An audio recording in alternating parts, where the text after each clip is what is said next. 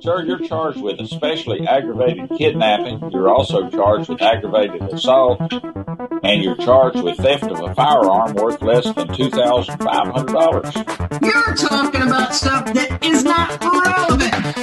Hello and welcome to the Court of Public Opinion. I am the Recovery Addict, and boy, do I have a case for you today. Why is the dog chewing on this guy? I think they have got the wrong guy there. They got the wrong guy, and the dog was biting him. He roughing him up quite a bit. There's a lawsuit. 9 out of 10 judges prefer watching the Recovery Addict live stream in their courtroom. The fireworks are not done. Now we're getting commentary on the case. Dati mihi Anglican priest, service lucky. That's literally not true. Is that correct? I didn't ask you to interrupt me. Oh, for crumb's sake.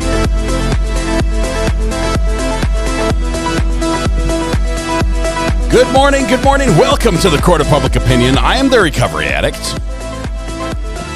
Call me the mailman today. Call me the mailman. Because I stayed up late writing addresses on way tons of letters and getting stickers up. I may have made a mistake. I didn't realize that many people would want a sticker. So I quadrupled my sticker order.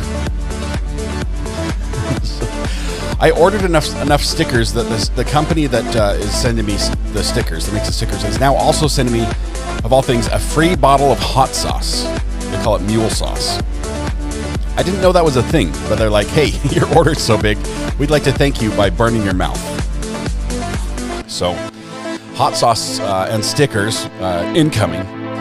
Hopefully they'll be here in the next week or so, and then we'll be able to finish that up. All right. I have to order stickers. I don't have enough stickers to even finish the people who had requested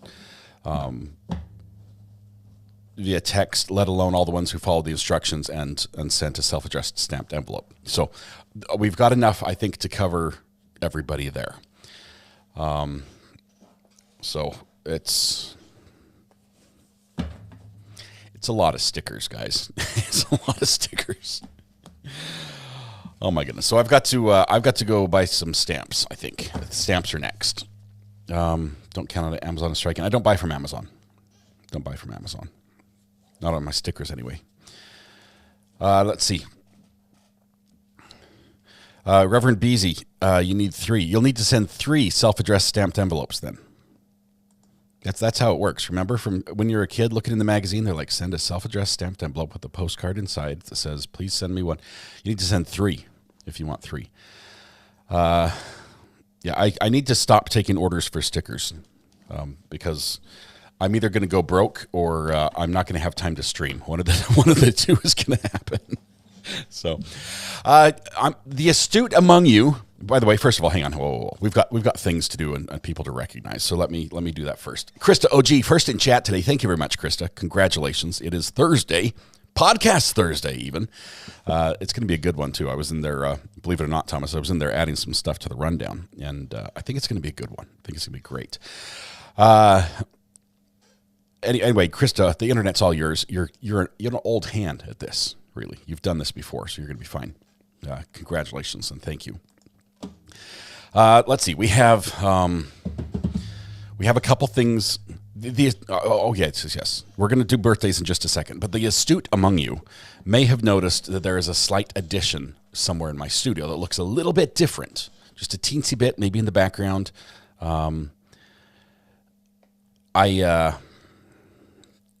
Minnesota Nice.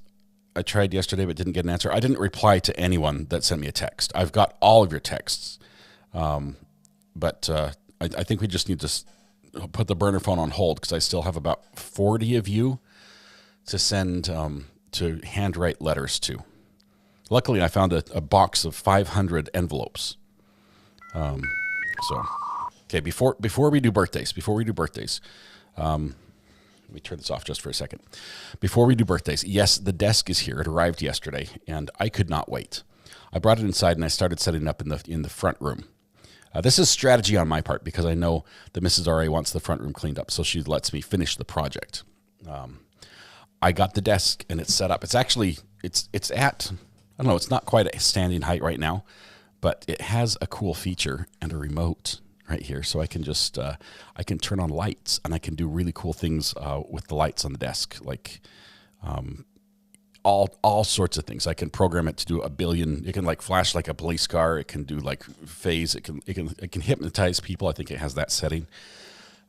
Super excited about that. I can change the speed. Let's go through, make it a little faster here. There we go. I am so excited. The desk is amazing. I will say, the assembly process is not for the faint of heart, right? This is a substantial desk. I'm super happy with it. I mean, it's the motors. It's just like, it purrs like a kitten. And it's quite. I did make one mistake. I need to take out 4 screws and put 4 more in, and then put those 4 screws back in the other places, because I messed up the top a little bit. But it looks fine. It's functional. It's just not as strong as it needs to be. Anyway, desk is here. I'm going to move that out of the way. I think the presets work. I hope. Let's see if I can reach it. Just one second.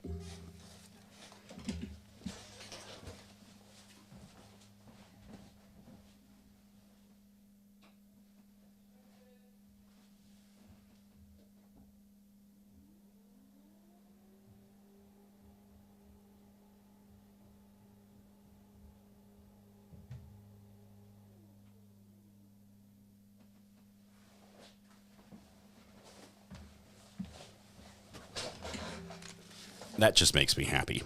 It just makes me happy. We're going to turn the lights off because I don't want to be distracted by those until I'm ready to use it. All right. The preset did not work. I don't know how to set the presets yet, but it did go down. All right. Let's see. Birthdays. Let's do birthdays next because we have to do this. No chair, taller desk. That's the idea. Another screen? Maybe soon. Let's see. IKEA level assembly skills needed. John, you are not wrong. I will tell you the one good thing about this brand, Fezabrio, I forget what it is. It's from China, obviously. They sent one extra of every single screw or little component piece I would need. I got an extra of everything. I didn't lose any of them. So I have an extra screw to put in the junk drawer for everything. All right, let's get ready for the birthdays here. We have Bruce, Iris, Sharon, belated, John all celebrating their special day with us today. So we're going to sing to you. By we, I mean all of us. So we can make 2 desks, pretty much. There was only... Oh, we're going to add Babs to this one. Thank you very much. We're going to add Babs. Okay. Kristen Gray, yours was 12:15. Brett Bottoms, mine was 12:15. Did we sing to you on 12:15? Did you tell us? Were you here? Let me just honestly. You're under oath. Were you here? Really? Did we sing to you? Okay. Let's see. I'll share a link for the desk here in just a minute, Michael. I'm really pleased with the desk. I will tell you, it's heavy. It arrives in 2 boxes that weigh about 70 pounds each. Okay, it's substantial, but it's built well. There were a couple holes that weren't drilled, and I know I put it together right. Let me just tell you, I can follow Egyptian hieroglyphic instructions, which is what this comes with. Yeah, I did put it together right. There were just a couple little screw holes that were not tapped, but they were easily just to push the screw, and it bites, and it digs it right in where it's supposed to be. Okay, Michael, actually, I'm going to send you the link right now because I will forget. Okay. The zombie apocalypse may be upon us. Hang on. Let's see, there are 7 in stock, so you're in luck. Where's my mouse? Why is it not working? Copy. There we go. This is why you should never fight a cop. I like this video, but I don't know why it opens to it every single time. This is why you should never fight a cop. Just general rule, don't fight a cop.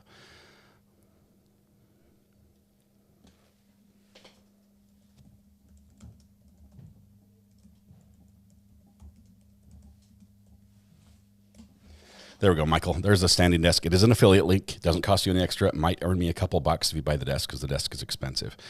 But there you go. All right, let's go back and do the birthdays. We have right here. We're all going to sing. That's what I was saying. We're all going to sing. And it goes something like this. Happy birthday to you. Happy birthday to you. Happy birthday, dear. And then we say all the names. Happy birthday to you. It's like that. You know the words now. There's no excuse not to sing. Stand up wherever you are. Take deep breath, shoulders back, project your voice to the back of the room. Blend your voice with your neighbors. Warm up with me if you will. La la la la la la la. Excellent, excellent. Here we go. We're going to sing happy birthday to Bruce, Ira, Sharon, John, and Babs. Happy birthday to you. Happy birthday to you. Happy birthday, Bruce, Ira, Sharon, John, and Babs. Happy birthday to you. Okay, we need Britt Bottoms again on the next verse. Is there anyone else we have to include? And Axel. Or Alex. Or Axel. Britt Bottoms and Alex and Axel. I'm not sure. Okay, here we go. Britt Bottoms and Axel. Happy birthday to you. Happy birthday to you. Happy birthday, Britt Bottoms and Alex or Axel. Happy birthday to you. Okay, I'm not sure. It's because Alex said Axel's birthday. That's where I'm confused. Heard it's a Screaming Goat's birthday. That was him screaming there. To everyone who's celebrating a birthday today, thank you very much for being here. It's a privilege and pleasure and honor to celebrate with you. I realize there are a million places you could have been, a million people you could have celebrated with, but you've chosen to be here with us. The privilege and pleasure is ours. Hopefully Happy we can birthday. make your day. You look good. Thank you, Judge. Make your day a little specialer. Hopefully we can return that honor back to you and just make today just the best birthday ever. All right. Did AI write this? No. It's all up here. Hopping about to our favorite law tubers. Let's get them all to 100K like we did for Jeff. I wanted them to enjoy it while they're here. Robin, that is a really cool thought.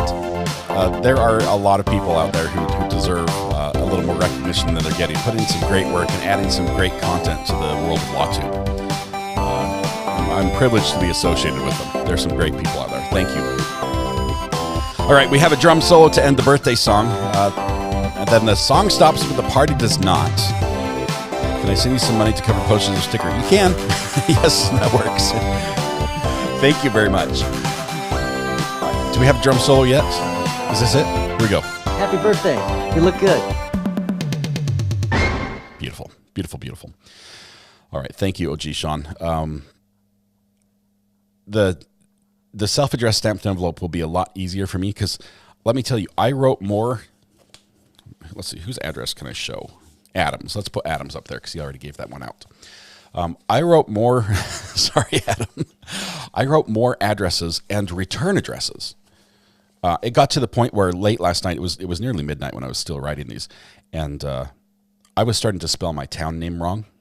I think I messed up my P.O. box number a couple times. I'm just like, I can't see straight to write, and I can't even feel my hand.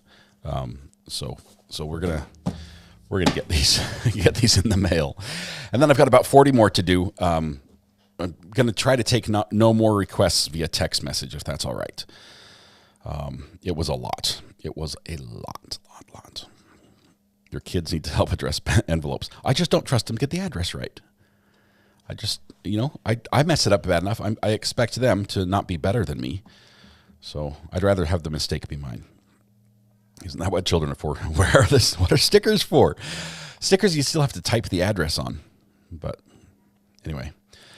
Morag Brown, thank you. We did a small thing. There were many other channels who helped in a big way. But it was so cool to be over there and see with Nick as we were counting down and saw that pass the 100,000 mark. That is really cool. Let's see. I cannot promise to be able to send free shipping to stickers internationally. I've learned that some packages going internationally cost a lot of money, like $64 money.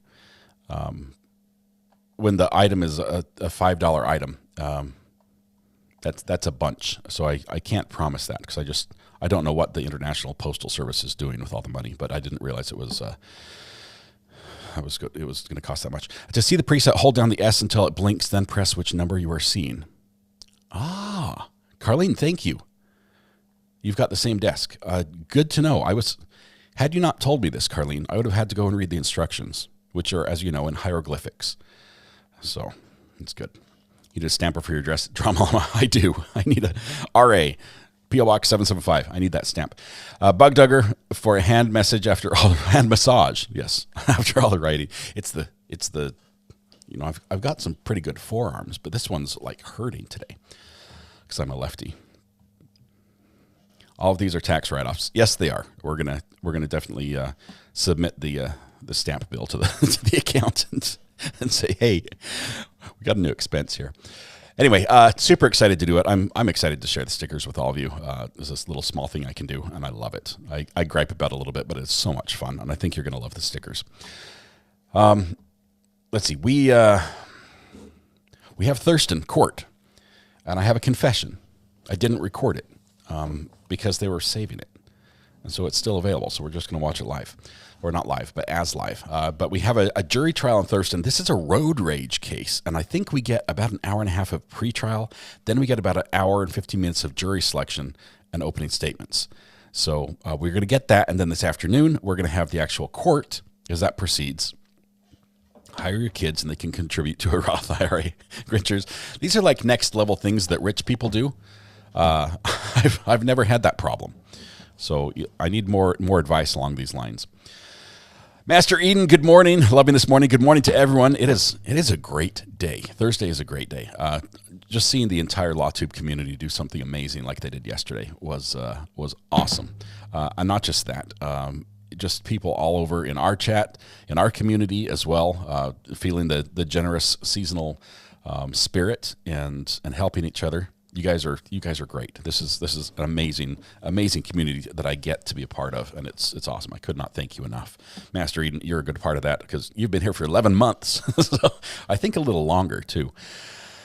So yes, we are having some trial withdrawals. We are going to stick with one trial today, and it is out of Thurston County, Washington. It is not the best court to watch because we don't get any dash cam. And if there is dash cam in this case, we'll just have to imagine it. Maybe I'll do a play-by-play as what might be happening on the screen while they play the video, as we only hear the sound. But that's what we're planning on doing today. But as a trade-off, we get to see the jury. We get to actually watch jury selection. All right, somebody's calling on the burner phone. Let's give it a quick listen and see who's awake this call from hour. The Brown Barn. Hey, the Brown Barn. How are you doing? Hey, Merry Christmas, Scott. I'm good. How are y'all? We're doing great. I hear you're on the road.Here are you headed to? Headed to ride the horses before this cold weather moves in. Nice. Do enjoy that. What's on your mind today? Thanks. Well, so I've been a little out of touch and I missed the stickers, but I've got a new Yeti coming for Christmas and I love a sticker. How do I get one? Self-addressed stamped envelope to the P.O. Box. We'll do it. Okay. I'll cover the cost of the sticker. Oh, that's great. Thank you so much. Sounds love good. With that, it's a partnership. Merry Christmas. Thank you very much. Have a good one. Enjoy the horses. Okay, bye. Awesome. I think I cut you off there, Brown Barn. Sorry about that. Master Ayden gifted a membership as well. Thanks for your generosity, Master Ayden. Appreciate that. Jedi Jen got an orange courthouse today. Congratulations. Good things are happening all around. Good morning, Waffles and True Crime. Good to have you here. Lucky I want to ride, but work gets in the way every day. Let's see. All right. We're good. Let's go ahead and Ari's account is going to blow a gasket. Grinchers, the thing that she's going to be most upset about, and I'm almost literally, I'm scared to tell her. I started playing with cryptocurrency.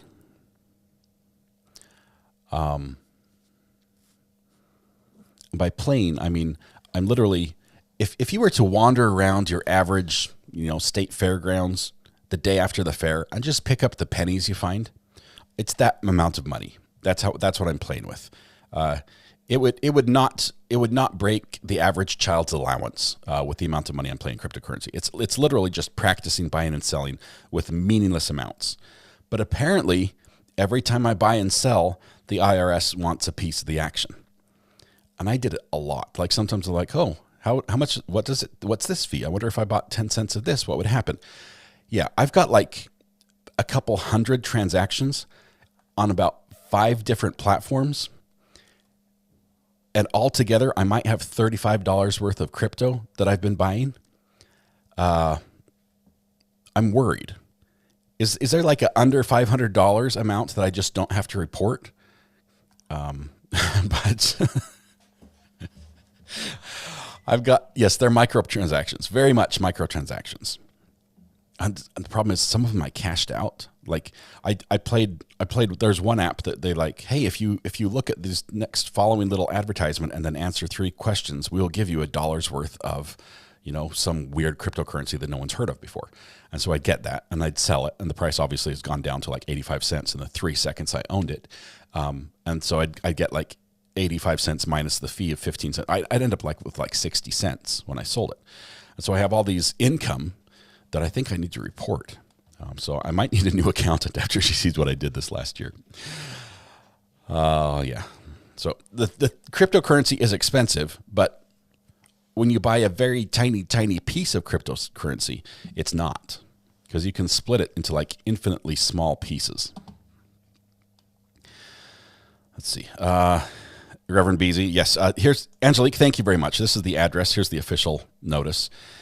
We are still going to try to do stickers as much as I can. I do not have enough stickers to cover everyone who is here, just for the record. I don't know how to do that. That would be a ton of stickers, but we have a couple more, 100 more coming to try to cover all the commitments I've made so far. So, all right, let's get ready to go to court. Are you guys ready for that? Is there anyone else? Is there anything else we need to cover this morning before we start doing what you guys came here for? Josh, if I send you something to Mod Chat, if we have time to watch, I sent a screenshot of the guy. Ooh. Oh, cool. I will take a look at that.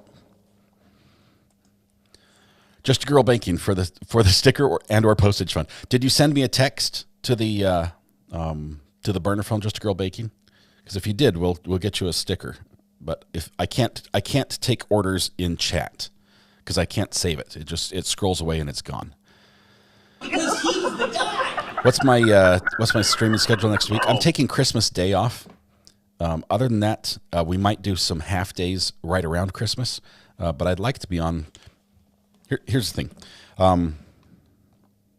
A lot of people have reached out to me and informed me that they were hoping that I would stream during Christmas, and they're quite honest about it, saying, "Look, I understand Christmas is for family.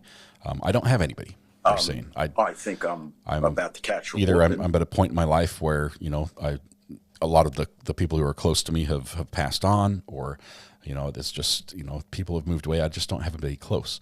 And so a lot of people have expressed that sadly this Christmas they really won't have anyone to be with. And so I'd like to at least offer something where we can do a live stream where we can get together and just celebrate a little bit, even if it's just virtually, and just be able to say hi and everything else. So I do plan on streaming through the holidays. There aren't a lot of courts to watch, so we don't have like court cases we can watch day in and day out, so it won't be the same. But I would feel terrible if there was somebody out there who didn't have somebody to hang out with a little bit. So I'm going to try to balance that and the time I desperately want to spend with my family during the same time. So we're gonna mix it up a little bit, but I'll pretty much be on pretty much through the holidays. I'm not going anywhere, so we'll be here. But that's it. But I will say this to my mods: please don't feel that you have to be here during the holiday season. When it's the holidays, a lot of people will be gone. It will be a much smaller group. It's something that I can manage. If you don't want to be here, you've got families to, you've given 100% all for the last 2 years. I can handle this one. Don't feel responsible for anything. Okay. So Monday's a holiday, right? Oh, Festivus. I see you're getting out of that one. That is a holiday. It's going to be fun. I think it might be like an epic train wreck. You guys are distracting me. We're supposed to be watching a trial right now, but I need to put these envelopes somewhere where I will not forget them. And I also will not kick them.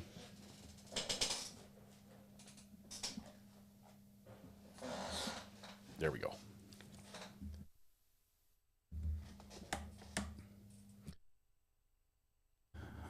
All right. Okay, I need some water.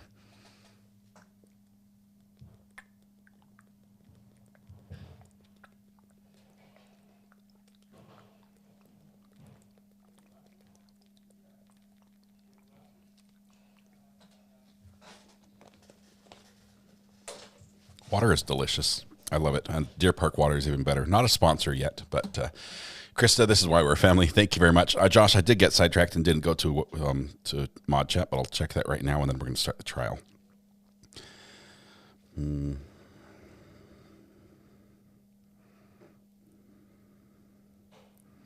All right, let's see.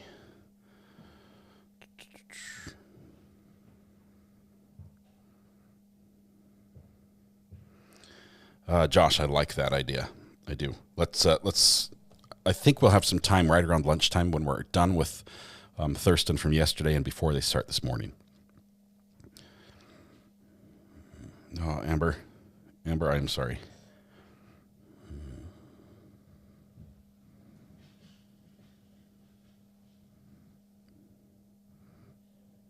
Okay, we've got some good stuff. We've got some good stuff coming up. Mods are amazing, by the way. Absolutely incredible. Anyone miss the pouring water ASMR? I do. Becca, my equipment does not. I have not spilled any water on my equipment since I stopped pouring water. I might bring it back, though, once I have more room on my desk. So the next desk might be the return of the pouring water ASMR. Super excited. All right, 80s Music Man, I see you there. Let's get started with court, as they have. This is from yesterday. We're going to pick it up and just. Oops, there we go. We're going to watch this. Hang on. Mr. Pizdurka, do you have any objections to any of the motions in limine? No, Your Honor, no objections.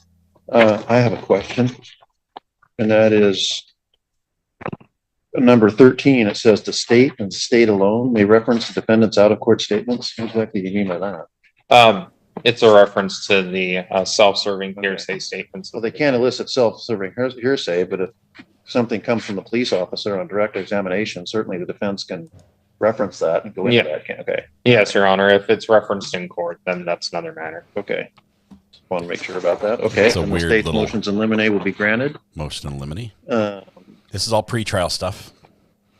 A couple arguments to set the ground rules before they begin jury selection. Jury's going to be seated behind them. Defense of lawful use of force. How about the and you submitted, these are the instructions you guys for self-defense. This is the same courtroom that Mr. Farag was in, if you remember him, who got up and left. Yes, Your Honor. And then did you review the Mr. Pizdurka's motions in limine? I did, Your Honor. I didn't see anything objectionable. Okay, those will all be granted.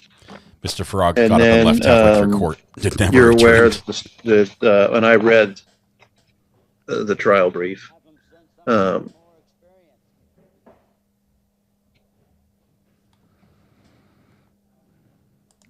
Artie Bay, they went to this courtroom shortly after the lockdown, and they just haven't changed it. Are you going to have a PowerPoint? No, please say no.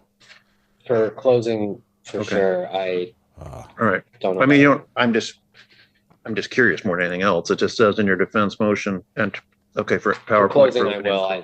I'm not sure whether I will. We can wait and see. Okay, so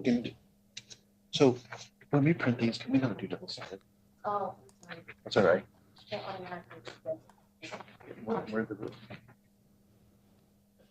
We have watched a few courts in this courtroom. I still don't see a few trials. Mr. Farag's, obviously, we've seen a couple pro se. And you don't have any witnesses other than maybe your client? My client, potentially a investigator from our office, but that would be for impeachment purposes, based on interviews that were conducted of the witnesses. Jury instructions. Okay, and you said, so we have Emma Hammersley, Alyssa Campos, and Jean Wright. Yes, Your Honor, and Trooper Jonathan Murray. 4 witnesses for the state. Jonathan what? Murray, Murray, I believe. I'll double check that spelling. This prosecutor won his last case that we were watching. He was the winner. Yes, Murray. Was he the responding trooper? He was one of the responding troopers. I believe Contreras was working under Murray at the time. All right.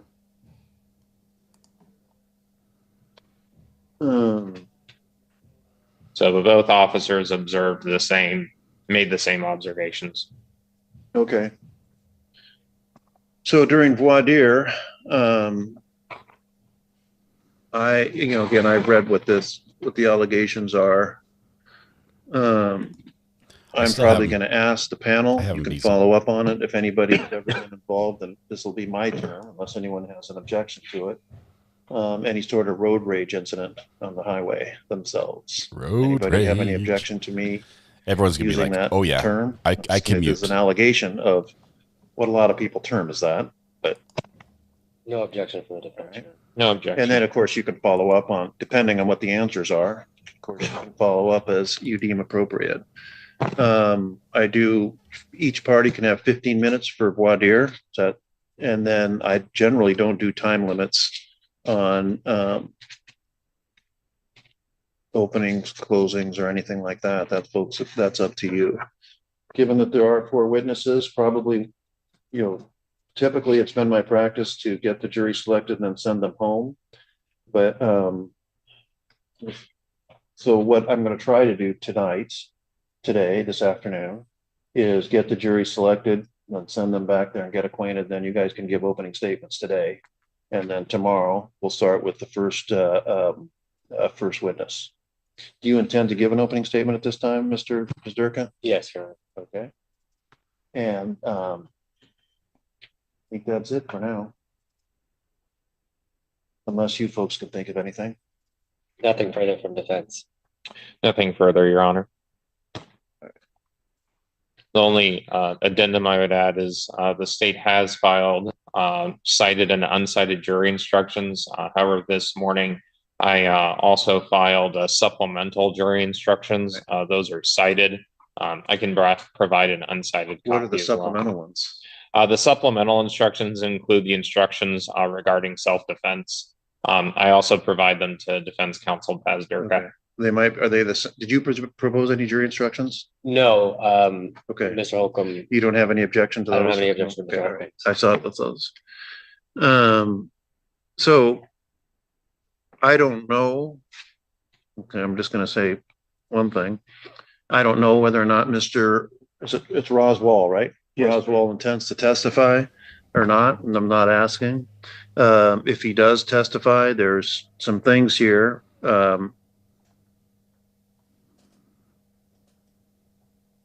There's some things. It is a mock trial or even a high school. I just want assurance from the state that we're not going to get into any sort of prior history. And if you think the door's opened, then you ask for a moment outside the presence of the jury, and I'll make a ruling on that. Don't ask questions about that until we have a hearing. Priors. So agreed, Your Honor. And again, if he doesn't testify, that may never come up. But anyway, I'm just putting everyone on notice that may become an issue. Selena, thanks for that update. The judge in Corey Richards ruled that the juries can be picked out of Summit County. That is the county where the offense, I believe most of them took place. I think some of the drug buys occurred in Salt Lake County. But Summit County is where the court was. This particular case, DMB, first of all, welcome. Good to have you here. What time are they coming up back at 2:00? This is a road rage. Okay, why don't you find out what time the juries are going to be here? Road rage case. What time we could bring back in here?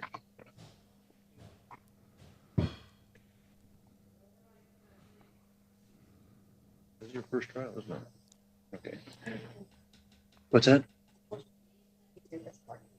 Okay, so it's whose first trial? Yeah, it's usually 2:00. So why don't we just say 2:00? I forgot, but it is 2:00.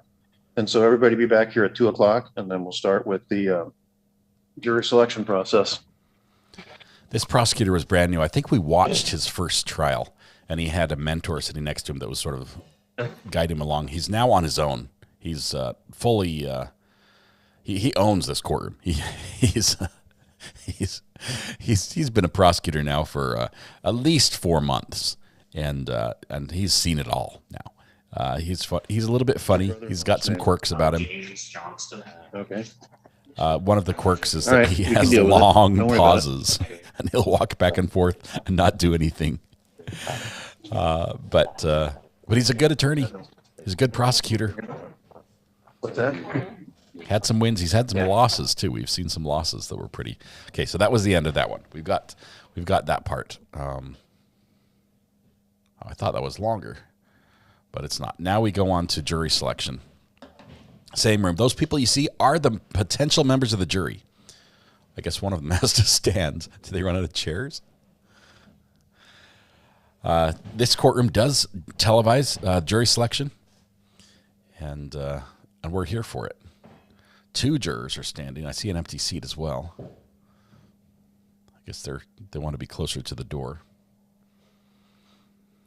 It's a little hard to hear some of the jury answers here, but what I like is generally the people who talk the most have the highest likelihood of being excluded from a jury. So lawyers are going to come in, defendant's going to come in, the judge is going to do a generic jury questioning. And, say, is there any reason why any of you can't serve? If any of you been involved in road rage yourself, so if anyone's got a road rage conviction, they're probably not going to be on the jury. But they'll go through a couple questions, and we'll get to hear the questions pretty well. We might not hear the answers as well, but sometimes if they speak up, we can hear those. And some of the answers are funny, as you hear juror members trying to get out of the jury service.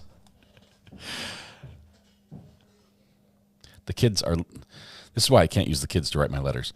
They're literally demolishing the bathroom next door. I mean, I'm hearing the hammer banging on the wall. Bam, bam, tile pieces are falling. It's going to be one of those weekends.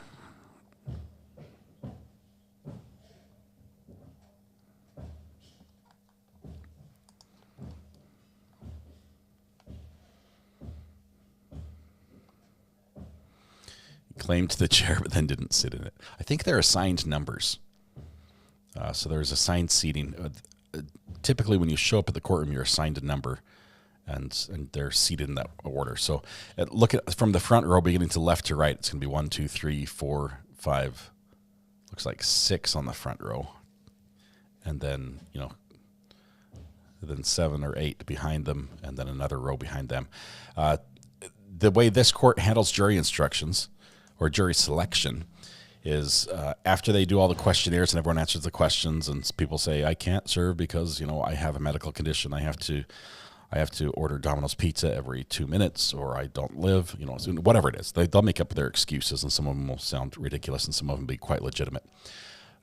After they've excused the people for cause, which means they have a reason why the court recognizes you just can't serve on the jury, then each side gets to. I think they alternate back and forth. And say, do you have any objections to this person? Do you have any objections? Do you have any objections? And if you don't have objections, they get seated. And then once it's all put together and you still have strikes, you can eliminate some people and sort of shuffle down. But it's going to start at number 1. If he doesn't have a reason not to serve and there are no objections from either side, no strikes, number 1 will sit on the jury. And as soon as they get a jury of 6 with I think they do 1 or 2 alternates, because this should only be a 1-day court case. Then the rest are excused. And so if you're in the back corner where that lady's standing, if that's her seat, if she's juror number 18 or 20, whatever it is, she's probably not going to serve.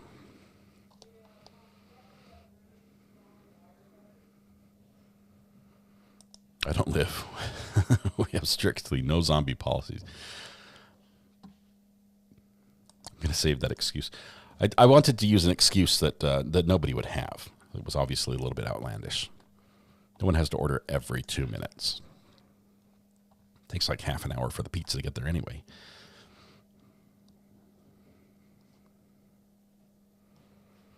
If you think about needing 2 alternates for a 1-day trial, the YSL trial should have had about 300 alternates. That trial was nuts.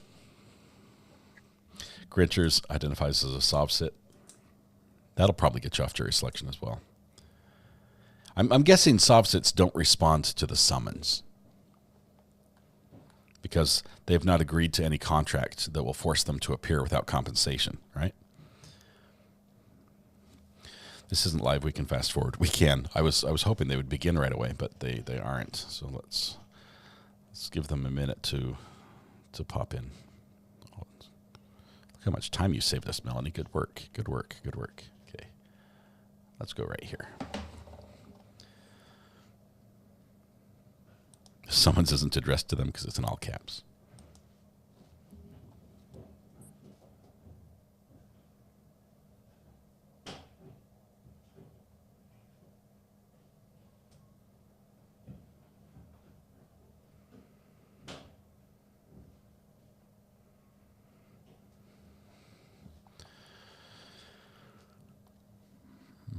Mm-hmm.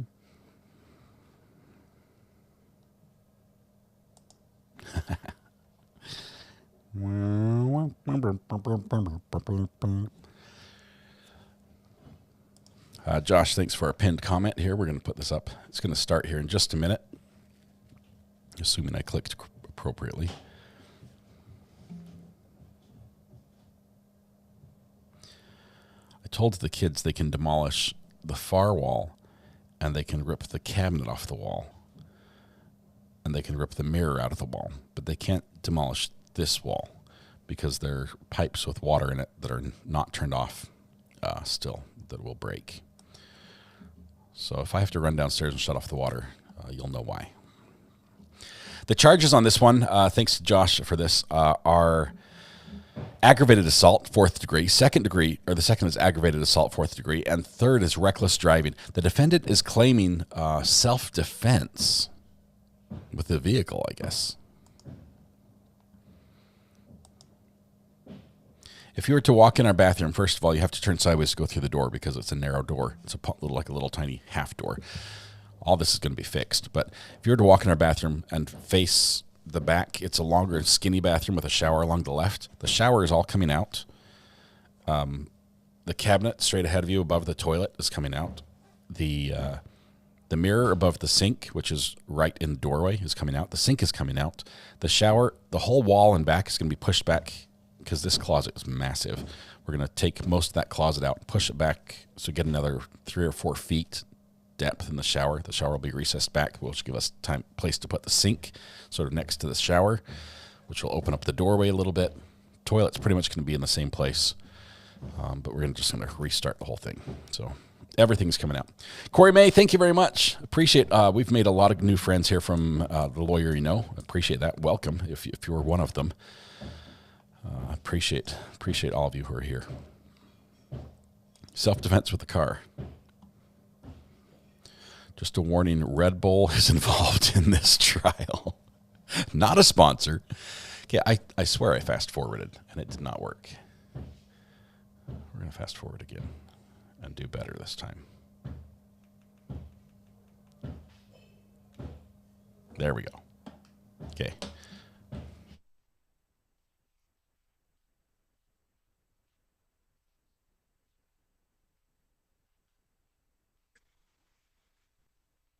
Have them send someone with more experience. That was Mr. Frog. Have him send someone with more experience. That was from this court. Okay, prosecutor, they've now switched to the other side of the table so they can face the jury. They will move back around once the jury is selected, and the jury will be seated to the right of the screen as we see it now.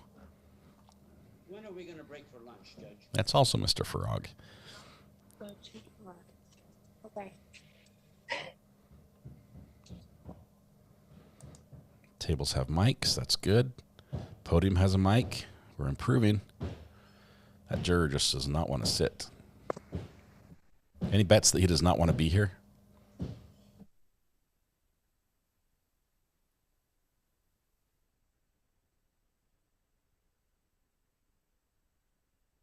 Seated in the courtroom.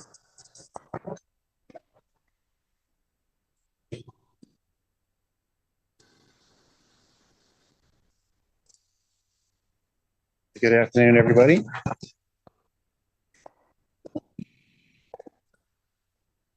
So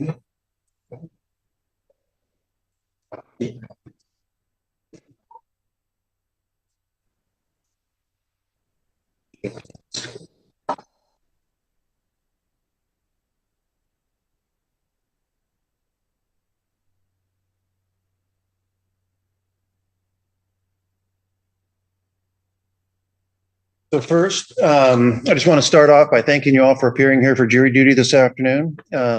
Thurston County has one of the highest rates of juror attendance in the state. We're all proud of that. You should be too, for showing up and fulfilling this important civic duty. I'm going to talk to you a little bit about the case that you're going to hear about today. This case is a criminal case brought by the state of Washington against the defendant, Joel Roswall. The prosecutor in this case is Mr. Andrew Holcomb. Mr. Holcomb, would you please stand, introduce yourself? Greetings, my name is Andrew Holcomb. I will be appearing on behalf of the state today. Greetings, Earthlings. My name is Andrew Holcomb. Mr. Roswall is represented by Mr. Joshua Pazderka. Mr. Pazderka, could you please stand, introduce yourself as well as your client and the other individual seated with you at council table? Good afternoon, everybody. My name is Josh Pazderka. I represent the defendant, Joel Roswall. I'm also accompanied by one of my colleagues, Ms. Moore, who will be assisting. Mr. Roswall, in this case, is charged with three separate charges.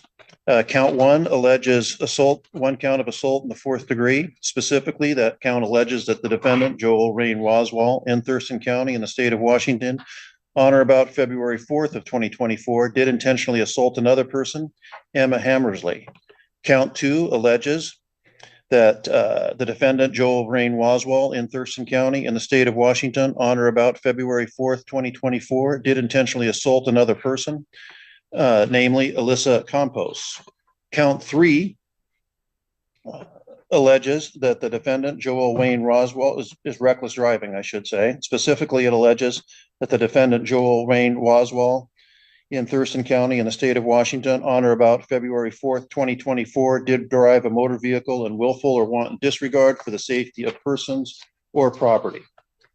And as you go through and listen about this case and hear about these charges, I want you all to keep in mind that a charge is only an accusation. The filing of a charge is not evidence that the charge is true, and your decisions as jurors, should you be selected, must be made solely upon the evidence presented during these proceedings. To all charges, the defendant has entered a plea of not guilty. The plea of not guilty means that you, the jury, must decide whether the state has proved each element of each crime charged. The prosecutor just raised his chair like a foot. The state has the burden of proving every element beyond a reasonable doubt. The defendant has no burden of proving that a reasonable doubt exists, and the defendant has no duty to call witnesses, produce evidence, or testify. The defendant is presumed to be innocent. This presumption of innocence continues throughout the entire trial. The presumption means that you must find the defendant not guilty unless you conclude at the end of your deliberations that the evidence has established the defendant's guilt beyond a reasonable doubt. The reasonable doubt is one for which a reason exists and may arise from the evidence or lack of evidence. A reasonable doubt is a doubt that would exist in the mind of a reasonable person after fully, fairly, and carefully considering all of the evidence or lack of evidence. If from such a consideration you have an abiding belief in the truth of the charge, you are satisfied beyond a reasonable doubt. And then in a minute, I'm going to ask you a series of questions. And then after that, I'm going to turn things over to the attorneys and they're going to ask you a lot more questions. But before you do that, could all of you please stand? Raise your right hand. And do each of you solemnly swear or affirm that you will truthfully answer questions about your qualifications as jurors in this case? And if so, please answer by saying, I will. You can put your hands down and you can sit down. Was anybody unable or unwilling to answer affirmatively to the question that I asked about answering questions about your qualifications to serve as a juror? Before I get started in my questions, I know that they're all good. I just want to talk a little bit about this room here. This room is a holdover from the COVID situation where everybody's spaced, but we still use this room for trials. And I bring this up because it's kind of wide open space. So if at any time you don't hear anything from anybody, whether it's me, some of the attorneys, whether if you're on the jury and it's in the witness testimony, get my attention, wave your hand, call out, "I'm sorry, Judge, I didn't hear that," but let us know if you can't hear anything. It's very important that everybody hears everything being said. And I will try and speak to the back of the room, but sometimes my voice trails off. But again, let me know if at any time you can't hear what was said, and I'll have it repeated for you. So potential witnesses in this case, well, actually, before I do that, you've been introduced to folks at council table. There is any of you know anybody who, either Mr. Holcomb, Mr. Pazderka, Mr. Roswall, or Ms. Moore? Any familiar with any of these individuals? I should have introduced myself earlier. My name is Sam Meyer. To my left is Amy Lopez. She's going to be the clerk throughout the trial. Back behind is further support staff from the court, Candace Hamilton. And so, is any of you familiar with any one of us? Oh, there's one. You, sir? Juror number 7. And how do you know me?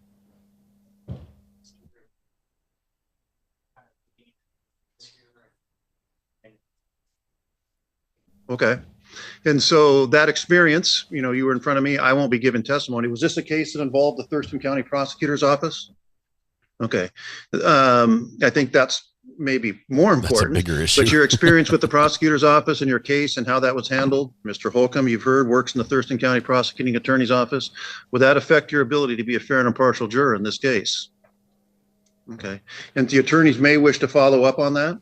But thank you for mentioning that and bringing that up. In front of this Anyone judge. else, either familiar with myself or the individual seated to my left? Tower Hill girl, welcome. Thank you very much. 21 months. And potential Michelle, witnesses in this case include Emma Hammersley, Alyssa Campos, Jean Wright, and Jonathan Murray. Are those familiar names to anybody? Anybody know any of those folks? No hands.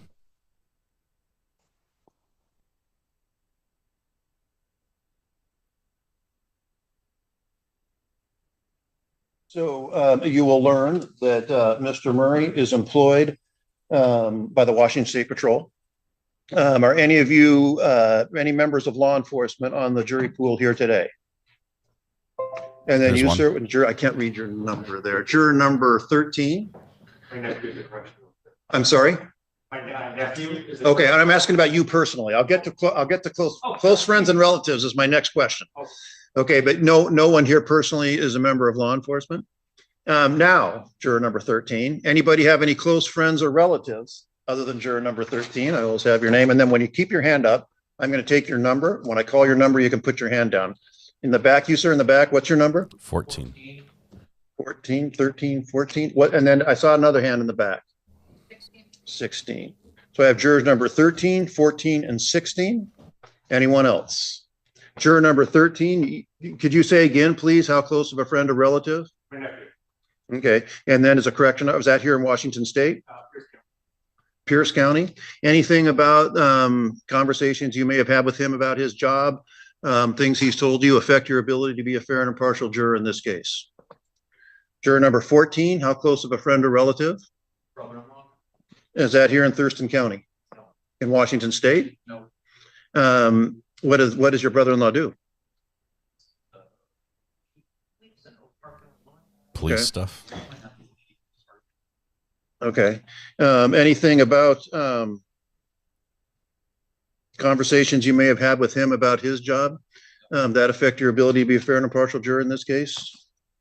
And then juror number 16 is over there. How close is a friend or relative? My uncle was a former Thurston County sheriff, and also I'm a friend of someone who works in Thurston County Sheriff's Office currently, Okay. and is a coach who I have had conversations with for young schools. Okay. Anything about those relationships affect your ability, conversations you may have had with any of them about their job affect your ability to be a fair and impartial juror in this case? Okay. And the attorneys may wish to follow up on that. And then I might come back and ask about that later also. And if things develop as you hear things, we can address it then.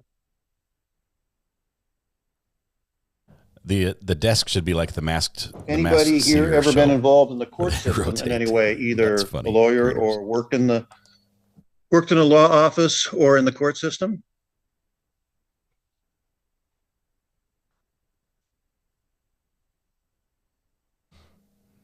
No hands there.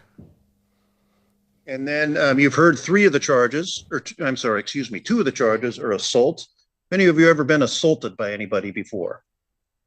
Juror number 3. And then in the back, juror number 17. You can put your hands down. Anyone else? So juror number 3, and I will say this is not an allegation of assault within the household, and I'm going to get to that in a minute. But given your experience with that, would that affect your ability to be a fair and impartial juror in this case with regard to those 2 charges? No, it wouldn't affect it? Okay. Juror number 17, same set of questions. Given your experience, would that affect your ability to be fair and impartial juror in this case? Okay. You've heard the charges of reckless driving combined with 2 counts of assault. This is a charge that occurred on the highway following a driving pattern. Sometimes people refer to that as road rage or something like that, but that's a colloquial term, not a legal term. Anybody ever been involved in an experience like that? Got into some sort of argument, confrontation on the highway with another driver? Read about things from time to time. If you're on the jury, you're going to hear about allegations of that sort, but you personally ever experienced anything like that? Anyone here? Anyone have any close friends or relatives who've experienced something of that sort that they've talked about? And so juror number 19. Thank you. Anybody else besides juror number 19? Some courts show the jury, and this is one of them.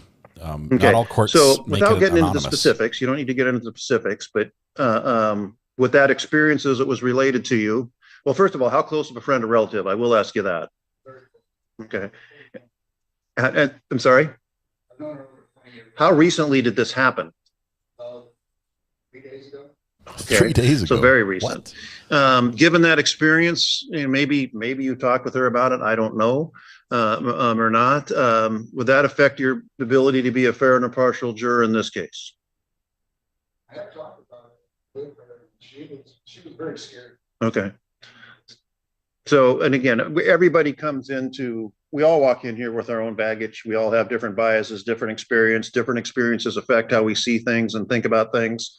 And the real point of all these questions is, are we or you all going to be able, if you sit on the jury, are you going to be able to put all that aside, decide the case based on the evidence presented to you from the witness stand, or will that outside experience so color your view on this that you won't be able to do that fairly? You'll be adversely affected one way or the other. And I guess I would put it to you there, juror 19. How do you feel about that? Okay. And so then again, some attorneys may wish to follow up on that, but thank you for sharing that. I just have a couple of more questions. And that is, first of all, in terms of scheduling, we're scheduled to be here for 2 days. The schedule for today is we're going to complete the jury selection process. You'll get seated. The attorneys will give opening statements here this afternoon. You heard there's 4 witnesses. We'll start with the first witness testimony tomorrow morning at 9 a.m. I fully expect that we'll be able to conclude this case over the rest of the day today and tomorrow, but sometimes the best laid plans go awry. But I fully expect that we'll be done at the end of the day tomorrow. With that schedule, as I've laid that out, present an undue hardship for anybody to sit as a juror in this case. I recognize it's inconvenient for you all to be here. I get that. And when I say undue hardship, I mean non-refundable tickets to Hawaii tomorrow afternoon. I'm not going to make you change vacation plans or anything like that. But again, with this trial schedule, present an undue hardship to anybody to sit as a juror in this case. And juror number 7, how so?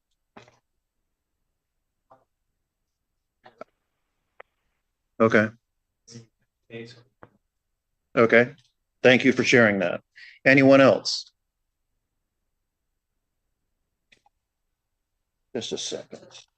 Oh, did I see? I'm sorry. Juror number 17. If there's any chance that it'll go into Friday, then it'll be okay. A problem. One should never say never, but I think the chances of that are very, very small. Okay. We are going to have opening statements today. I will have the case today because this happened yesterday. So right now they haven't started yet. I'm pretty much done with my questions. We're going to hear the opening statements. And then... to turn things over to the attorneys in a second. And so the questions that We'll these get it all lawyers are today, going I to think. ask are directed to the attention of every potential juror in the courtroom. And then, of course, you are all cautioned to pay close attention to all questions asked. In order for this case to be tried before an impartial jury, the lawyers are going to ask you questions. They're not trying to embarrass you. They're not trying to pry into your private affairs, but they're trying to determine if you are unbiased and without preconceived ideas which might affect the case. You should not withhold information in order to be seated on this jury. You should be truthful in your answers rather than answering in the way you feel the lawyers or the court expect you to answer. It is presumed that when a jury has been selected and accepted by both sides, each of you will keep an open mind until the case is finally submitted and will accept the instructions of the court and will base any decision upon the law and the facts uninfluenced by any other considerations. And the purpose of the questions on this jury selection process is to determine if you have that frame of mind. Before I turn things over to the attorneys, I'm going to have Mr. Pazderka and Mr. Holcomb approach. I'm going to come up here and we're going to talk for a second. And it might appear to you that we're trying to keep this conversation for you. That's for the very good reason that that's exactly what we're trying to do. So don't try and eavesdrop on what's happening up here. I know it's a long ways away. This will just take a second and then we'll come back in and we'll hear from Mr. Holcomb first. So Mr. Holcomb, Mr. Pazderka, can you come up? If it looks to the jury that we're trying to have a secret conversation without you hearing, we are. That is what we're doing. I can boost the audio so everyone can hear. Got all sorts of fire trucks and stuff going on. Listen. So juror number 7, I'm going to allow you to be excused. You can, is that a sticker or a pin? Yes, it's a sticker. Yeah, you can keep that. In the old days, it used to have a pin, have a badge, had a clip on. You'd have to take it off and sit it. But since COVID, it's been all stickers, and so we don't recycle them. COVID's changed a lot of our lives. You are free to go. Your term of jury service is completed. Thank you for appearing here. There you go. He's dismissed and now, for cause. Members of the panel, would you please give your attention to Mr. Holcomb for the next 15 minutes for his voir dire on behalf of the state. Mr. Holcomb, you have 15 minutes. Hello. Again, my name's Andrew Holcomb. Hello. Deputy Yogi, prosecuting welcome. attorney here representing the state. And believe it or not, we are actually at my favorite part of the trial. We're at the part of the trial where I get to ask you guys questions. And then I actually get to hear from you about what your thoughts are on some of the subjects that are potentially going to be coming up in the trial. So I'm going to be asking questions. If you want to answer a question, feel free to raise your hand. It's not my intention to put any specific person out on the spot here, but I very much value your feedback. So I'm hoping that we'll have a good discussion. So first question I have for you is I'd like to just put a scenario to you. So let's say that a fight breaks out. You weren't present, so you didn't see what happened, but a fight breaks out. Two people come to you with different narratives of what happened. How do you figure out what happened? If you're asked to figure out what happened and you weren't there, how do you go about that process? Yeah. Probably someone else who's been. Okay. Ask someone else who's been there. Okay. Other witnesses? Other witnesses. Yeah. Roll the dice. Who got the worst of it? Yeah. Okay. Yeah. So like injuries, like look for injuries. Okay.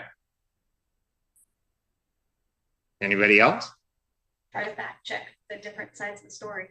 Try to fact check different sides of the story. How would you go about doing that?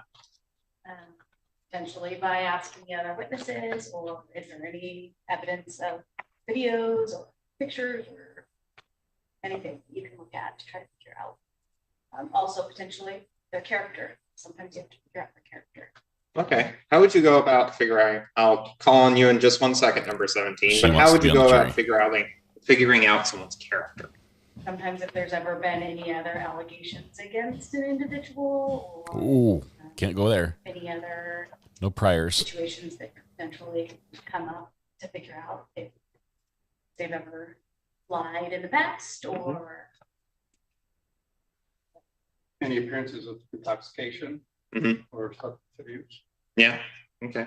Number 17, you had your hand up. I would assume several things. One is that each person would want to look the best in front of us. That each are keeping some information to the back because it might not look good. and that nobody wants to be hurt. Mm-hmm. Nobody wants to be hurt. They themselves. Nobody wants to be here. They don't want themselves to be so vulnerable that they will be then hurt somehow. Gotcha. Okay. Yeah. Okay. Anybody else? Okay. So going back to the issue of witnesses being there, let's say that you're talking to witnesses, talking to different people who saw an incident from different angles. Would you expect there to be any variances in the testimony from people seeing an incident from different angles and perspectives? Yeah. And you say, oh yeah, number one, would there be a red flag if there weren't any differences? Yes. Yeah. I mean, you're looking at their angle of view. What were they doing at the time? Are they under the influences, depending on where it happened? Yeah. Things such as poor eyesight, or if this was a matter of like road rage, where in line of traffic, or what were they doing? All those different things will change perspective. Yeah. Okay. Anybody else? Okay. All right. So now I'm going to give a fun hypothetical to you. So it's what I like to call a legal hypothetical. So let's say you're in your apartment and you look outside the window and there's snow on the ground and it's in December. You win with snow. What happened? Josh, you win. It snowed. Number 3, it snowed. Does everybody agree that it snowed? Okay. Could anything else have happened? Sure. Who said sure? Okay. Can you elaborate on that? The Christmas fairy could have come and shoveled it all into your yard. Mm-hmm. You don't know what happened. It didn't snow. Okay. Yeah, because in this scenario, you didn't see it snow. You just looked out. Yeah. Okay. Would anyone doubt that it snowed outside just from looking out the window? We're in Washington. It could be volcanic ash, and it just looks like snow. Okay. Would anybody need a weather report to know that it's snowed outside? Would it be helpful? Well, I'm not going out there. Yeah, there's more snow coming. Yeah. Yeah. Be helpful. Okay. Would you need someone to tell you that it snowed outside? Again, would it be helpful? Dandruff. It was dandruff. Okay. So number 12 said there could have been a snow machine. So what would lead you to, if you did think a snow machine was a possibility, what would you need for that? Like, I'm from Colorado, so like if the conditions didn't indicate snow and that perfect snow. She's outing Colorado. We make fake snow in Colorado, so just don't trust anything you see. When they have an overnight generate snow. Mm-hmm. Something that feels with other data. Okay. Yeah. So something has to be inconsistent. All right. So Colorado snow's fake, for the record. Someone you don't know told you that a snow machine was used outside, and that's all you had to go on, that there was snow outside. Who thinks that a snow machine was used outside? Who thinks that person is pulling your leg? Yeah. Okay. Yeah. So you're going to hear the term beyond a reasonable doubt a lot in this courtroom. You've probably heard a lot about it outside this courtroom. Beyond a reasonable doubt means, are you convinced? In the scenario I just gave you, you were convinced when you looked outside and there was snow on the ground, you were convinced that it snowed outside. You didn't see a weather report. Someone didn't tell you about it. You didn't have a video of it. You didn't go outside and examine to make sure those were in fact snow particles outside on the ground. Could have been foam. No, you were convinced. That's all that reasonable doubt means. So lots of options. Now I'm going to go a little bit more into preconceptions of terms that are going to be used in this courtroom. Hang on, you said one of those terms is going to part. be assault. So the court is going to give you a very specific definition of what assault means. And it might differ from what your personal definition of what assault means or versions of it that you've heard on television. So I'm just going to ask you whether or not you're uncomfortable with these definitions, or if you are willing to abide by those definitions in this specific setting. So an assault fourth degree involves a harmful or offensive touching. So can someone give me an example of a harmful or offensive touching? You know, not a specific example, just like one that could someone happen. picking their Need nose. names or places or dates. It's just a harmful or offensive touching. That would Number be the 8. offensive part. Poking your finger in someone's chest. Okay. Yeah. Yeah, gouging their chest out is probably Pushing harmful. someone. Yeah. Yeah. Grabbing them by the arm and more aggressive needs to be. Yeah. Okay. Yeah. Number 10. Holding a weapon. Yeah. Okay. Just remember. All right. So number 10, that actually goes Yes. into the second definition of assault, because there are 2 that we're working with. And the second one is there's no physical contact necessary, but there was an act done with the intent and ability to inflict bodily injury. So number 10, your example of holding a weapon. Does anyone else have an example that would be similar to that? Where you didn't make physical contact, but you did something with the intent and ability to cause it. 17. If you do something against the wall and, you know, and it's like glass and you threw it against the wall and it's splintered, right? Yeah. You know, I didn't touch you, but I really scared you. Yeah, yeah, that's key. That's key. Anybody else? All right, so I just got one last question for you, and that is, at the end of this case, the state is going to ask you as the jury to find the defendant guilty beyond a reasonable doubt of all of the elements charged. And if you as a jury do in fact find, based on the evidence you are given, that you are convinced beyond a reasonable doubt that all of the elements are met, someone's going to be convicted of a crime. And that's a very serious situation. It's a very uncomfortable situation for a lot of people. And I don't want to force any of you into that situation. So my question to you is anyone here uncomfortable with that possibility? Is anyone uncomfortable to the point where they would not be willing to render a guilty verdict if they were convinced?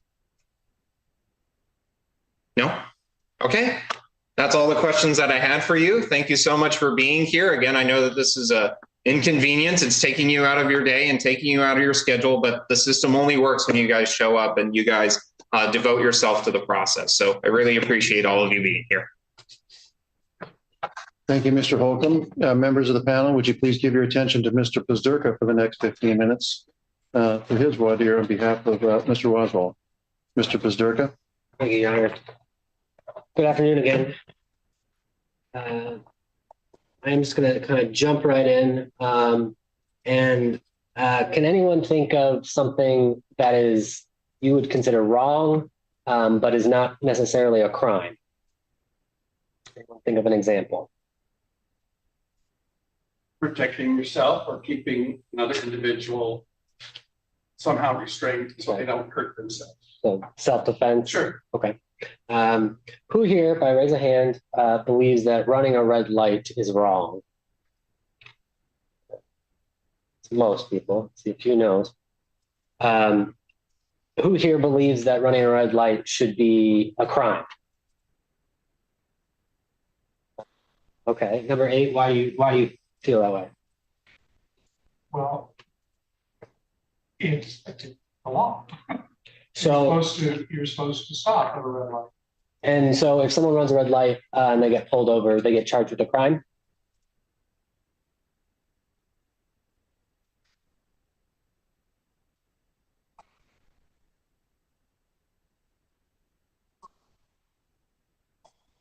That was a question. He's talking quietly. And so, and this is where I'm trying to... Driving or running a red light or whatever. Okay. And that the law prescribes running a red light as an infraction, something that would be a ticket, not an actual crime. Oh, well, if that's the case, sure. Okay. But you personally... I don't know what the law is.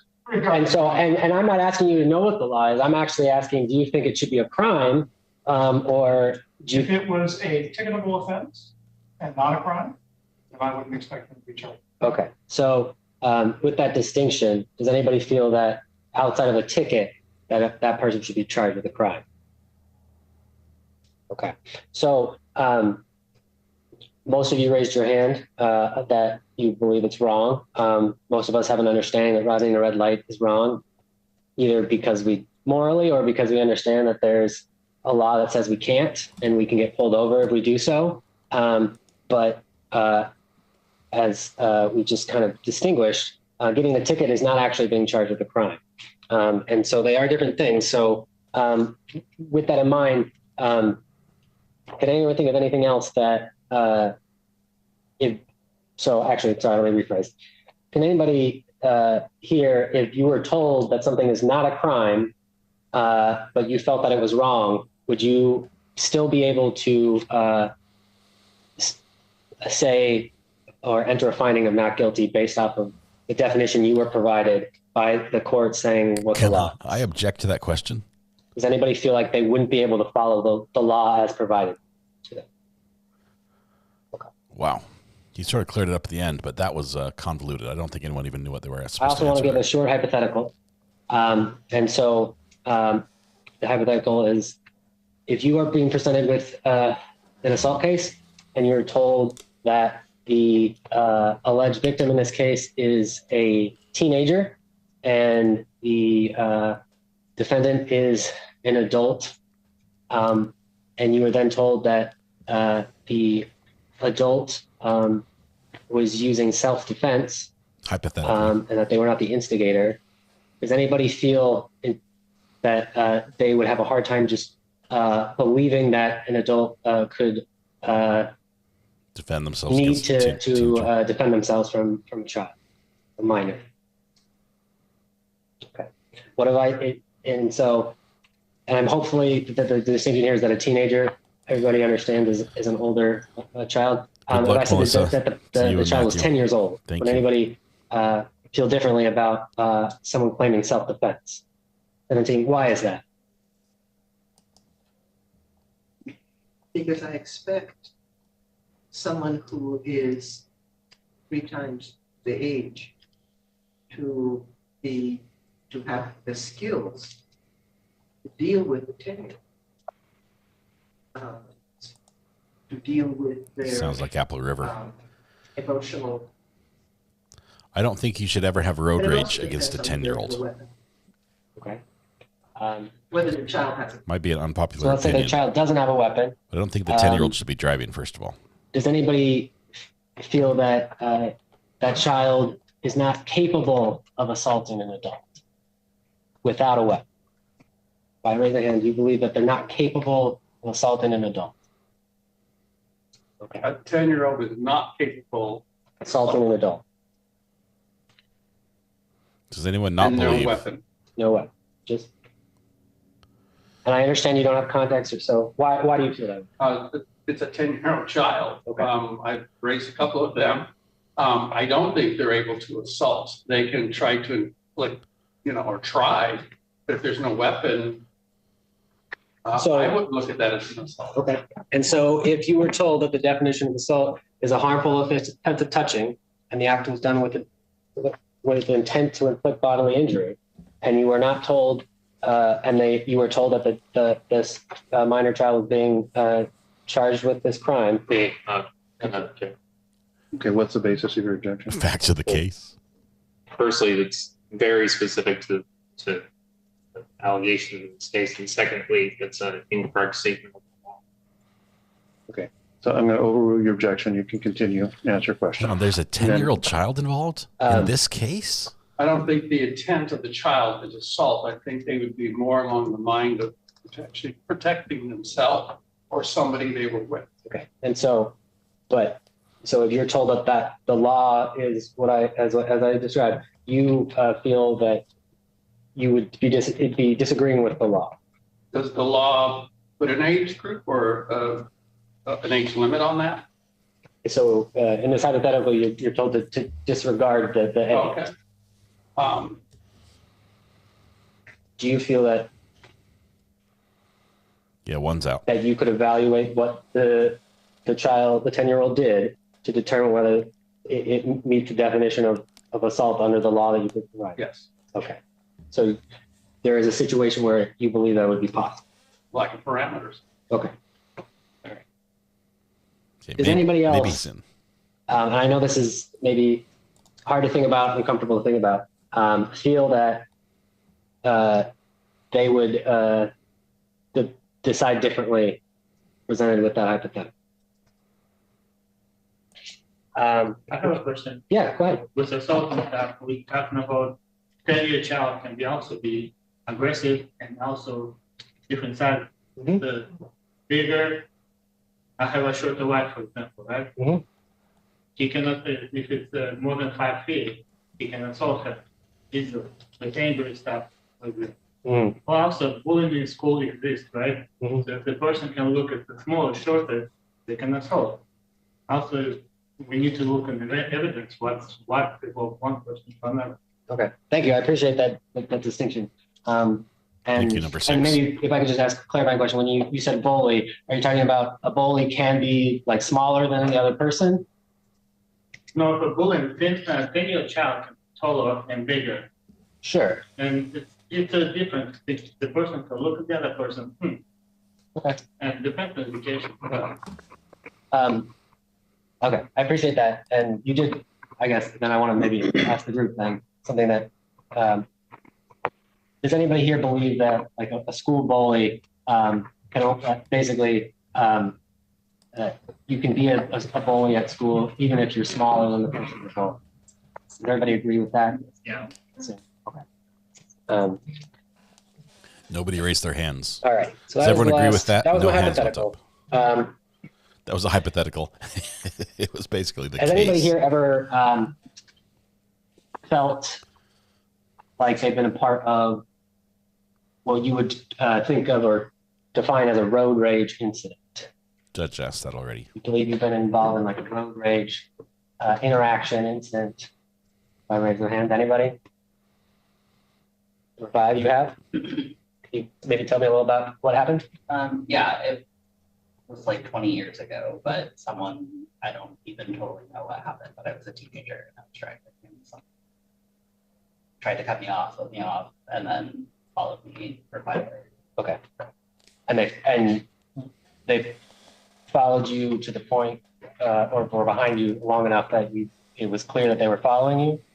Yeah, like I made a phone call. Okay. Okay. And did you try to turn or avoid them in any way? I mean, I just kept driving and we did, and eventually they stopped. Okay.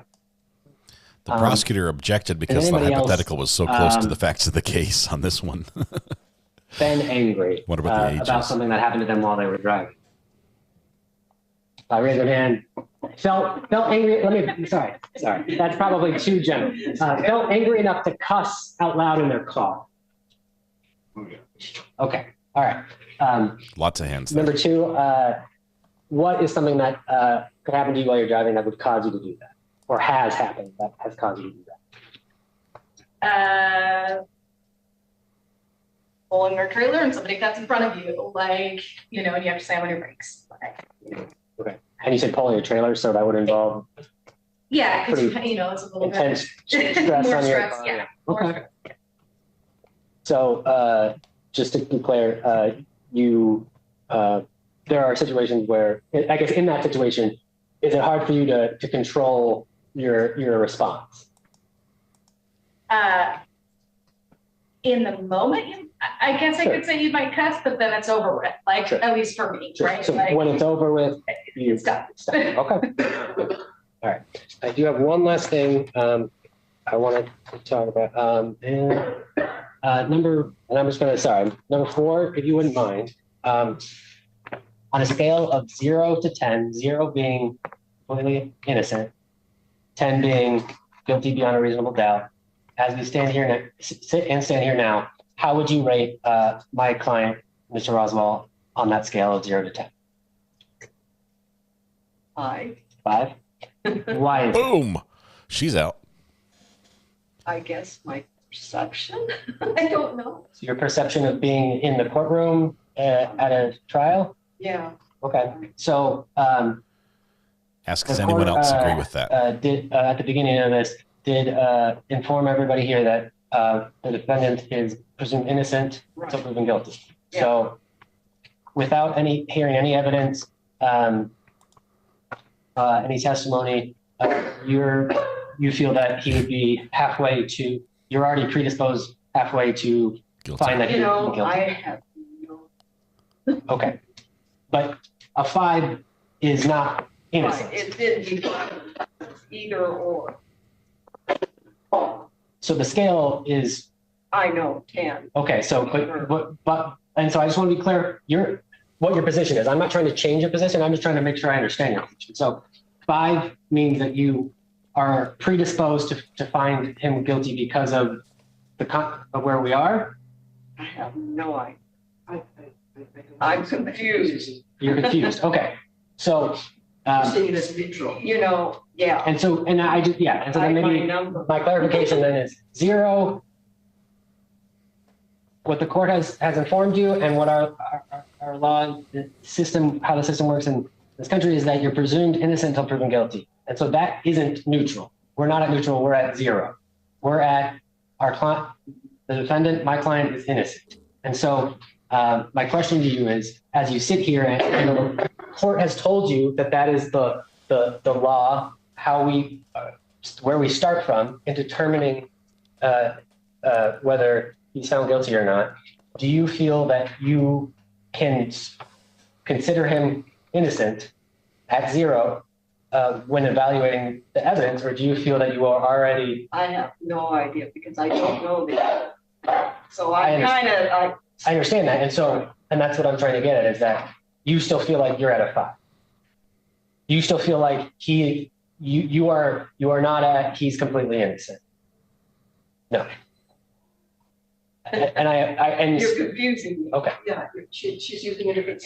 You know. The other jurors are trying to help her. What? I don't know. Okay. I'm confused. Okay. I don't know. Okay, but okay. Now you need to strike her because she hates you. The judge were to tell you right now, with the information you have, which I understand may be nothing, that you had to find him guilty or not guilty, what would your answer? It would be until proven. And so that's what I'm asking. Not guilty. Okay. Okay. There we go. Beats me. And Mr. Pizderka, you're at the end of your time. Thank you. That was very And ineffective so question. I'm just going to do a couple of follow-up questions before I bring the attorneys back up here. And, and I've had the experience both as a judge and as an attorney. Sometimes at the conclusion of the voir dire process, the question and answer period, there might be potential jurors sitting there thinking, gosh, I shouldn't be on this trial, but nobody's really asked me the question that I would give this answer that would clearly disqualify me. So my question to all of you is there anybody, now that you've gone through the question and answer process, or any of you feel like you cannot be a juror on this case for any reason? Juror number 11. What's 11? Why do you feel that way?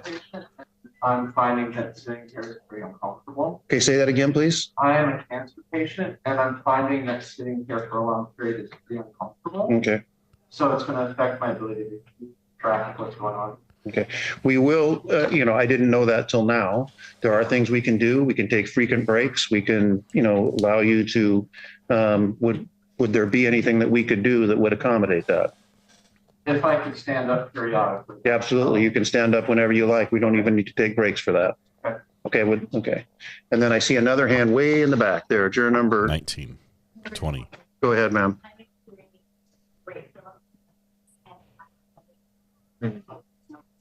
Okay. Okay, thank you. You can go and sit down.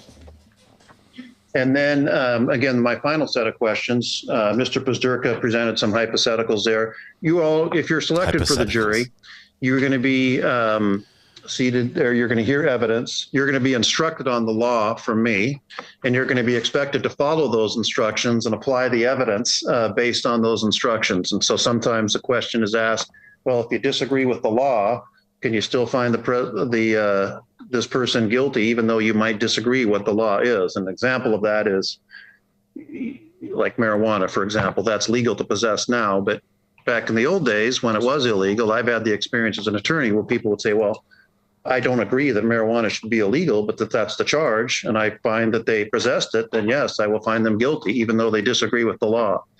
Some people say, no, if I disagree with the law, then I can't find them guilty. So as anybody, as they sit here, do they feel like, well, they're not going to be able to follow my instructions, because they may or may not agree with the law, but they will follow my instructions and base their verdict on the evidence presented combined with my instructions. I don't know if I really phrased that really well, but I think you get my point. Does anybody think they'll have any issues with that?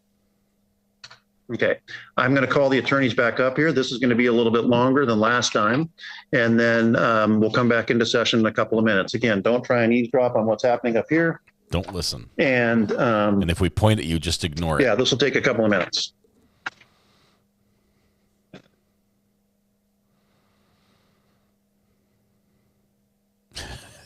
Juror number 11 stands up and looks intently at what they're doing. He can hear better from this vantage point. Oh, man. Now we're going to talk about you behind our backs. Or in front of you in this case. So this is the process where the judge is going to go through each individual juror. I think they might possibly excuse people for cause.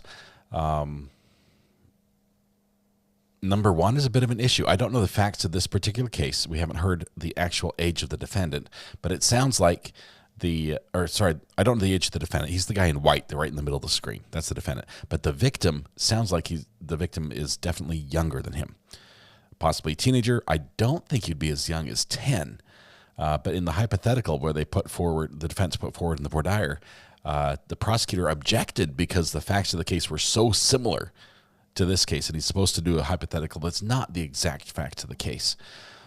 So we might have a very young victim, and in a road rage incident, I'm intrigued. What could a 10-year-old do that would justify road rage as self-defense, which is what the defense is going on here.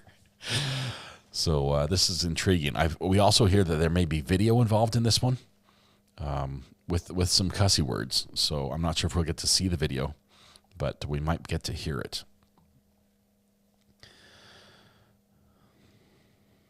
Could be a parent and a child with a passenger. How's it going?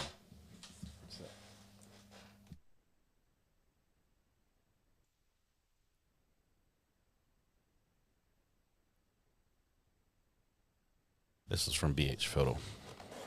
I got another.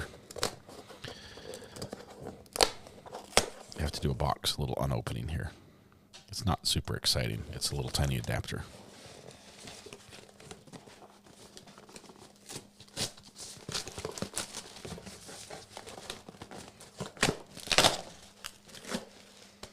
Okay, some people can open boxes nicely. I literally destroyed that one.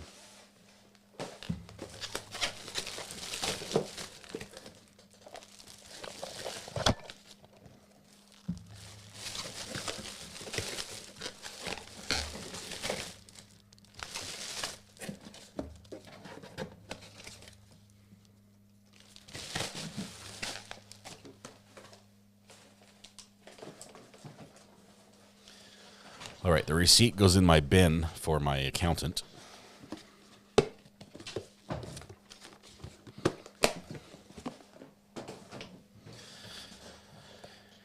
And today we got, I think, our sixth. Okay, we'll come back on the record and in open session. Adapter. And so what's going to happen now is I'm going to call the numbers of the folks who are going to sit on the jury in this case. When I call your number, you come up there, and in the order that I call you, there's a different set of numbers over there. But in the order that I call you, I want you to take a seat on those 7 seats up there, number 1 through 7. I think 1 and 4 The are first 6 numbers I called are going to be the sitting jury. The 7th number is going to be the alternate. And I've had the experience with all of them.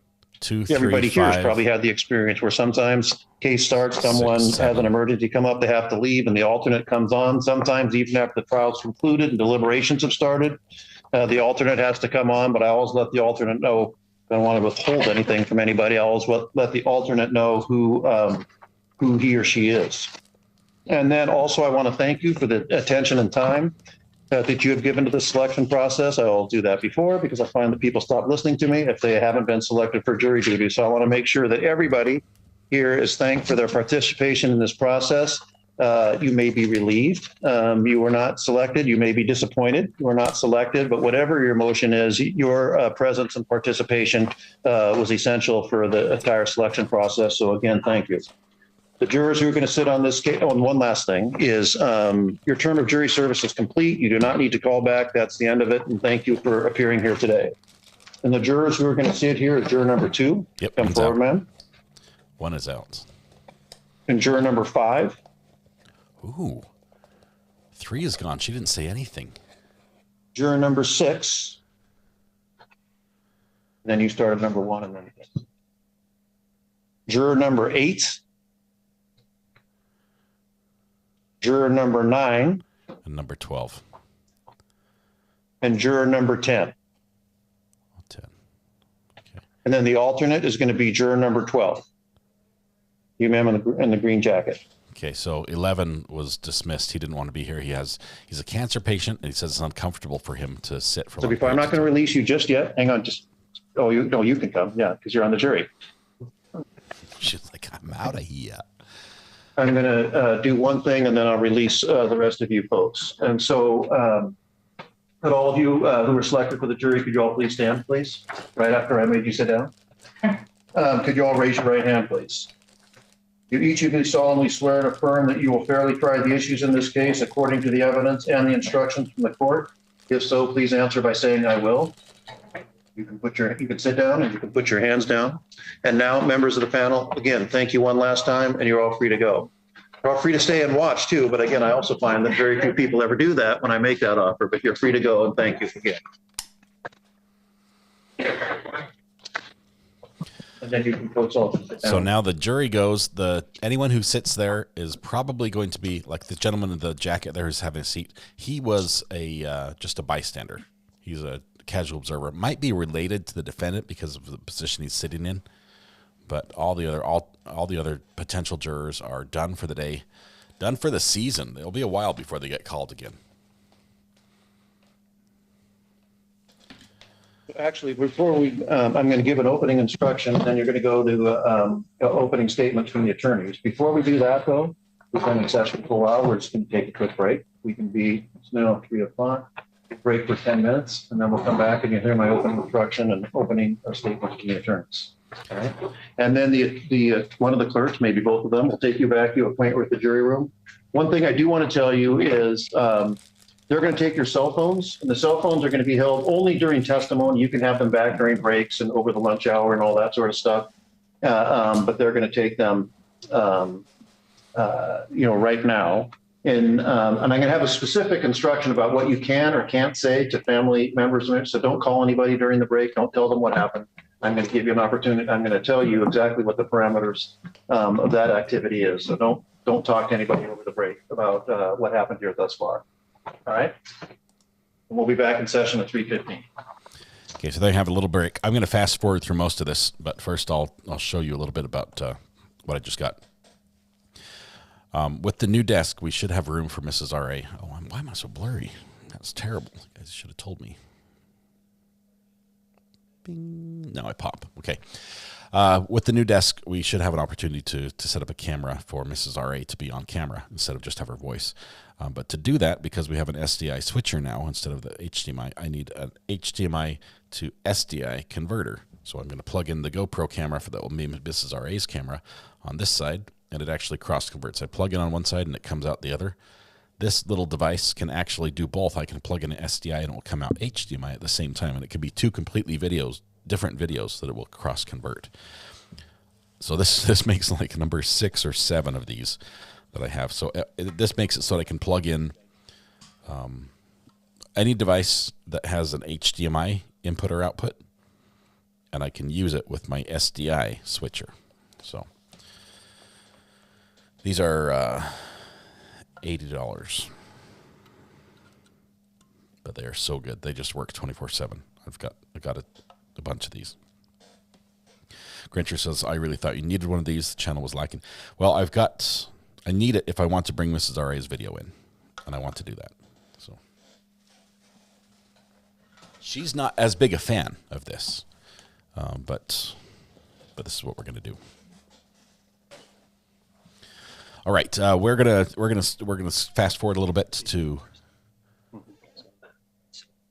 Yeah, it's a confidential discussion here, so we're gonna fast forward just a little bit through the break, and then we'll go to opening statements, and then shortly today, actually, it might be happening fairly soon. They're gonna have their open. Let's see, or they're gonna have back in. They're bringing the jury back in right now. Later today, the first witnesses will testify. We'll probably be pretty quick in this trial. We'll get through it pretty quickly.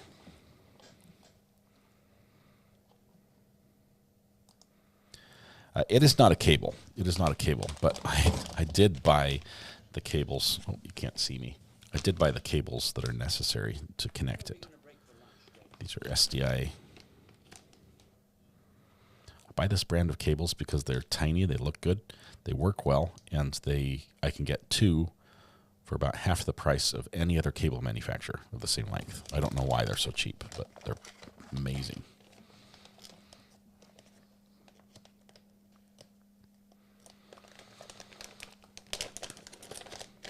Soon I'll have as many SDI cables as I used to have HDMI.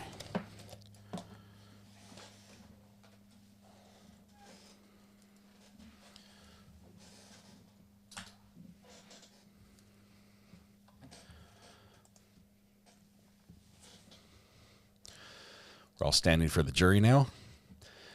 The prosecutor is probably going to stand at that podium. He usually likes to move it just off camera and talk, so we won't get to see him very well, but we should get good audio.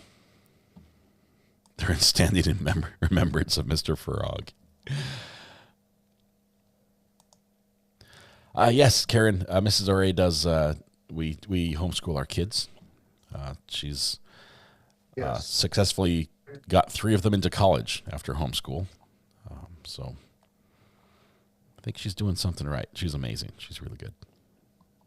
She also has her own channel on YouTube called Homeschool Ground Zero.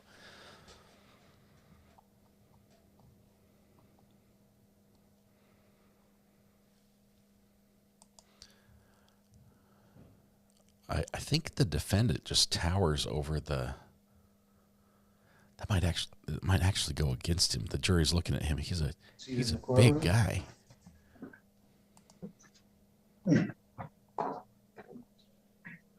So, members of the jury, I'm going to take a few minutes and I'm going to explain to you how we're going to proceed during this trial. First, the prosecuting attorney is going to make an opening statement outlining the testimony of witnesses or other evidence that he expects to be presented during the trial. The defense attorney may then make an opening statement or may choose to make an opening statement at a later time.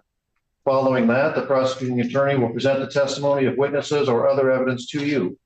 And when the prosecuting attorney is finished, the defense attorney may, but need not, present the testimony of witnesses or other evidence.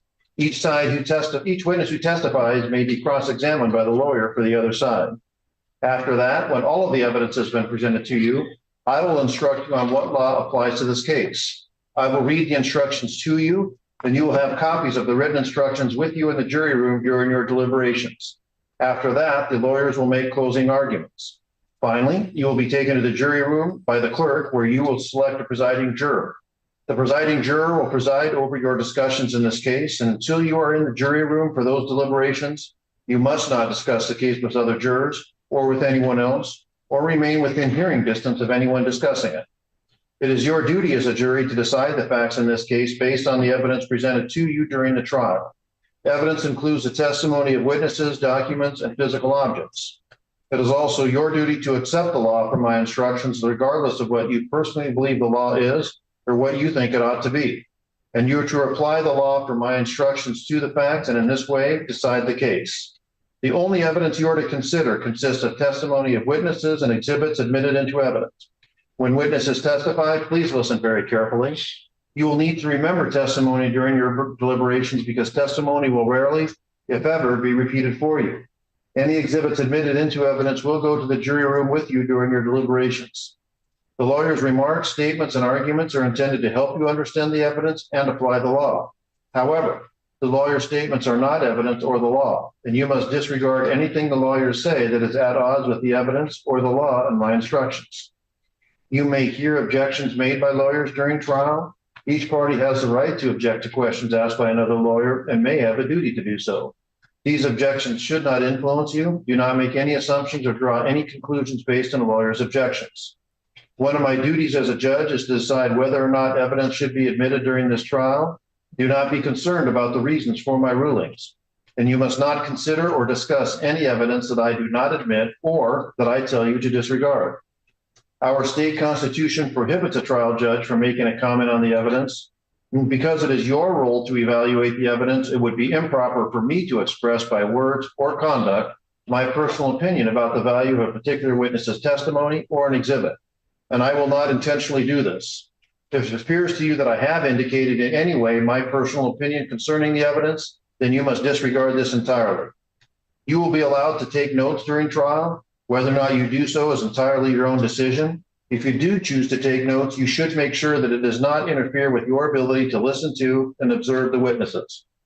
You must not discuss your notes with anyone or show your notes to anyone until you begin deliberating on your verdict, and this includes other jurors.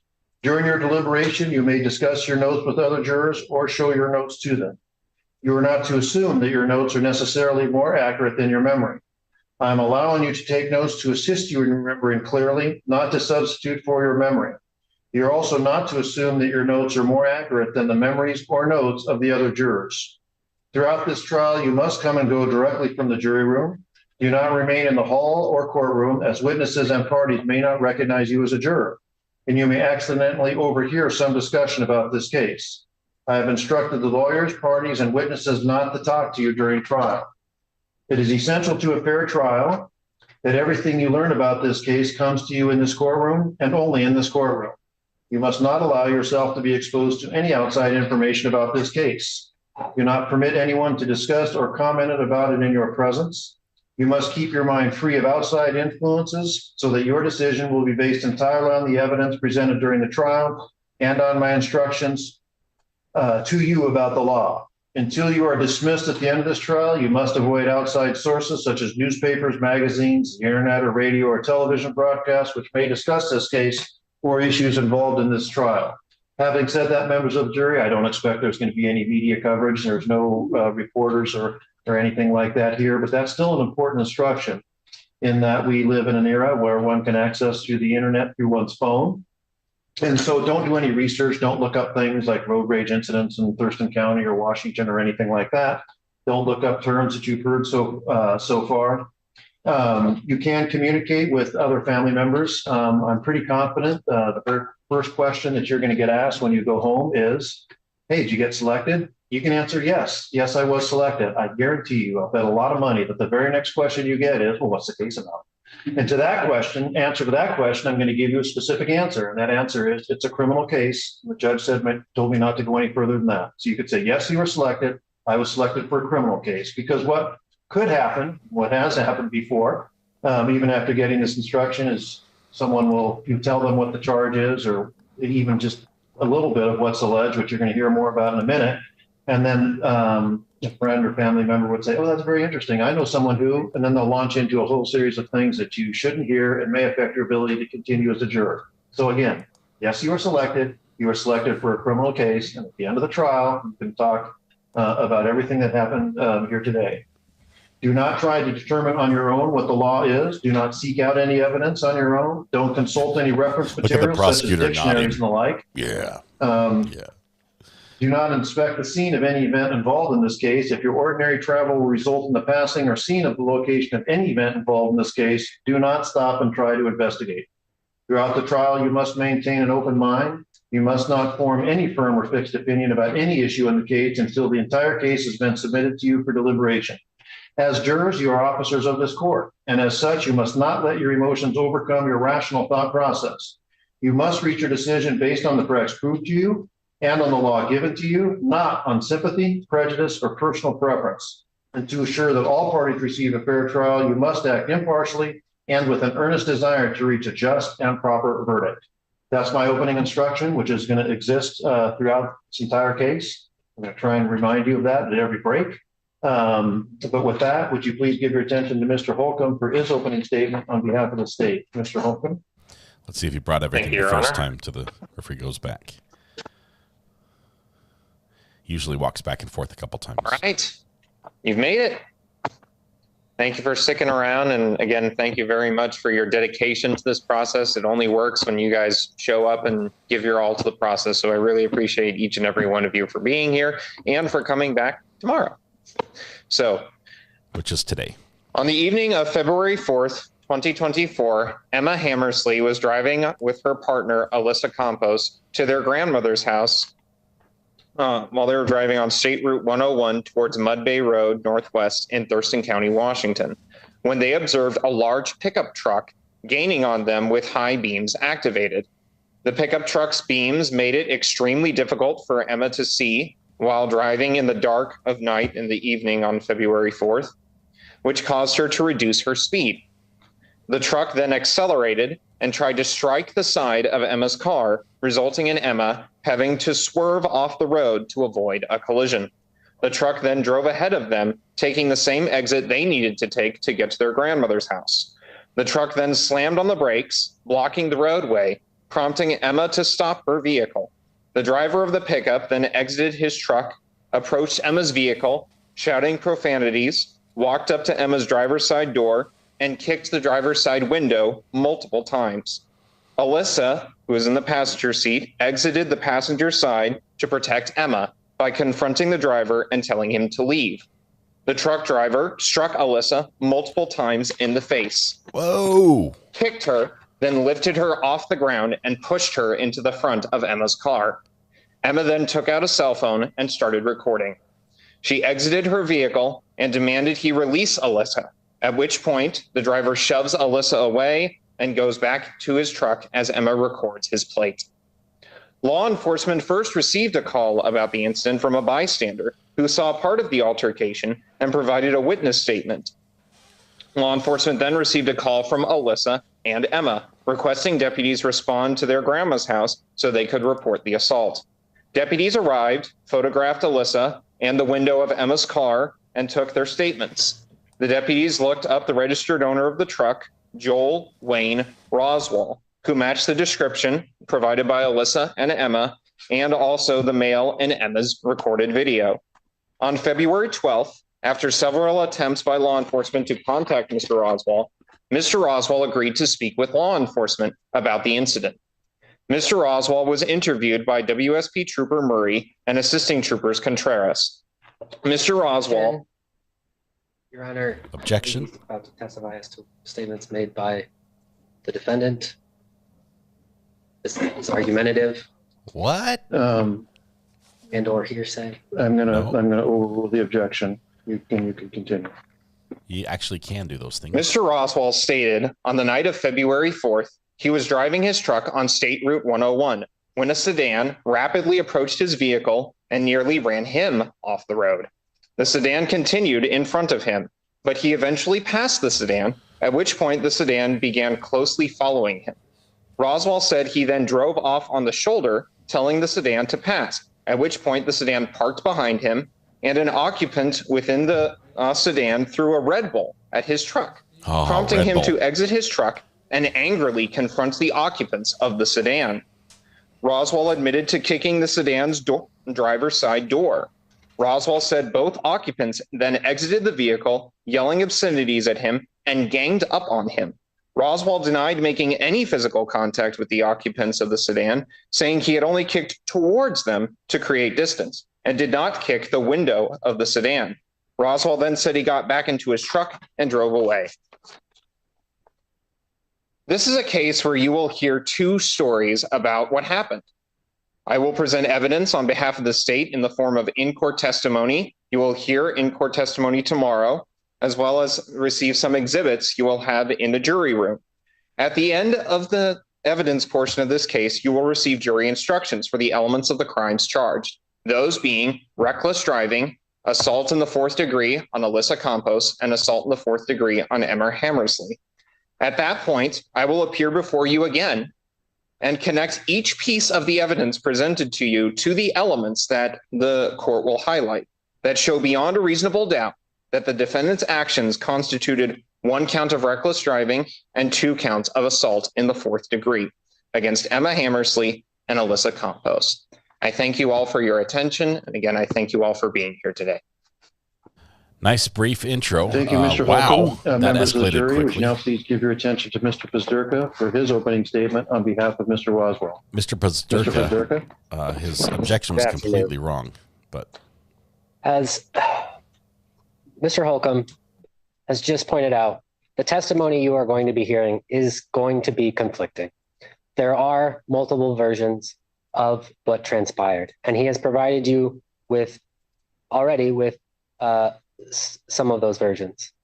I'm asking that you pay close attention to the testimony and evidence you are about to hear and observe, and pay close attention to what events line up, what events do not, where the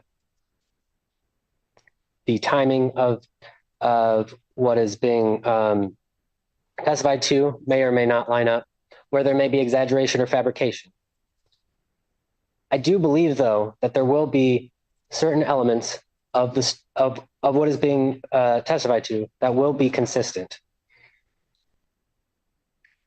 You will hear that the defendant, Mr. Roswall, and the alleged victims, Ms. Hammersley and Ms. Campos, were engaged in what is most easily described as a road rage incident.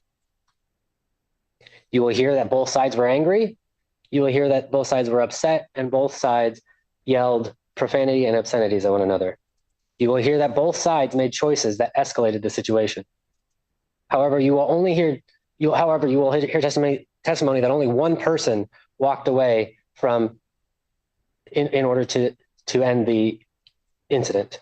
You will hear testimony that only one person chose to not follow the other vehicle.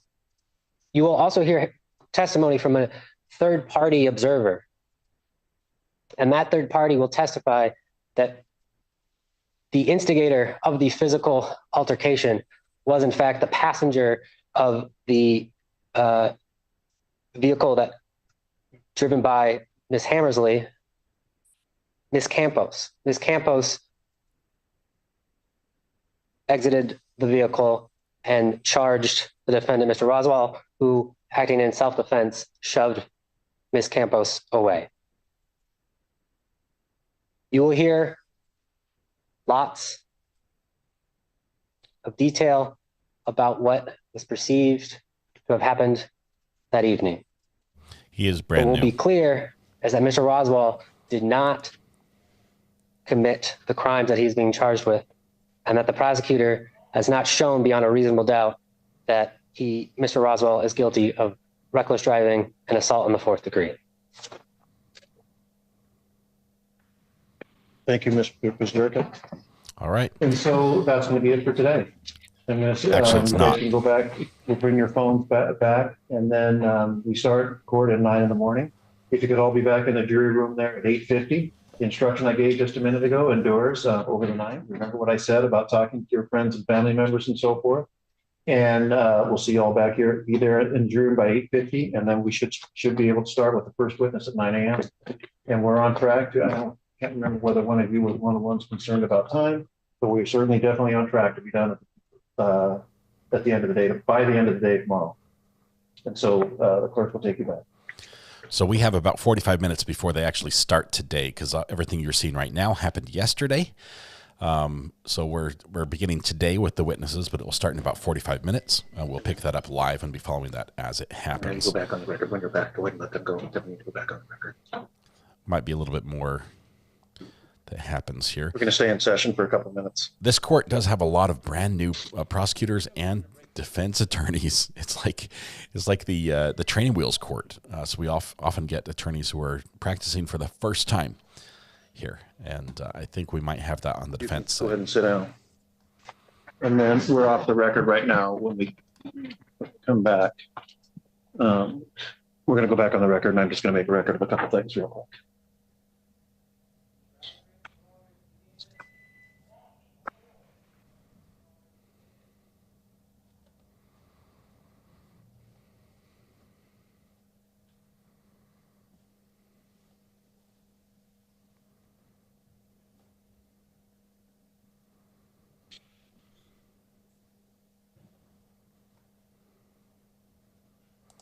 Big guy's the defendant.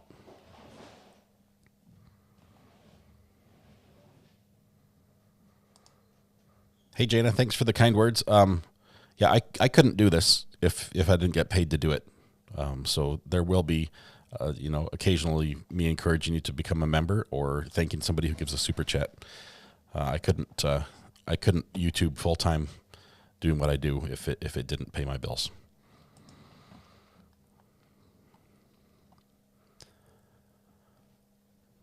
The only thing I don't like about this court is that we more often than not cannot see the evidence. Yeah, we're not going to see the video. Now, this is the sad part.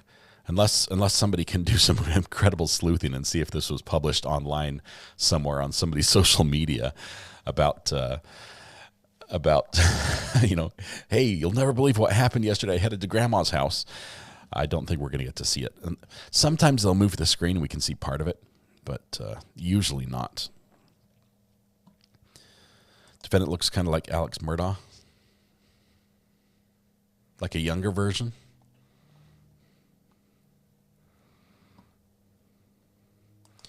Ask AI to make a claymation of the video based on the audio. Oh my goodness.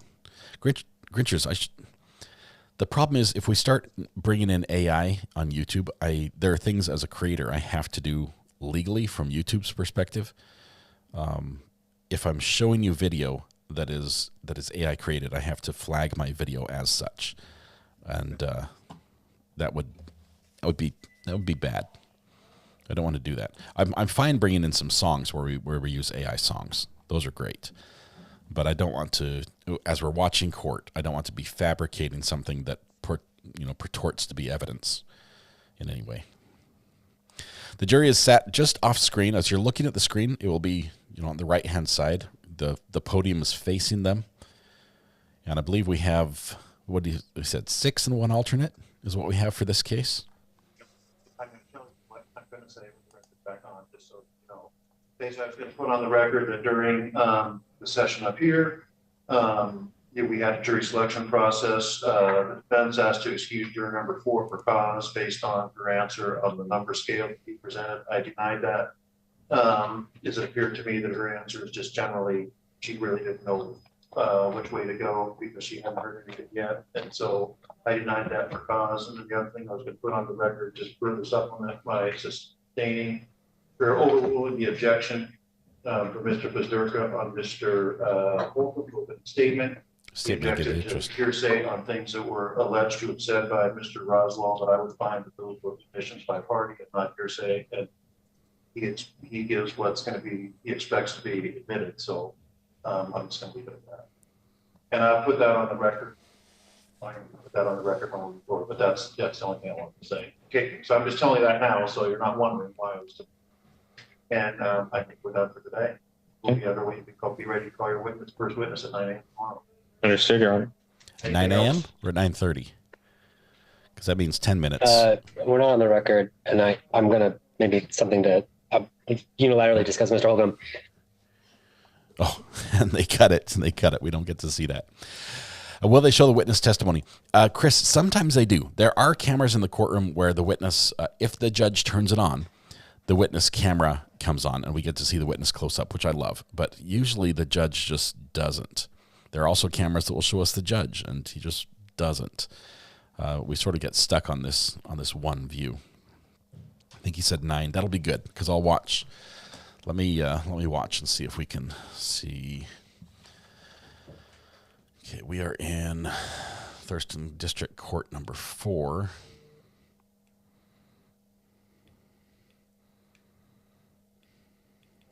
Let's go to 4.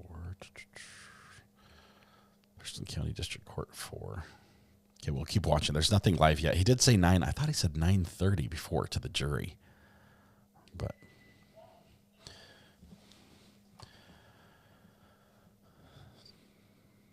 it sounded like the podcast music. Do you guys need to? We need the pipes cut. Okay, I have to cut off our water. Here's what we're gonna do. Court's gonna start in just a little bit. I can either leave you alone to your own devices here while I cut 2 copper lines in the closet right over here, and hopefully after the water's shut off, so we don't have a geyser, I cut the water I've got 2 shark bite caps. You just pop them on, and it's sealed. So let's do that. I'm going to. I don't have enough music for all of you, but court's going to start in just a little bit. We'll keep an eye on that, but I've got to cut these pipes so the kids can keep demolishing the wall, which we need. Oh, we can listen to music. I've got Suno. We can do. Let's see.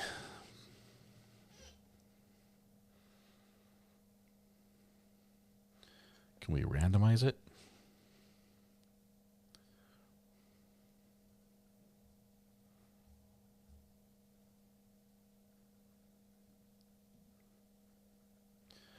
Public.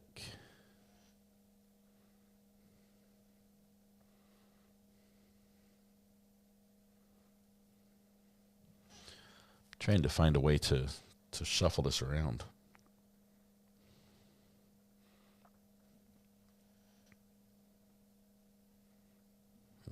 I don't know. We're just gonna start with some music and go for that with some music and go. That's not working. Why am I talking to myself? There we go. Fixed it. All right, here we go. We'll start with Big Dill. Wake up in the morning wearing headphones. I'm running court into your brain like it's an end zone. My money's green like the pickles and you want some. Don't interrupt cause I don't want your lame objection. From land t-shirts to murder, I think I've seen it all. From picking juries to when the gavel falls. The judge takes the bench and the bailiff yells all rise and pay respect to the one and only go to true crime. Imitators they try but they just can't achieve. And when they fail they be like, ow, I stepped on a bead. Take the stand and the jury chooses not to believe. Because there will never be another creator like me. Big deal in one corner and the count in another. We've got the judge reading chat while we talk to the lawyers. All our clips go viral, they're the good not to share. Came in late, check the thumbnails, you'll find it all there. They say I'm addicted to rhyme, but it's more than just time. And the mic is hot, the gavel drops and I'll be talking about crime. And don't you worry about the sound, cause I'm keeping it real. Just like a pickle jar, but I'm one big deal. They say I'm addicted to rhyme, but it's more than just time. And the mic is hot, the gavel drops and I'll be talking about crime. And don't you worry about the sound, cause I'm keeping it real. Just like a pickle jar, but I'm one big deal.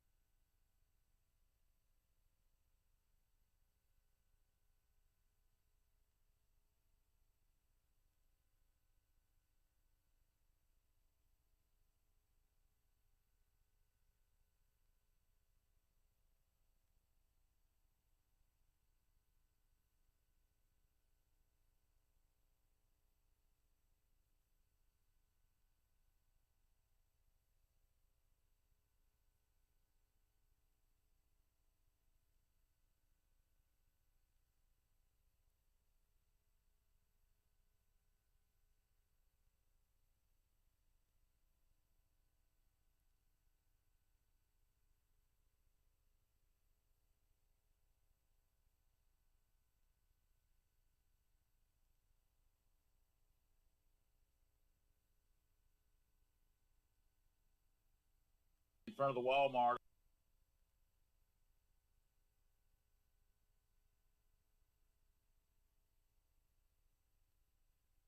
Have them send someone with more experience.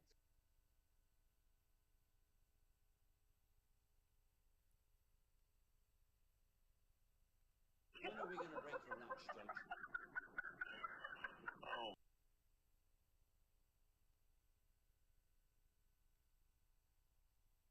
Somebody just sent me a video of roaches fighting. I don't know who won. I'm not a camel. Are we going to address subject matter jurisdiction? I think I'm about to catch a whooping. Alex stole it.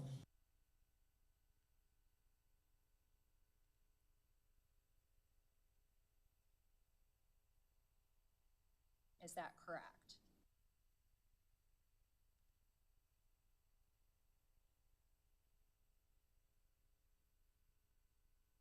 The zombie apocalypse may be upon us.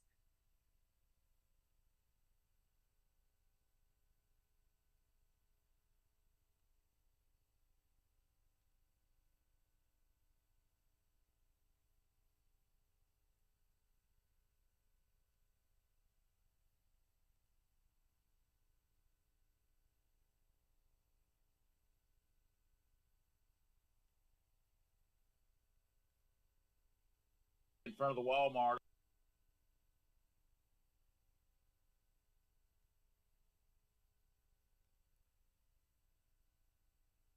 Have them send someone with more experience.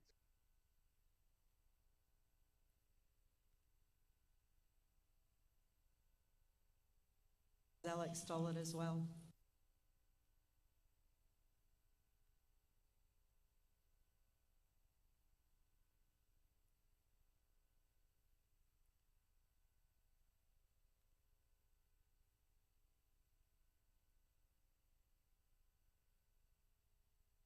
Because he's the guy.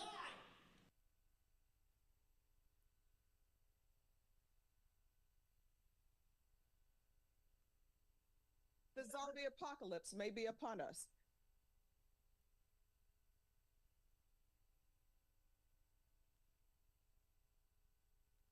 Are we going to address subject matter jurisdiction? There's a lawsuit. I think I'm about to catch a whooping. This is not Burger King. People do not get to have it their way.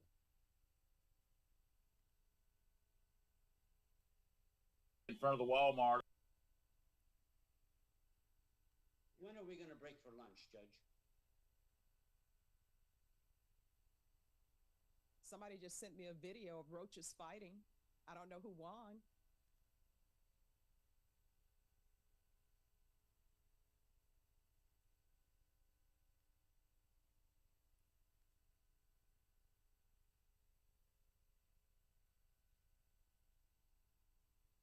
Is that correct? I saw a chicken fight.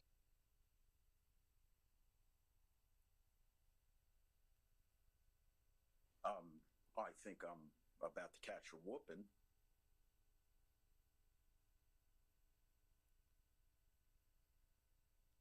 Shame on you, sir.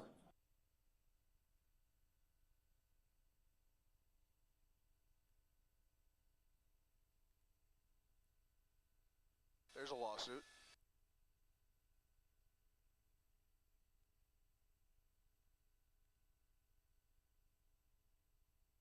You're talking about stuff that is not relevant.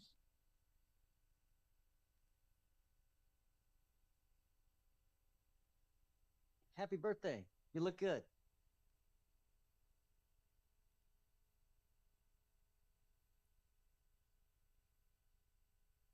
Have them send someone with more experience. I'm not a cat.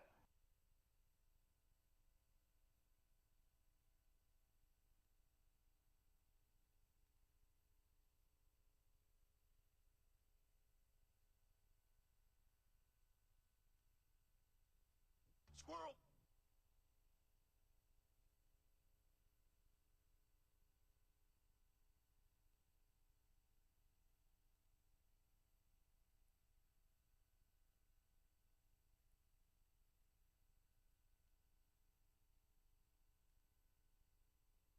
The zombie apocalypse may be upon us.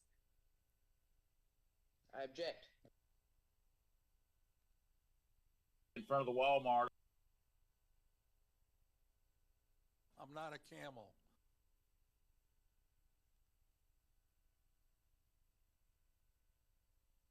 When are we gonna break for lunch, Judge?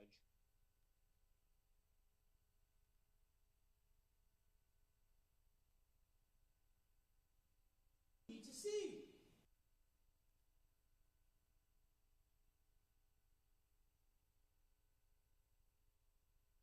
I'm not a cat.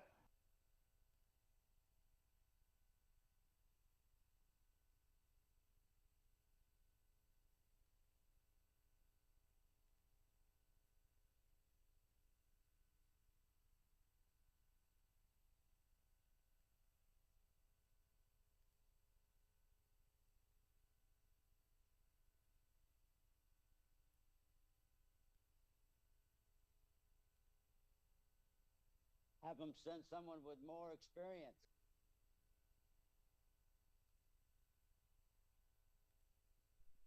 That was exciting. There was no music. What happened to the music? Just played Big Dill and then stopped? Okay, so apparently the cap was not all the way on. That's why we needed more towels. Okay, here's what happened. I had to cut two, they're called half-inch copper lines, which are actually 5/8 inch diameter. And we use a little spinny blade that just spins around and around and around and cuts it. And I told them to depressurize the lines by turning the water on right in the middle. They only depressurized the cold side, so I cut the hot water and it's just sprayed everywhere. That's where the first towel came from. And then I capped that one, then cut the cold line. It was depressurized, but I didn't put the cap all the way on. And so when they turned the water on, water came out. And so that's where the rest of the towels came from. But now we're done. My shirt's now 2 different colors. Okay. Yeah. Anyway, we're back. Thank you very much. It was good. Good to, you don't just smash it. You can just pull it off the wall, right? With that frame. Okay. If you want, you can come back in the back here and hit from behind and knock that out. But I don't just want you beating on it because it's really loud. All right. Where are we? We're about to go back to Thurston. Let's see for District 4. Where is District 4? There we go. Ooh, looks like they've just started.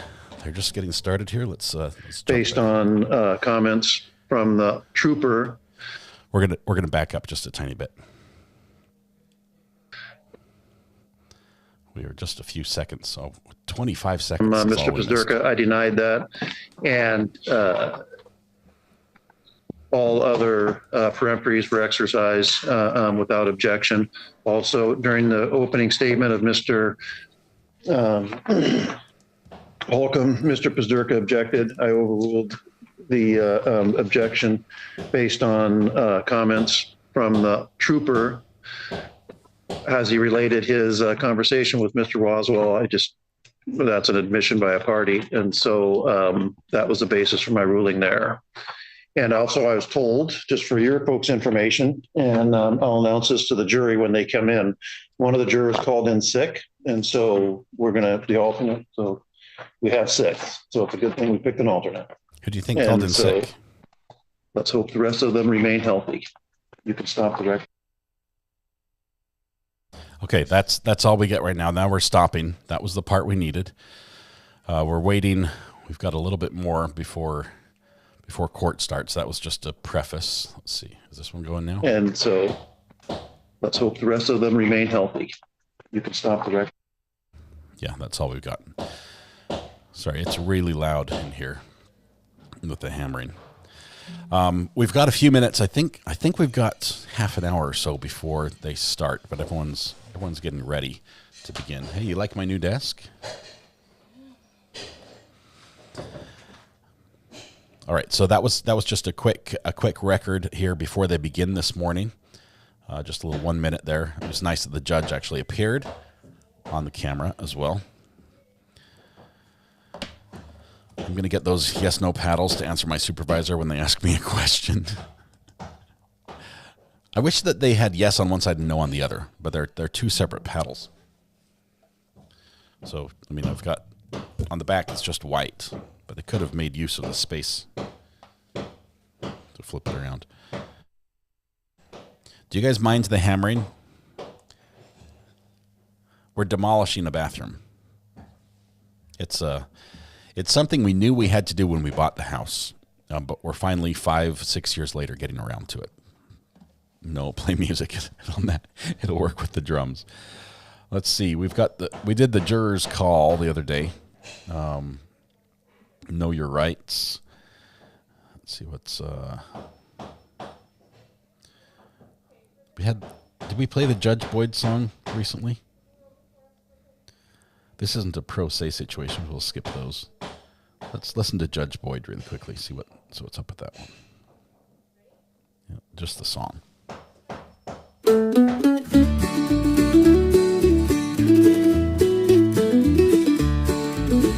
In a small town courtroom on a Wednesday morn, a lawyer named Dan was gabbing up a storm. Kept on complaining, said he'd rather be fishing. Told Judge Boyd that his time she was missing. Dan's briefcase was full of papers and complaints, but his biggest gripe was time he'd rather waste. Said, Judge, I got things I'd much rather do. Judge Boyd just sighed and said, well, boo-hoo. Oh, Dan the lawyer wouldn't cease his cry. Courtroom echoed with his long-winded whine. Judge Boyd just smiled, she had it all on tape. Uploaded to her channel, Dan's big mistake.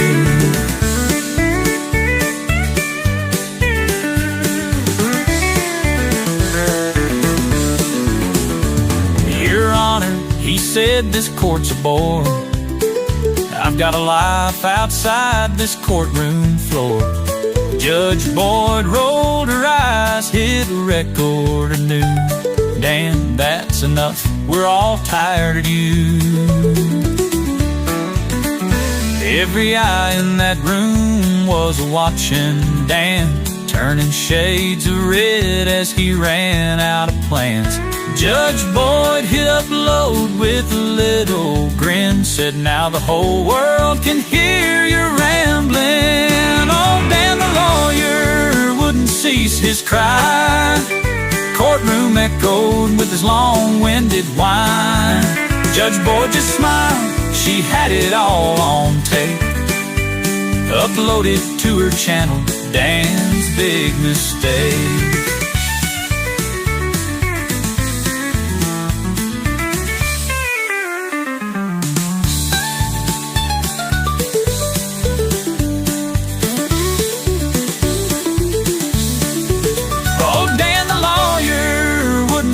His cry, courtroom echoed with his long-winded whine.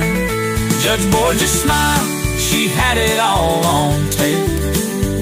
Uploaded to her channel, Dan's big mistake.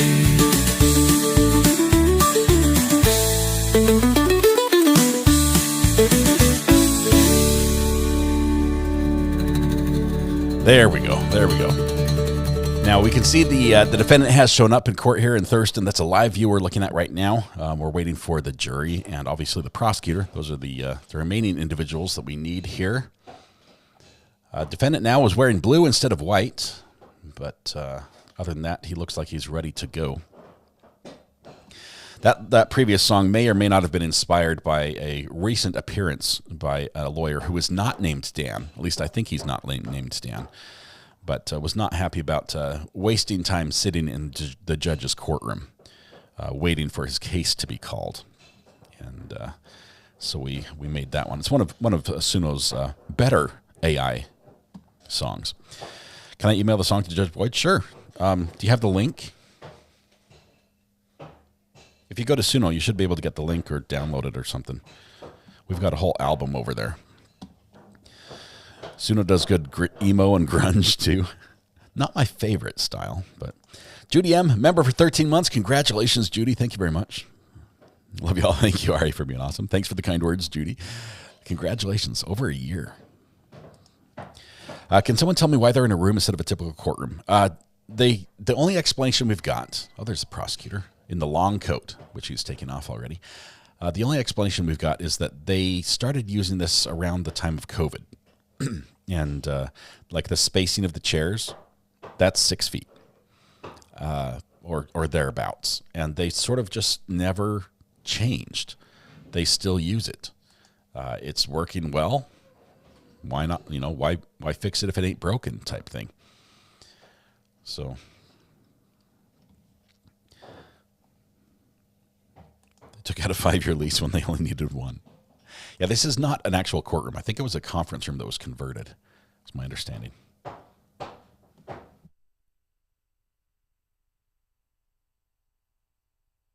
Yeah, the chairs could move. They leave those jury instructions, those packets, under the chairs perpetually, which is, you'd think that would be less effective if the jury has to use somebody else's papers. If they're worried about germs, somebody else has held those before you. Oh, they're really tearing the wall out. They really are tearing the wall out. It's the only room they have with a pre-pixelated floor. It is sort of a Minecraft floor. Not quite Minecraft court. That's a different courtroom. But I guess Thurston Washington just looks at it and says it's good enough. And they're good with it. Judy might buy the floor. I think this has like an industrial adhesive. I think these are put down in squares with an industrial adhesive, probably over a suspended floor, is my guess. So you can run like cables and stuff on the floor. And it's got a drop ceiling as well. So one poor guy in the back. He always sits on the edge. Not sure if he just wants to be close to the door. They picked gray carpet so they never have to clean it.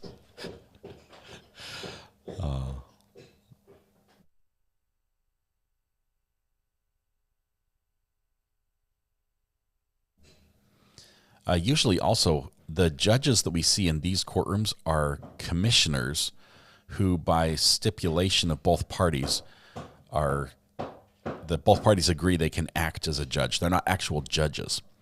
They act as a judge and perform all the same duties, but only by agreement of the parties.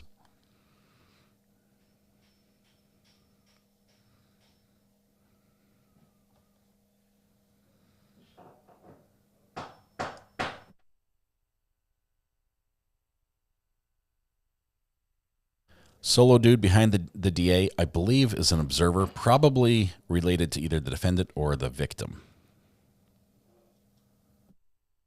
I'm guessing defendant, because the defendant was over there in the chair next to him earlier when we first started.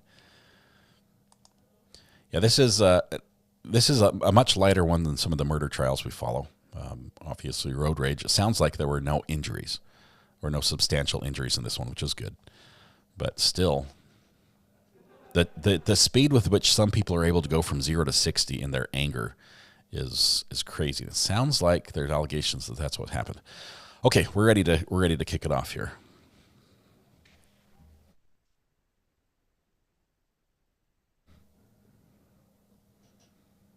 Jury's been welcomed in and guided to their seats. Before you do that, Candace.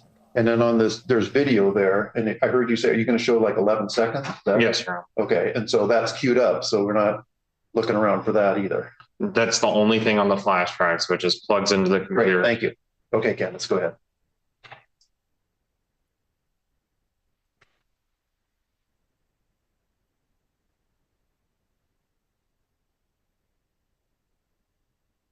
So video is 11 seconds long.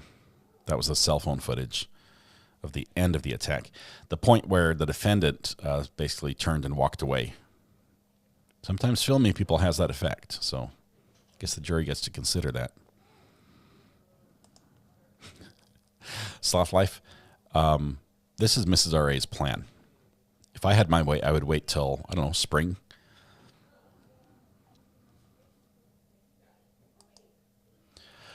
Breezy, I saw it. I did not listen to it yet. I was in a place where I couldn't listen at the time when I was looking at it. I'll look at it again. I've still got it on Twitter.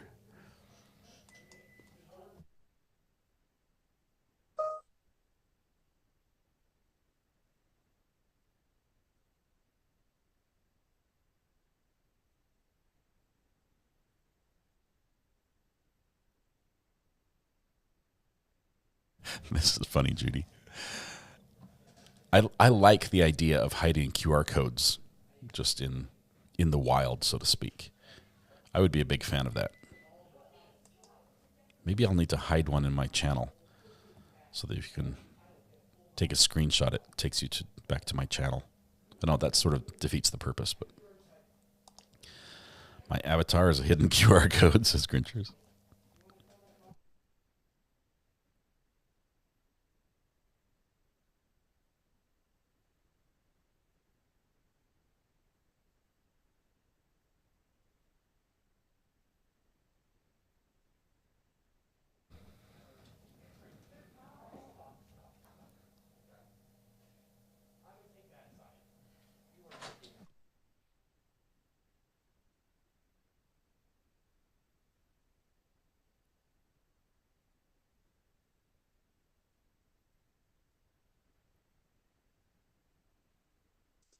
Seated in the courtroom. And then I'm going to wait for a minute. We're not on the record yet.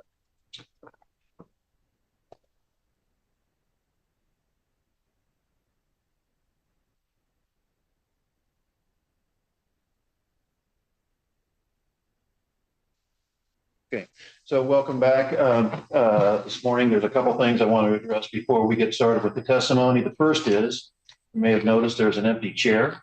And so one of your fellow jurors called in and is unable to make it today. So it's a good thing we picked an alternate now, ma'am, because you are actually now on the jury. And so, so good health to you all so we can make it through here with 6. Second thing is, sorry for getting started late. Running the courtroom is my responsibility. So if you're irritated with the late start, you can be irritated with me. And so with that, Mr. Holcomb, you may call your first witness. Thank you, Your Honor. The state calls Emma Hammersley to the stand. Emma, one of the individuals who were in, I think Emma was the driver. Is Emma the driver? Sometimes we'll see the witness briefly, but not sure if we're going to actually get to see the witness during the trial.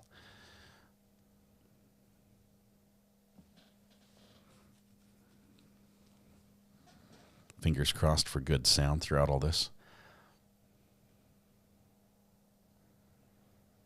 I think she came into the courtroom and cut in right in front of the jury box, just off screen to our right.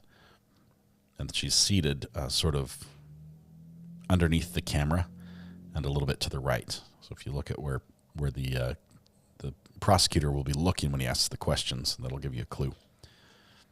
Emma was the passenger. Oh, the passenger. Oh, that makes sense because the passenger got the video.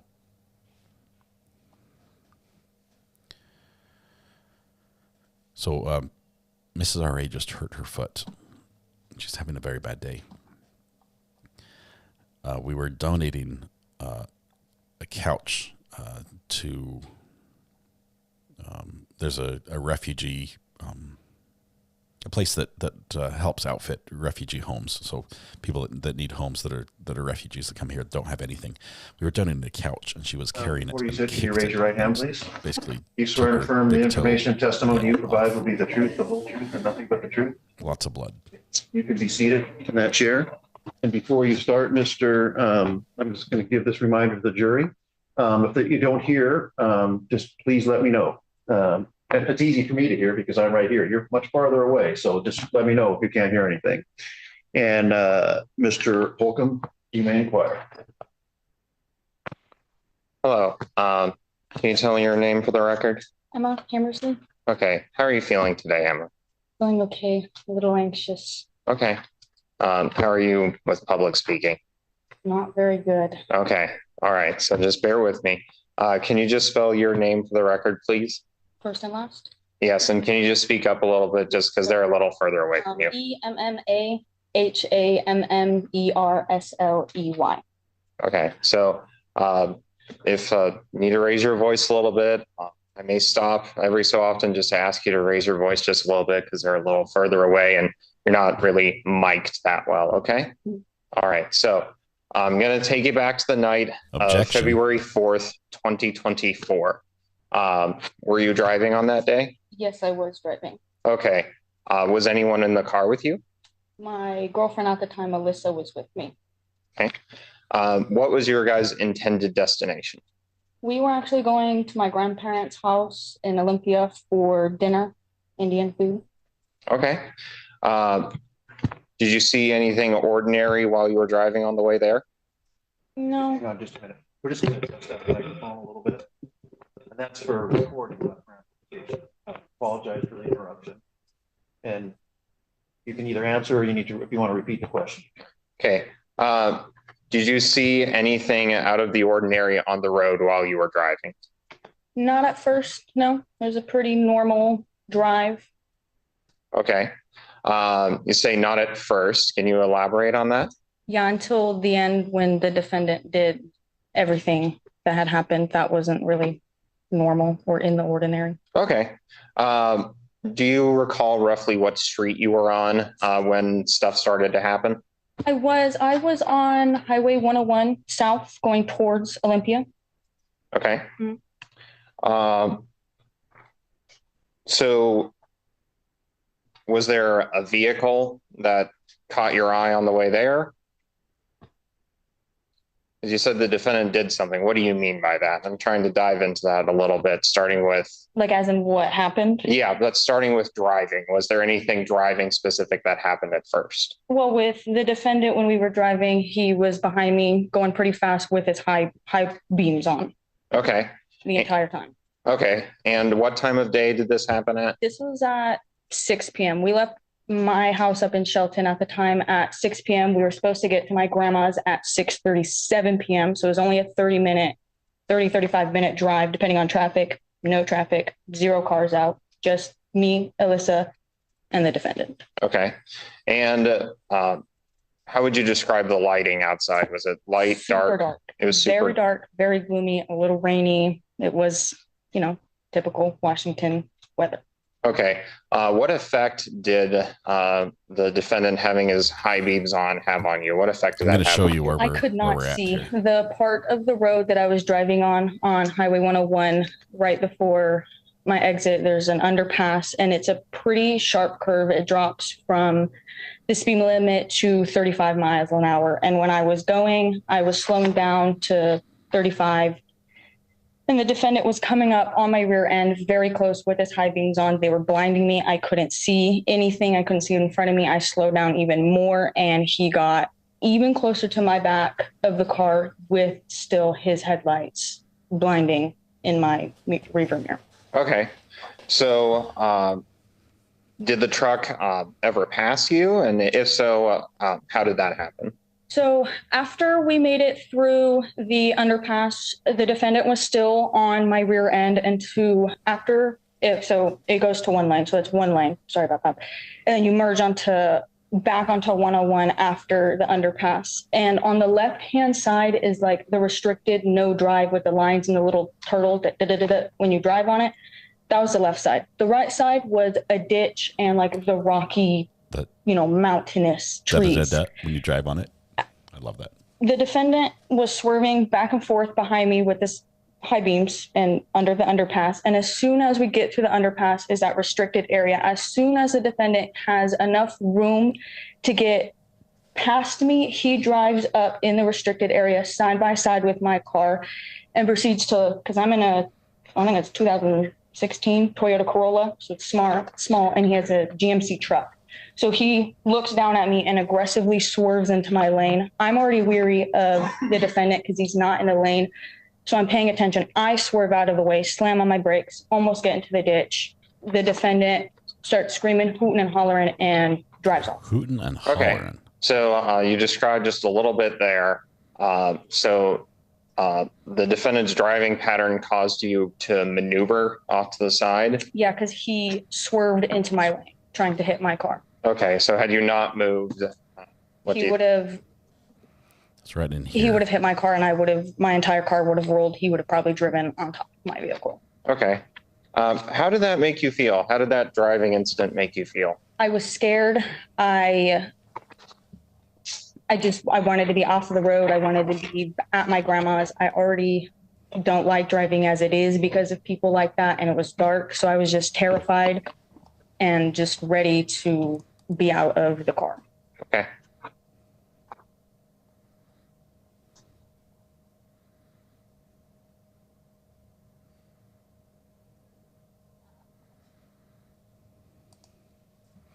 First piece of evidence coming in.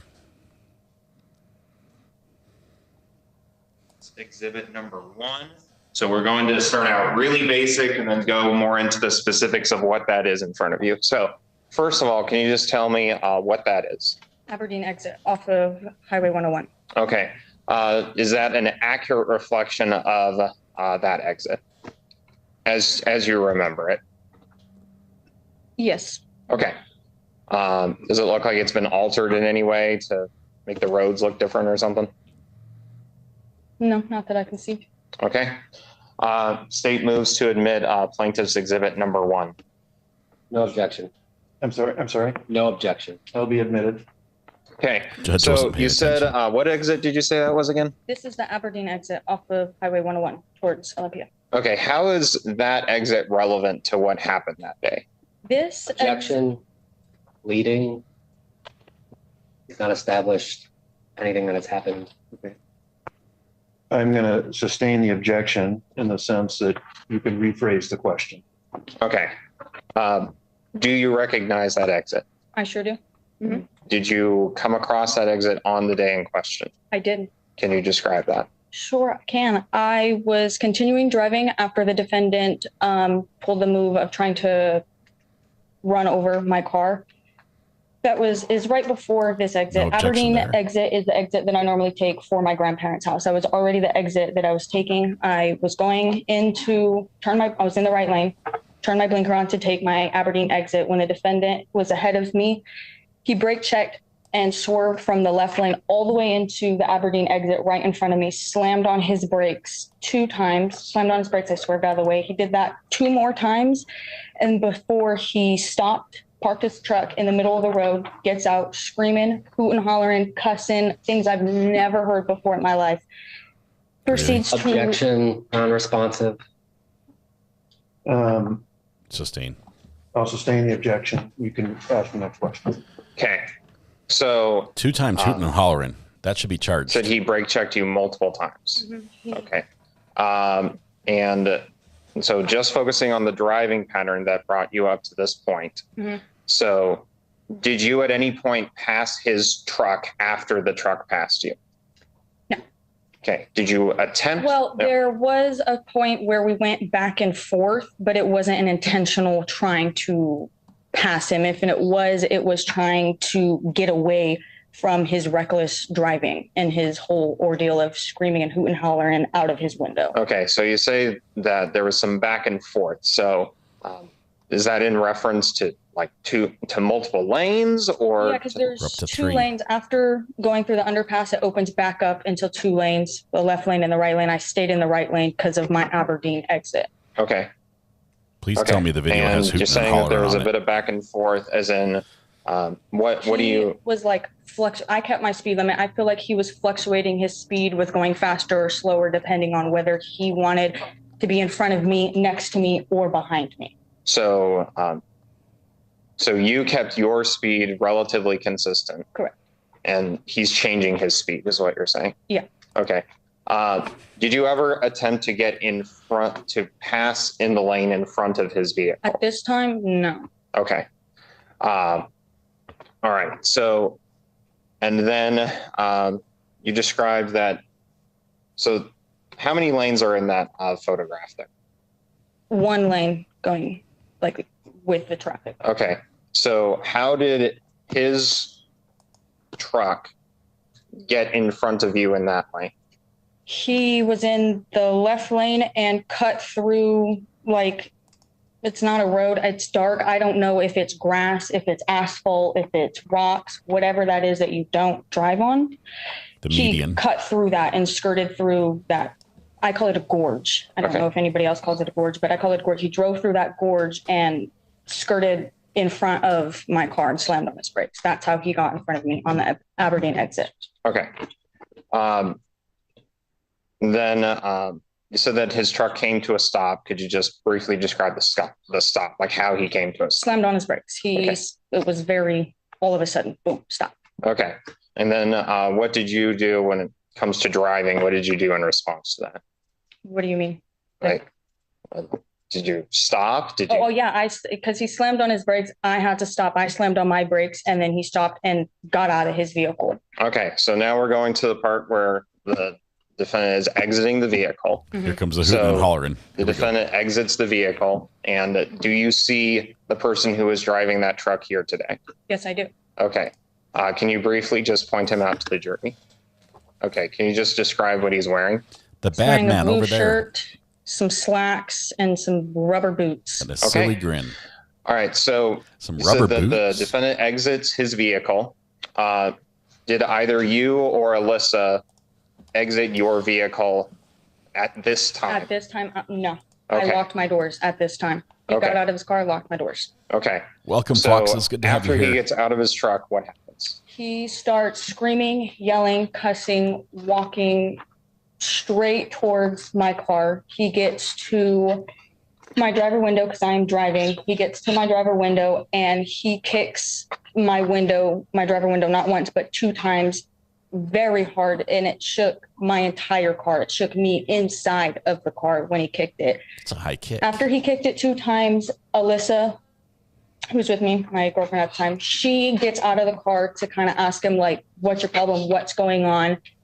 The defendant looks at her and is like, oh, dude, something along those lines, and then kind of realizes that Alyssa is in fact not a man, is a woman, and says, oh, a bitch, and then closed his fist and punched Alyssa in the face at least 2 times, kicked her in the chest, and then after he punched her in the face twice at least, kicked her in the chest a couple times, that motion of like all of that strength that he, not strength, I don't want to call it strength, all of that made Alyssa like back up to the back of the defendant's truck. To that point, the defendant grabbed Alyssa by her jacket, picked her up, and force walked her back to the hood of our car and slammed her into the top of it. Okay. This is so backing up just a little bit because there was a lot there. So I'm going to try to dissect it a little bit. So we're going to review a little bit of what you just talked about. So you said that he struck the door. Where did he strike? He struck the window. He kicked the window twice. Okay, so he struck the window of the door. Okay, and that was of the which side? The driver door that I was sitting at. Okay. That is okay. The assault she just described is serious. How did that make you feel at that moment? Terrified. I thought in that moment that he was going to bust my window open and get me out of that car. Mm-hmm. How'd you feel about your friend who just got kicked in the chest and punched in the face? So, and then you said that Alyssa exited the truck. The car. The car, right. Exited the car. Okay, so there's a lot going on here. So at what point during what the defendant's doing did Alyssa exit your car? After the defendant kicked the window twice, he started screaming at me through the window. I'm not getting out. This man is huge. Alyssa gets out at that time. That after he kicks the window twice and is screaming at me through the window, she gets out and like reaches the middle of the hood of our car, and the defendant turned around and is approaching her at the front of the car. Okay. So then you said, did you record any of this incident? I did. Okay.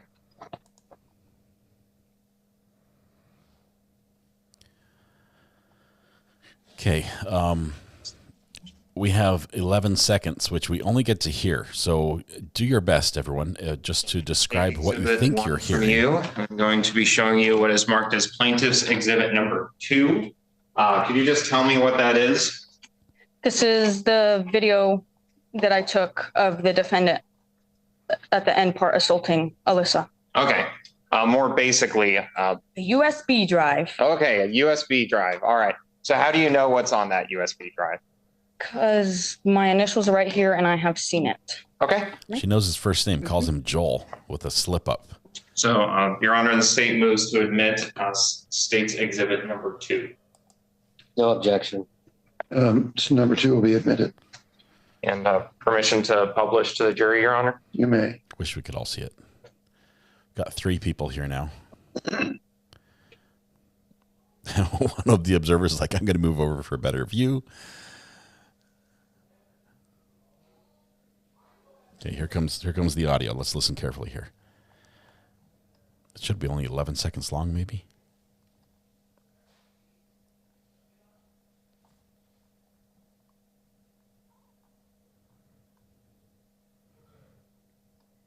Her girlfriend's getting a whooping, and she breaks out the camera to record instead of call police. This giant of a man kicks her girlfriend in the chest twice, punches her in the face twice, and her gut response is, I'm going to film this. There might be some language here, just as a warning.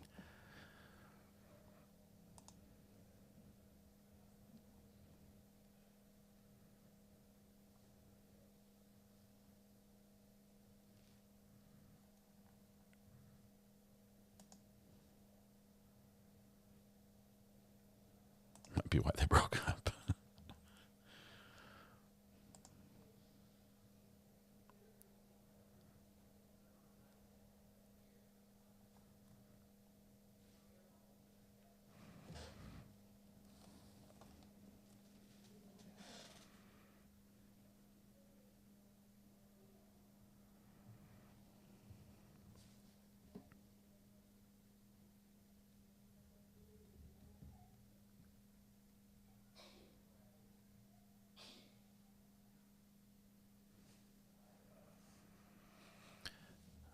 Prosecutor, good at many things. Tech is not one of them.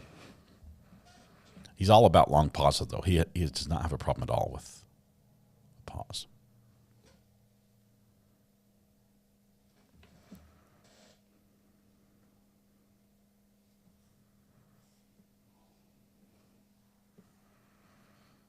Here's me not searching up the the witness on all the social medias to see if she's posted this somewhere.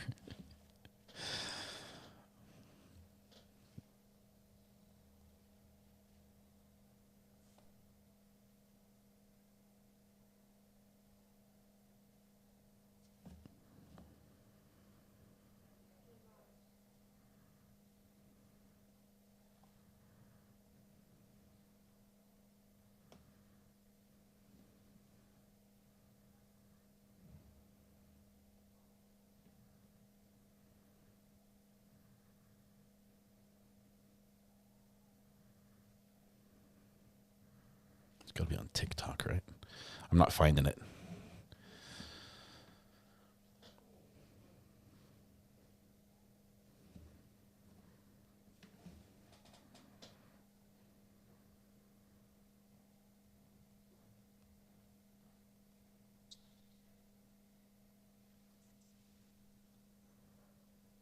Prosecutor's now asking if we can borrow the defense computer to show the evidence because ours is not working. Defense says no. Hang it in your ear. Maybe he could borrow his own computer.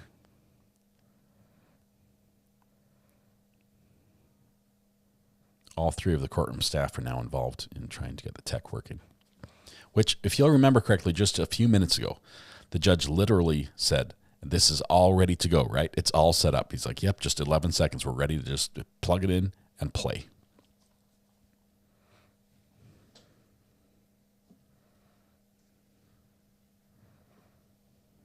Judge is being patient.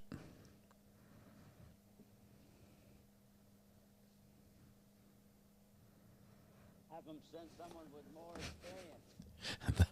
That particular soundbite is funny because we recorded it in this exact court. That was Mr. Farag saying, have them send someone with more experience.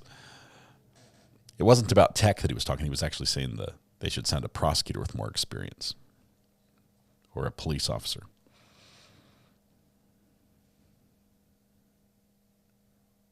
If they're not able to get this to play, I think this case could fall apart.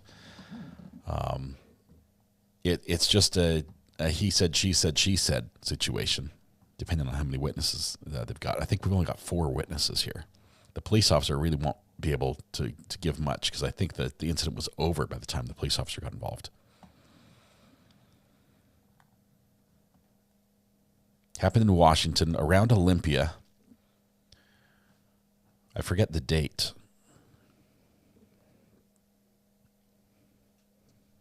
Here, do the screen. Okay. All right, so before I start this, at what point did you start recording during this interaction? After it was over? I started recording after, well, when Joel got up, the defendant got out of the car, and after he punched Alyssa, when he picked her up by the collar of the jacket, that is when I started recording. Okay. So frame one, he's got...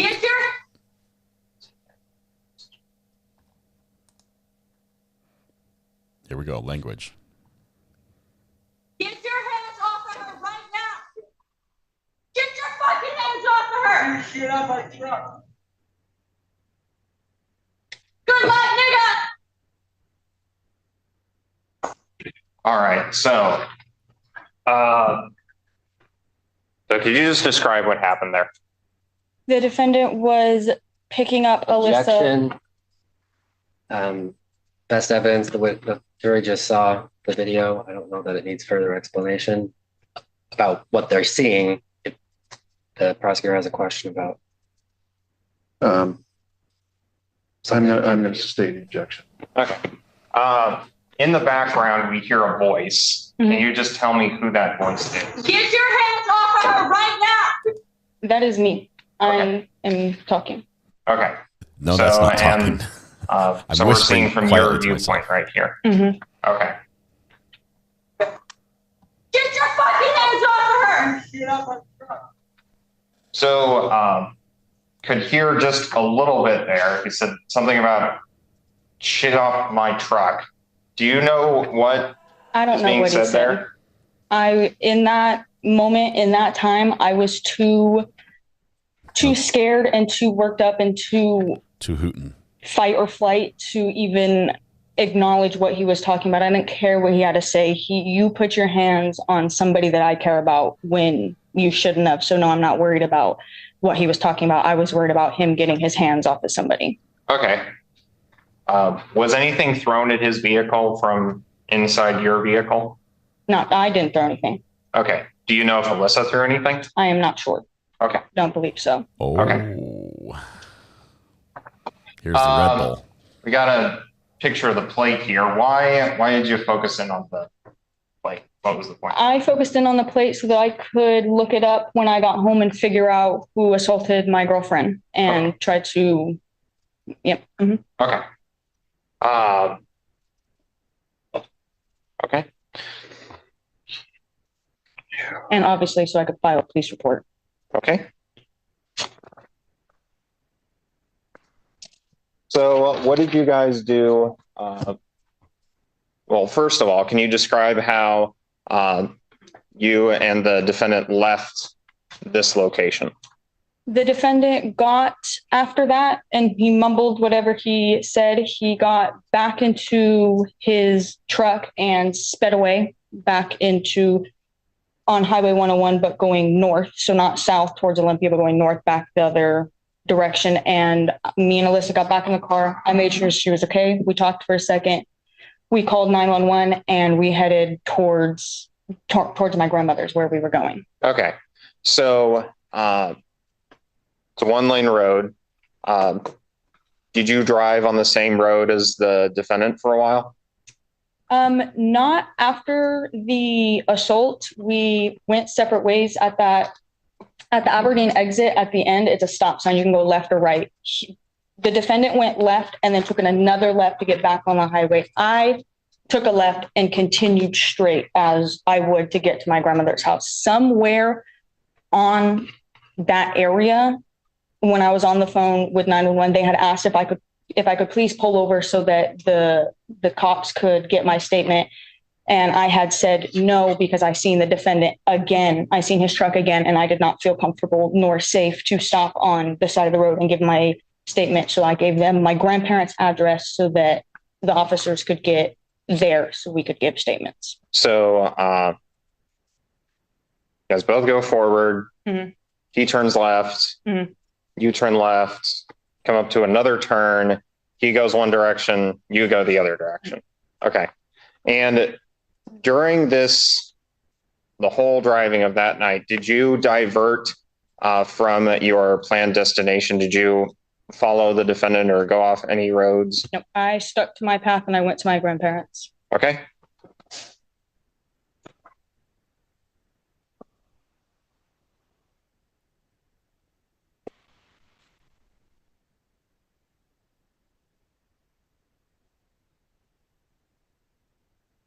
Dash, I'm sorry. Work is making me work. How inconsiderate. Interesting. I've got some questions here. I want some more evidence. I definitely want to hear from the passenger, specifically about being on the receiving end of what sounds like a brutal assault. If that's the case, we have Plaintiff's exhibit number 3. I'm turning it over so you can see it. Can you just describe what that is? That is the defendant's truck parked in what looks like a bush. Okay. So how do you know that that's the defendant's truck? I know that's the defendant's truck because after I got off the phone with 911, they took my statement. They came to my grandparents' house. They took it again. I wrote it all out and they said that... Objection, hearsay. Okay. Sustain. I'll sustain the objection, and then when they said, I'm not sure what was going to be said, but you can ask your next question. Understood. So what we're going to focus on is just on what you personally saw. So does that vehicle look familiar or not? That's Joel's truck. Okay. And how does she know Joel? You know that based off of... 1, the video. 2, it tried to run me off the road. And 3, I see it every night. Okay. Okay. Oh, there's an existing some sort of acquaintance type relationship here. You may. Objection, it hasn't been admitted. Your Honor, the state moves to admit state's exhibit number 3. Defense would object from foundation. Don't know where that photo came from, who took it. Also, this witness doesn't have knowledge of that photo. Your objection goes to what weight? Foundation. As opposed to admissibility, given her identification, it will be admitted. And you can sort of argue what weight it can be given, but it will be admitted. Okay. So I think his objection went to admissibility. I disagree with that ruling.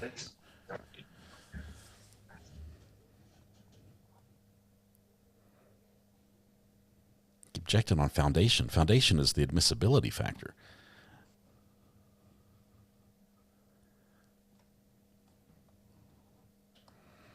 So they have a history.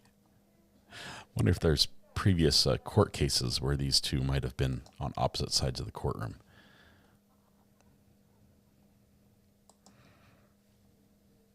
I do believe now that she does know his truck. I think she knows him too.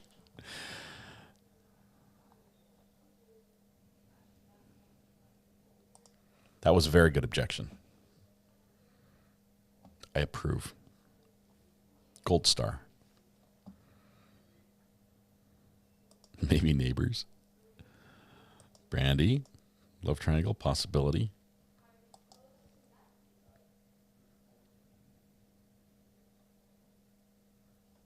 just have going to be showing you what's been marked as plaintiff's exhibit number 4. Can you just tell me what that is? This is the window of my car with the defendant's boot print on it. Okay. Okay, that's good evidence. So, okay. Does it accurately reflect the way that your driver's side window looked that night? Yeah. Okay. The state moves to admit state's exhibit number 4. No objection. Number 4 will be admitted. I'm showing you what's been marked as state's exhibit number 5. Could you just tell me what that is? More pictures of my car and my car window. Okay. And does that accurately reflect the way that your window appeared on that night? Yes. Okay. The state moves to admit state's exhibit number 5. That's would object on relevance. It's the same photo. Don't know that Cumulative. It's ostensibly the same photo. I don't know that the jury needs to see it twice. And the basis, Your Honor, for admitting both exhibits is that it's a fairly dark photograph taken from slightly different angles with slightly different lighting. What we're looking at is a print. So it makes sense to have 2 photographs of it. It'll be admitted as well. It's not cumulative yet. Go ahead. Thank you, Your Honor. Permission to publish both to the jury? You may. Thank you, Your Honor. Okay, so what the jury has seen and we are not is a picture in the dark of Emma's car window, driver's side window, with apparently a dirt or dusty boot print on it. The defendant, who is a giant of a man, and even more so when standing next to his diminutive lawyer, probably didn't have to lift his leg very high to kick the door. I don't know what kind of car. What did she testify to her car already? What she was driving? I think it was a smaller one. But he kicked the window enough to, Toyota Corolla. Okay, it's basically a lowrider. It's a small car. I would laugh if it was the same boot print. If like he's literally wearing the evidence in court.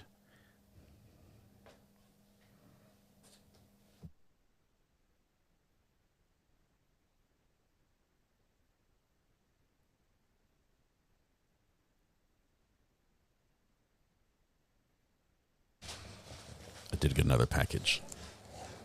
Ooh, 2.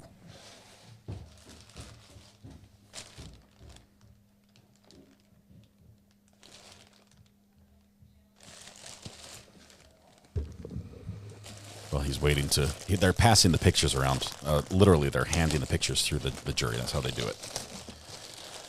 This was all one order. It just came from different people. All for the desk.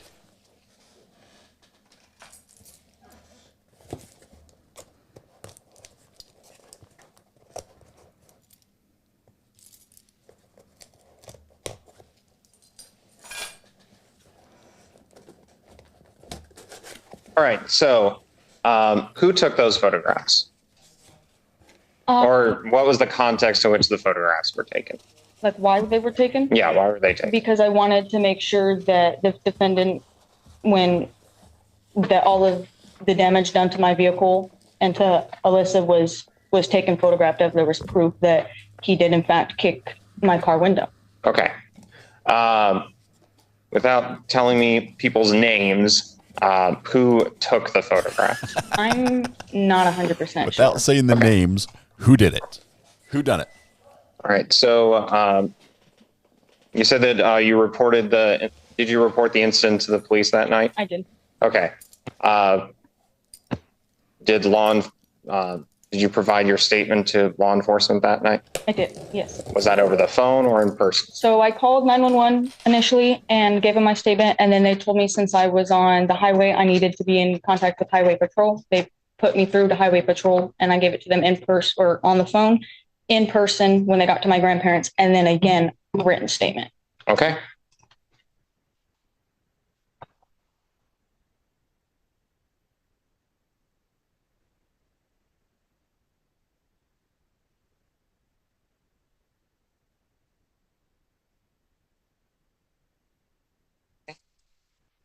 I have no further questions. Just please answer. Can you get those exhibits back?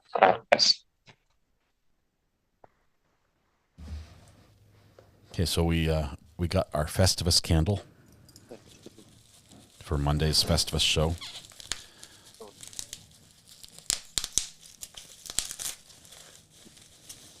Let me give it a sniff and see if it actually smells. No, it's the as advertised. I was able to get to work. Sorry. Oh, it's bad. It's so bad. Smells like disappointment infused with grievances. Yes, 100% accurate. It is so bad. Good morning, Ms. Hammersley. So I want to start with a few questions about after Mr. Roswell got out of the vehicle. You said that he approached your car. Is that correct? And Alyssa then exited the car. No. So, okay. So he kicked your car. Was he yelling at you at that time? Was he? Okay, so hang on just a minute. We're going to be recorded, so you actually need to answer out loud. And I know what you meant when you nodded, because the jury does too, but everything needs to be recorded, all right? All right. And so you can repeat your question and then. And was he yelling at the time? Yes, he was. And he yelled at your vehicle at you to not throw things at his truck? I don't think that's what he was yelling. He was yelling a bunch of F-U-C-K, F-U, you're a B-I-T-C-H, blah, blah, blah, blah, all of that. So you didn't hear him say... She spells it when he says it. Okay. But we've got her on tape and when he saying it. kicked your car, he was trying to damage your car? Yes. Okay. And then that's when Alyssa got out. Yes, after he kicked the car. And she walked to the front of the car? She walked about to the halfway mark, and then that's when the defendant realized that Alyssa had gotten out of the car. I just want to, so she walked to when you say halfway, are you saying the corner of the front of the car or? Like in the middle of the hood, you know? Okay, but she's up towards the hood now. Yes. Mr. Roswell now also goes towards the hood? Yes. Okay, and then Mr. Roswell is the one who approaches Alyssa. Mm-hmm. And then you stated in your testimony that he punched her at least 2 times? Yes. Okay. I am gonna and kicked her. I am gonna ask you to kind of remember earlier in the year you sat down with my office and Mr. Holcomb for an interview. Is that correct? Yes. And that was July 18th? I could not tell you the exact date. I know that did happen with a Peter Cole. Okay. And Ian Streeter, an investigator? Yes. Okay. Was that in July? I have no idea when that was. It was. But it was February, is 10 months ago. So. But this interview was a couple months ago as well? Yes. Okay. And in that interview, did you indicate that Mr. Roswell grabbed Alyssa by the collar before he punched her? No, he grabbed her by the collar. Well, he grabbed her by like her shoulder collar area. So, and I'm talking. Punch her. And then punched her? Yes. And he punched her multiple times? Yes, closed fist in the face. Okay. And then kicked her. And each time that he hit her, she was knocked back? Yep. And so did he have to re-grab her every time he hit her? No, it was more that the defendant went with Alyssa. So he would strike her in the face, Alyssa would back, and he would be going. So was he grabbing her? On the shoulder area. Each time? I just said that he was holding her and then punched as they went back. And that was back towards his truck? Joint, yes, to the end tail. Okay, the tail of his truck. Yeah, the bed. And then he picked her up and shoved her at your vehicle. I picked her up by the collar, forced walked her back towards the hood of our car, and then slammed her into the hood of our car. Okay, and that's what's in the video? That's what's in the video. Okay.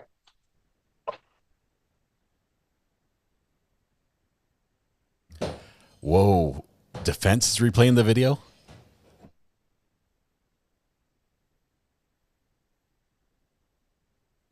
So at the start of this video, they're not by his truck. That's correct. Is that right?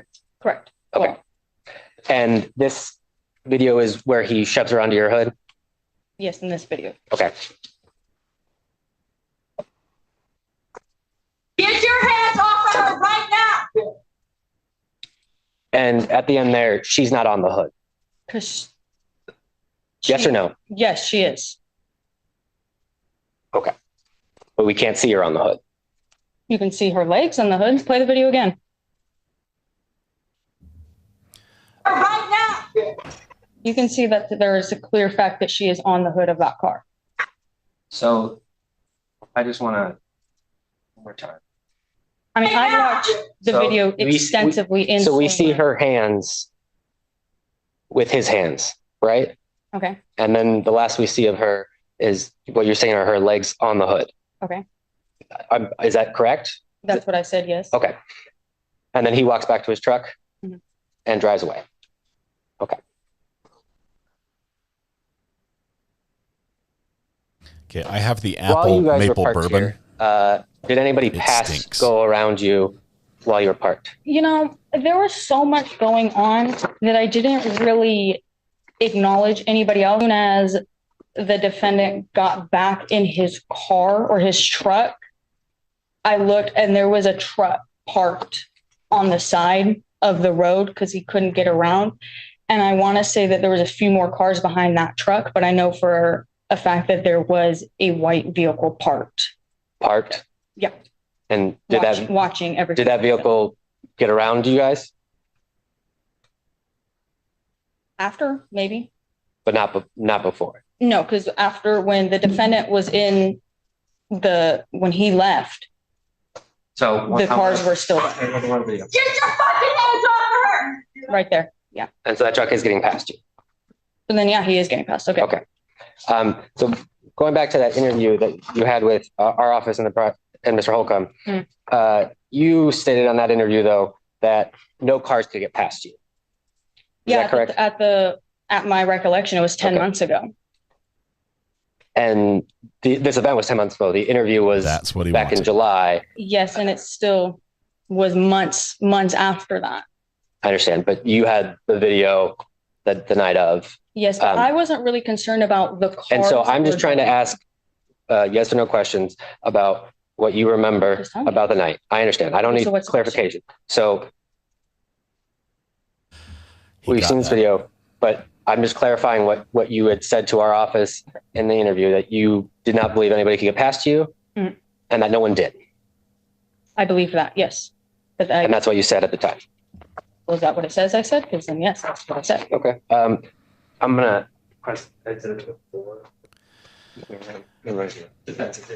Okay. It sounds like this witness might be either exaggerating a little bit, and it's coming back to bite her. If there's any discrepancy, then it looks like she's not being truthful. Thank you, sir.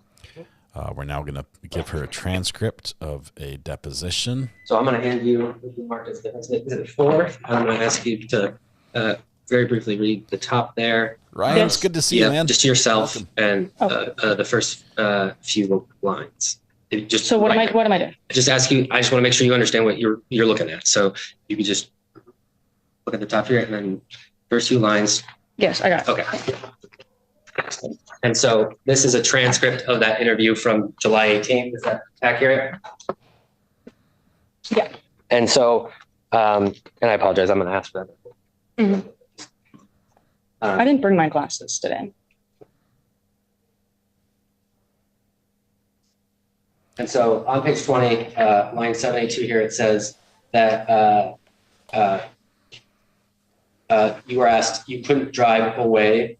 And you said no, because I was here and the road is on. There's this metal guard or whatever. There's a mountain. Is that a mountain? I don't know what's over there, but his truck was in the way, or I wouldn't be able to fit or get right around it.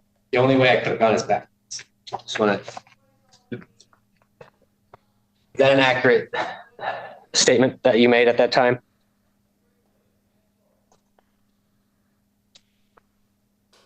Probably, yeah. Okay. I do. The video shows a vehicle passing. Now I want to back up a little bit farther back to your driving, and just wanted to. You were driving from Shelton. Yes. And on your way to your grandma's from Shelton on Highway 101, you pass an exit for Steamboat Island. Yes. And is there also an on-ramp at that exit? I have no idea. Okay. When you were passing that exit, did you see any cars get on the highway? I know that there's a Steamboat exit, and I know that I pass it on my way to my grandma's. Where that is and all of that. That's fine. I'm not asking now. I'm just asking if you are aware of the exit. And now I want to ask, do you recall seeing any vehicles get on the highway at that exit? I don't. Okay. Is it fair to say that this whole thing, you're fairly worked up, your adrenaline was going? I think I was more terrified than really worked up or anything. I was scared. I didn't know. And so I'm just asking if you felt like you were worked up and your adrenaline was going. No or yes? When I got to my grandma's, yes, my adrenaline was up. While it was happening, you were angry? No, I was just scared. Okay. In the video, we hear your voice, right? Yeah. And at the end of that video, you call Mr. Roswell the N-word? Yes. Okay. Be fair to say that you need to be pretty angry to call someone the N-word? I guess you could say that. Okay. You also said It's a road earlier rage today trial, in your testimony that you were too fight or flight to really think about anything. Is that accurate? Okay. So after this happened, that's the state you were in. After what? The whole thing? After Mr. Roswell got out of his car, and then you both got back in your car and started driving. That's the state you were in, fight or flight? I was in fight or flight when the defendant got out and started attacking my girlfriend. Once you were back in your car driving, would you say you were calm? I would say I was scared. Okay. Was it hard to process things? I didn't really know what was going on. I didn't know why some grown man would attack two innocent people. So you were confused? Confused, scared, terrified. Do you feel like you were paying attention to what was happening around you? As in, like, while I was driving back to my grandma's? Yeah. Yes, I was even more cautious than I could have Did ever you been. call 911? I was more cautious than I could have ever been. So you were on the phone with 911 while you were driving? Yes. And that was immediately after? Maybe not like immediately after, because I, again, consulted Alyssa, made sure she was okay, and then I called 911. Okay. But you were still on the way to your grandma's? Yes. And while you were on 911, you saw the defendant in his vehicle again? Yes. And you had also seen him turn left back onto the highway? Yes. Okay. And you don't know how he got back? I have in front of you? zero clue how that happened.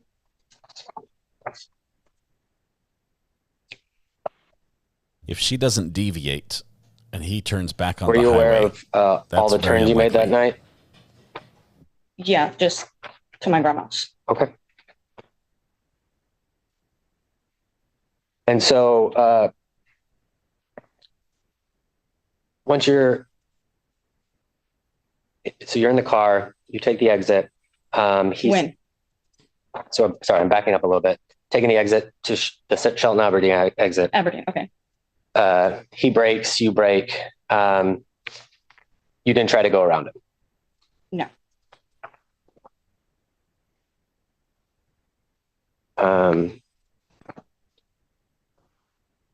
Backing up a little further, I do want to talk a little bit about the curve where you say that you had to swerve to avoid him.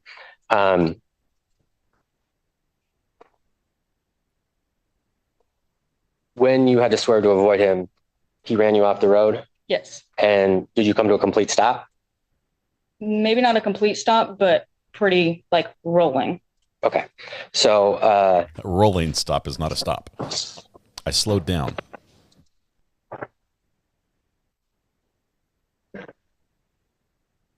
In your interview in July 18th, do you recall you did say that you did come to a complete stop? Okay. Do you remember that? No, that was months ago. Okay. But this interview was in July. And so you're saying now that you remember that July was 5 months ago. I understand that. So I'm asking you remember now what happened in February better than you remembered I in don't. July. That's why I said I could have come to a stop, but I could have been stopped or rolling is what I said. Today is what you said. Today, yes. And in July, you said you came to a complete stop. I could have possibly. What did I say February 4th? So my question is, do you remember today better than you did in July? No, because I have a lot of time to think about it over and over and over and over and over. And over and over. This is Washington versus you Joel did Roswell. Complete stop. But then you got back on the highway and kept driving, and you caught back up to him? I updated the title with the name of the case. This is after the curve? Yes. So the curve, we went, it was like... So you caught back up to him? Yes or no? No, he caught back down to me.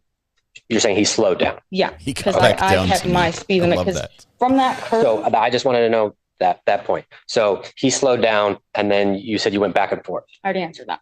Okay. By back and forth, did you ever pass him? Trying to take my exit. And then he cut in front of me and slammed on his brakes. Okay. And how far from the curve to the exit do you think it is? I don't know. Okay. That. Do you know how long it takes to get there from the curve? Not long. Not Really, long. it's not that long. Okay.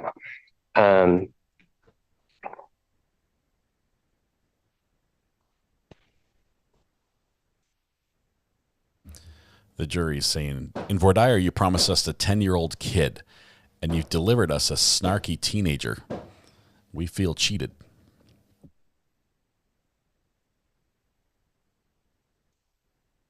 The last thing I want to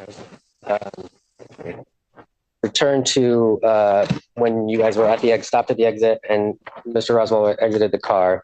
I think she's older than the teenager. I don't, but just the attitude. You said he also teenager kicked type attitude. Alyssa. Correct. Was that before or after he punched her? It was after he punched her. I'll take this back real quick.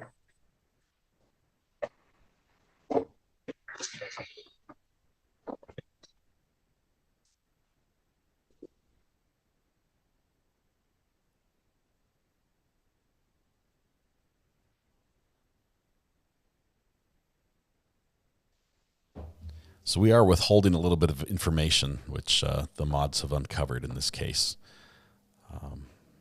as is the judge. And so while this was happening, both you and Alyssa were yelling at him as well? During what was happening? At what time? The physical altercation. I was yelling, yes. Okay. I was only yelling when the defendant picked up Alyssa by the collar of her jacket. Were you hooting and hollering?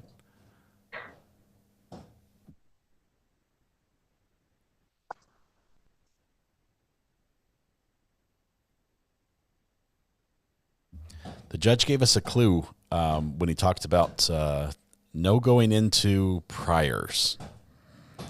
No going into priors. That's because there are priors.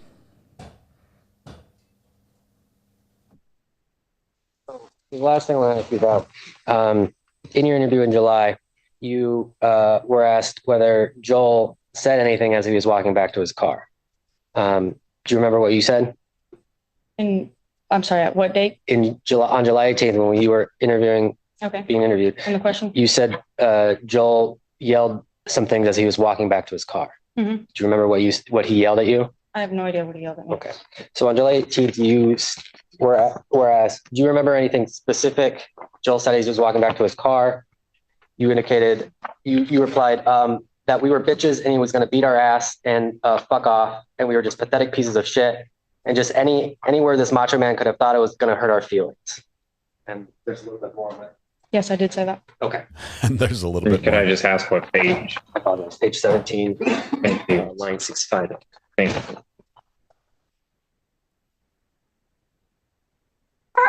Get out my truck.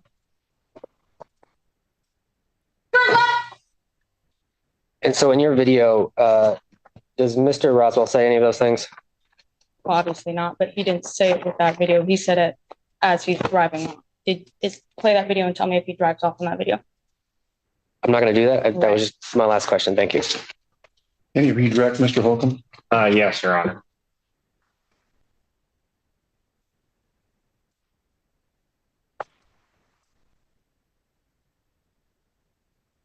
All right.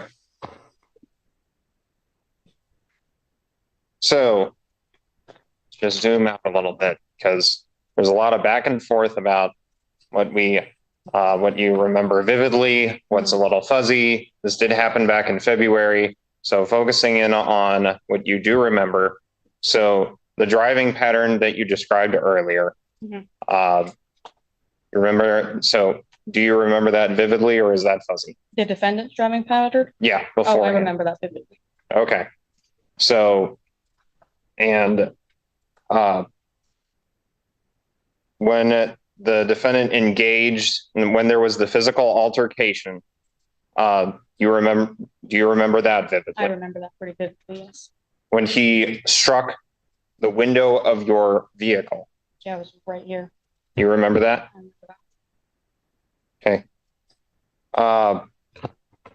First of all, are you from the area where this occurred? I am not. Okay. Without giving me any specifics on where you live at all, how many minutes would you say you live away from that location? I live about 50 minutes to an hour away from that area. Okay. So, knows Joel. So do you have some familiarity with this area? A little bit. It's where my grandma lives. It's where other people that I know live. Okay. But how often would you say you drive through this area in a given month? Maybe twice. Okay. She says she sees his truck every day. So, and when this incident is happening, where is your focus? My focus in this video, and when this moment is happening, what is your focus? My focus was Alyssa. Okay. So would it be safe to say that your focus is where the camera is pointed? At the beginning, yes. And then as soon as he threw her on there, I was more worried about, as you could hear, screaming at him to get off, and then worried about getting his license plate. Okay. So you're focused on him, and then you're focused on the license plate. Mm-hmm. Okay. So would it be safe to say that everything else is in the periphery? Yeah, I don't. Yeah. Okay.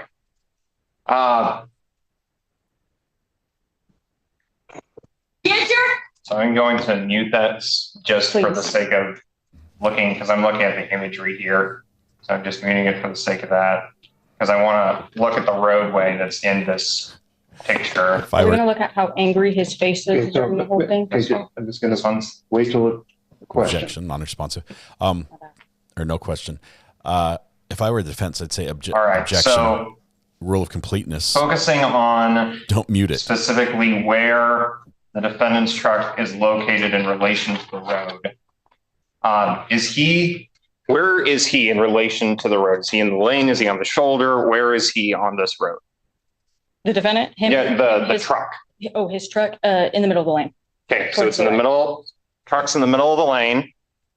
So what side of the lane is his tire? The right side. So is it like far side, center, like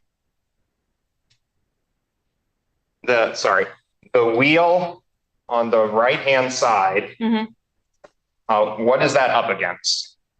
The line, the white solid line. Okay. And what side from his truck did he approach on? From his truck? Yes, the from his truck. Side. From who?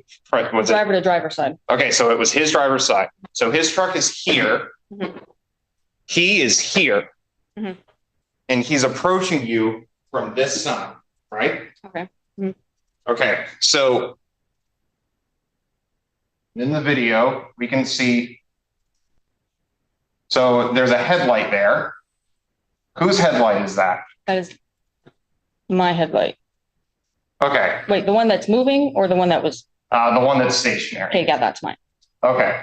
So we can get a rough idea from the video gauging distance, but just for the sake of visual, so because you were there, you saw all that they see is the video, but for the sake of visual, I'm going to start walking towards you, and I want you to tell me to stop when I'm roughly as close as that truck is to the front of your vehicle.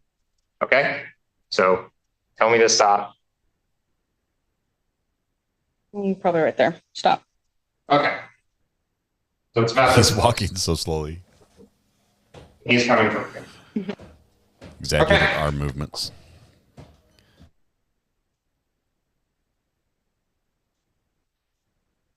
And how quickly after the stop did he exit the truck? Immediately. He wasn't even fully stopped before he was getting out of his car. So he got out. Yeah. Right away. Put it back into park. So he wasn't even stopped before he got out. He gets out of the truck and approaches on this side towards you. Mm-hmm. Oh, that's going to bite her. Yes. If he's got an automatic, it's in park. And we see on the right-hand side, what is that on the right-hand side that's coming up the side? That truck. Okay. Is that truck in a lane? No, he is not in a lane. Or she. No. Okay. So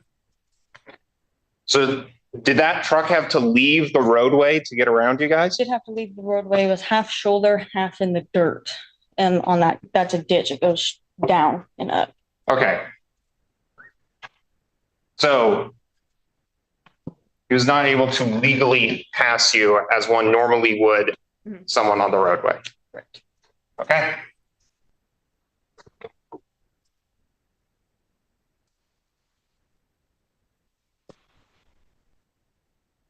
Right, and then just to verify, when the truck drives off, you drive off,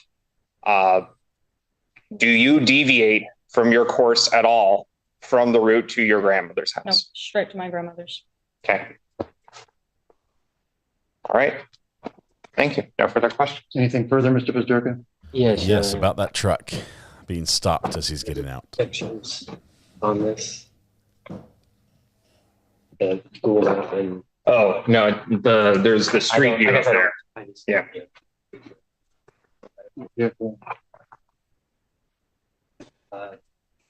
Ms. Hammersley, I'm going to hand you what's been marked as exhibit number 1, previously admitted into evidence. Is that the exit that this altercation took place at? Aberdeen exit, yeah. And on the right there, on the right of the white line, would you call that the shoulder? This part, yeah.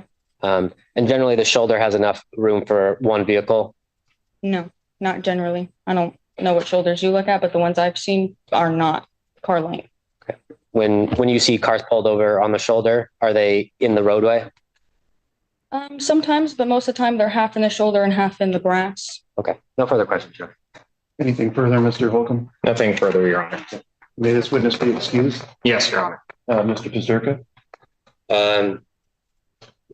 No objection, Your Honor. So, ma'am, you're free to step down and you're free to leave. Okay. No objections. And Release Mr. of the witness.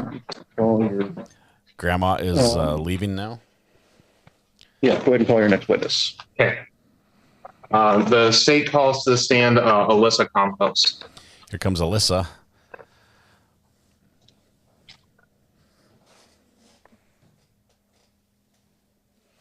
Alyssa's the one who allegedly received the whooping from the defendant, if that's what happened.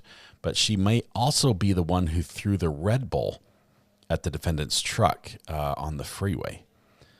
So we'll see how the stories match up here and determine if we can get a little clearer picture of what happened.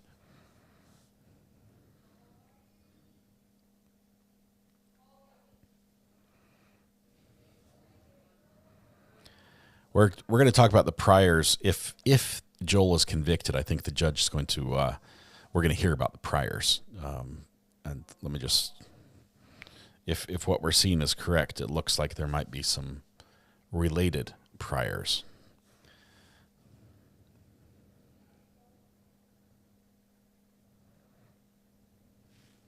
Actually, while we're waiting, we're going to go ahead and take our morning recess. We normally take a break, and we're going to do that now. And now it's about 10:22. And so we'll just be for 10 minutes. So then we'll restart here in 10 minutes. Okay, so we are live, so we cannot fast forward.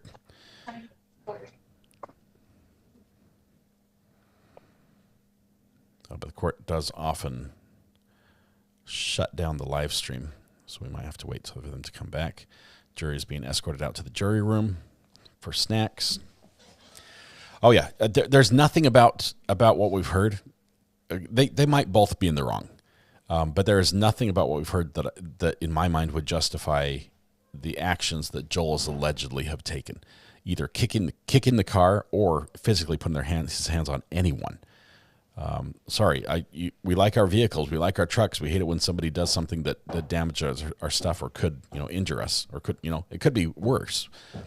But this is not a situation where you have the right in the moment to use that sort of force. So if it's proven that you use that force and the boot print on the window is good evidence towards that, then we might have a guilty here. Defendant goes over to talk to his dad. The defendant's the tallest person in court for sure, which also helps support the idea of kicking a window. Melanie, I don't believe that she's telling the story exactly as it happened. It might have some embellishment in it. Diane, by the way, welcome. Thanks for the foxes that came over. Megan raided our stream this morning, brought a lot of foxes with her. Appreciate the visit. It's wonderful to have you here. This has been a difficult week with the news that's broken with Legal Vice's passing, as all the foxes are aware. But really, really impressed by this community and LawTube in general, what they were able to do for Jeff's channel just yesterday. Reaching 100,000 subscribers, which was his goal before the end of the year. Kirsty Ann just popping in to say hello. I can't believe it's been 12 months already. Happy Christmas from my family to yours. Kirsty Ann, thank you very much. Merry Christmas to you as well. Speaking of Christmas and Festivus and holidays in general, we are doing I'm going to leave this on. We won't miss any sound. We're doing a Festivus live stream on Monday, which will have the obligatory airing of grievances. I have a Festivus poll we will be putting up, and I got a Festivus candle. It literally says Festivus for the rest of us on the candle, and I got it in what I thought would be a beautiful scent, apple and maple bourbon. I figure I'm a big fan of maple bourbon pickles, so add apple, it would be good. But if you read the fine print, it says it smells like disappointment infused with grievances. And it is foul. There is nothing about this smell that is good. So let me just take a moment to tell you that I'm going to give it a try. I'm going to light this on Monday.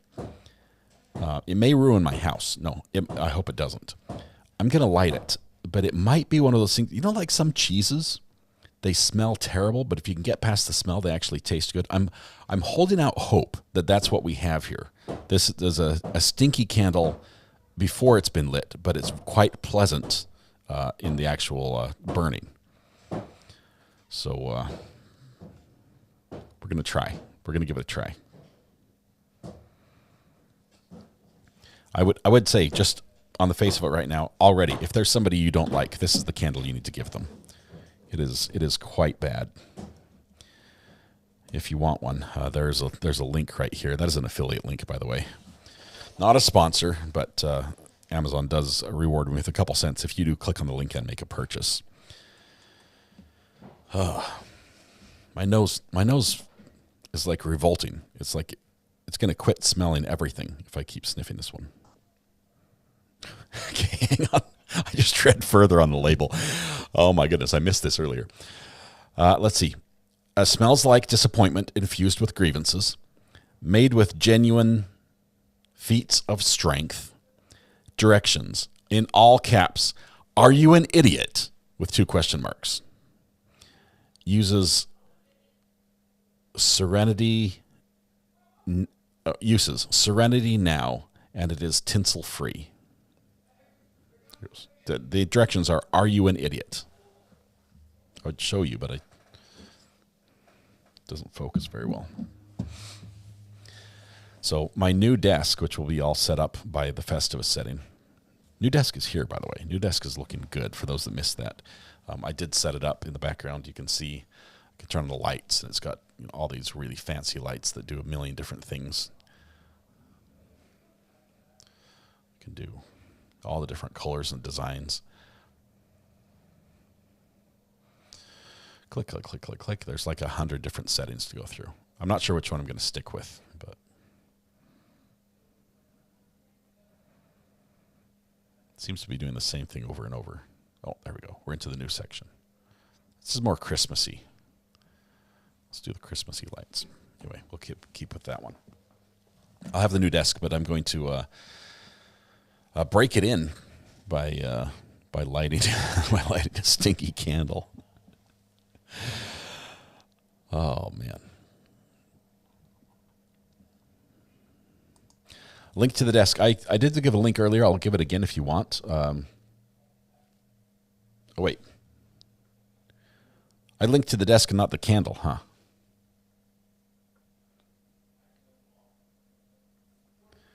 Yes, I definitely linked to the desk and not the candle. I'm sorry about that. Now I owe you the link to the candle.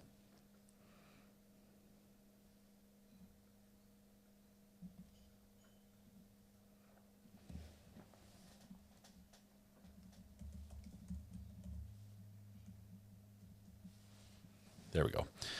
There's the link to the smelly candle.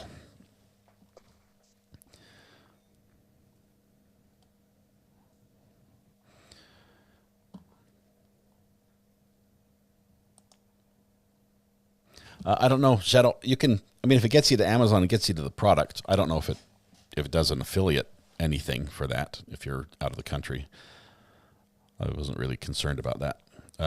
On a good month, I've had $36 worth of Amazon affiliate revenue, which is cool. I love it. But it's, if it doesn't work, it's not going to be a big deal.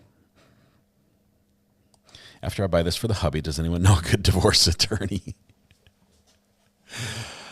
Oh, this one. It was of all the smelling. Okay, let me the options for the scents. I went with the apple and maple bourbon. They have balsam and cedar. They have one called Bite Me, which I didn't want to risk. Blueberry cheesecake, coconut bourbon, cowboy. I'm thinking it's like cowboy after the rodeo is the smell. Cranberry peppermint, frankincense, fresh coffee, fresh linen, honeysuckle jasmine, lavender, orange clove, sea salt, and orchid. So tons of options for candle smells. But I'm just guessing that all of them we open and we're like, oh. I think all of them are a major letdown. The cowboy probably smells more like cow than the cowboy.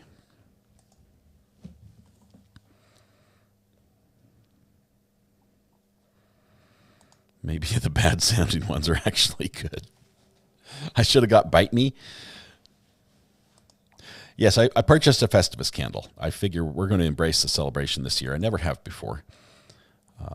But I want to light up standing desk. This desk is a big desk. I put a lot of thought and time into getting this one. And I'll tell you, it is super heavy. It's not for the faint of heart for assembly. It took every bit of 3 hours. Is your witness here there, Mr. Holcomb? She's right. Do you want me to bring her down now? Bring her in. Yeah, I can just put her back there, and then. Yeah, I can do that.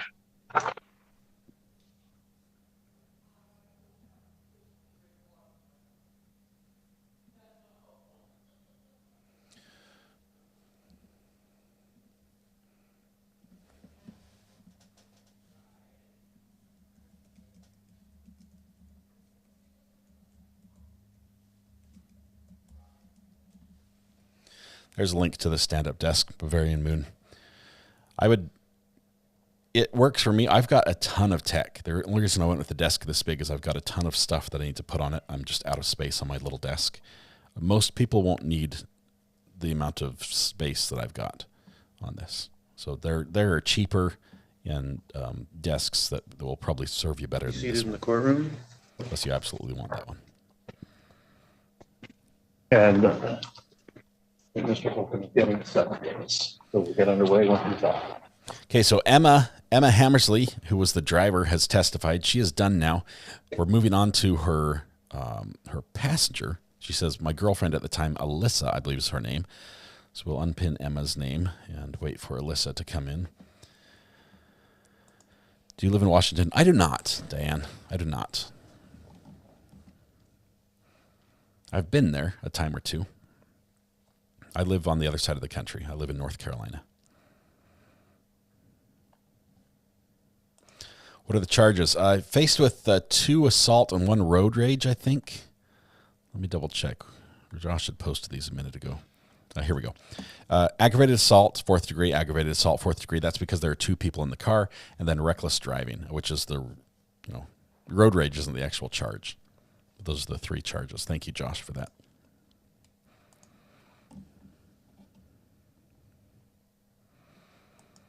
Mr. Bill Belichick. Is that name a football? Is that like a football coach name, Ivan? I'm not Mr. Sports, so I don't know.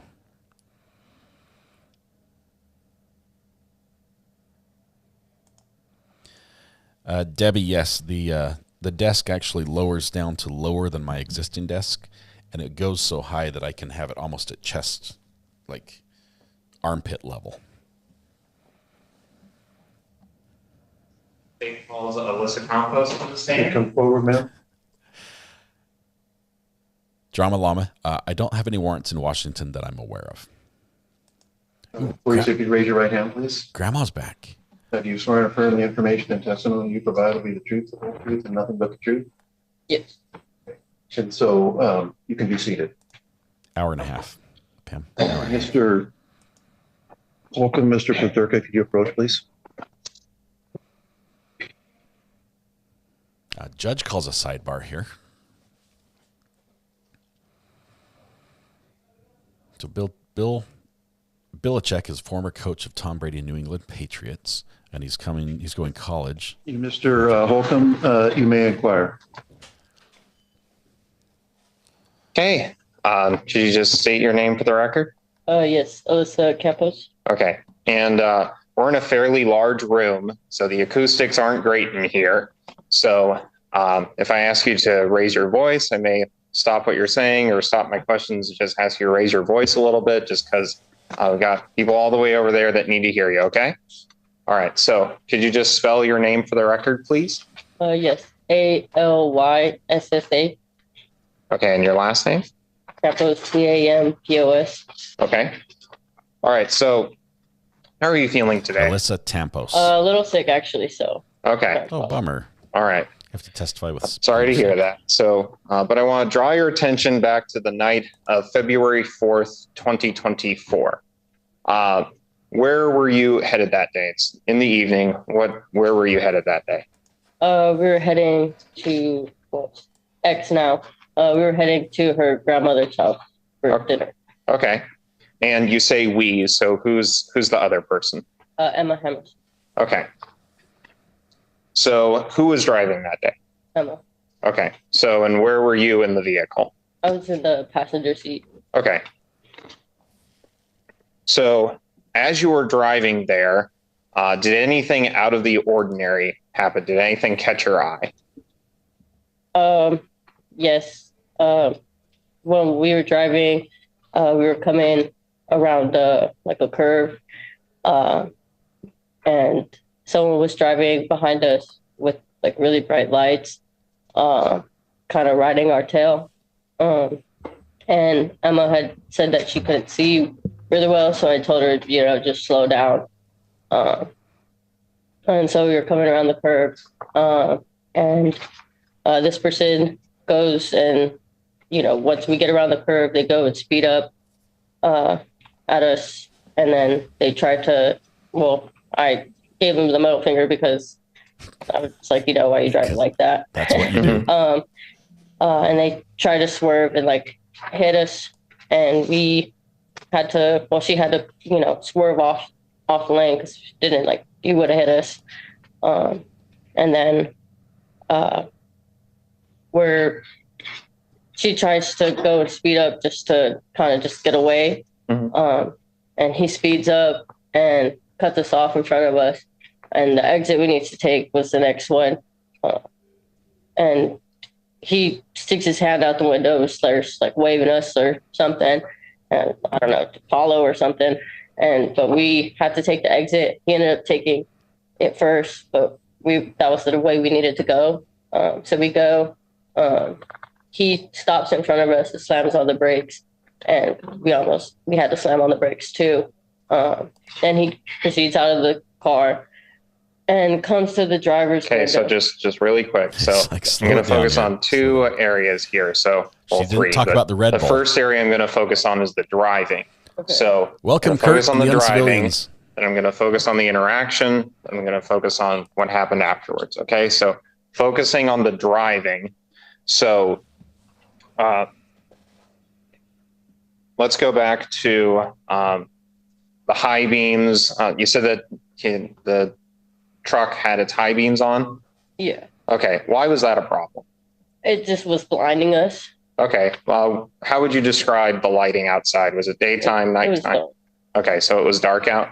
Yeah. Okay. And then how would you say the truck approached, in what manner would you say the truck approached your vehicle initially? Just like right on the tail. Okay, so driving close? Yeah. Okay. And you said that Emma had to drive so that there wasn't an accident. Could you just describe that a little bit? Yeah, so the truck was in the left lane, we were in the right lane, and he went and swerved, and we had to go out of the lane to prevent that from happening. If she didn't react fast enough, I think he would have hit us. Okay, so this is back farther enough along the road where there are 2 lanes that we're dealing with. Yes. Okay. Then drove off the side. Okay.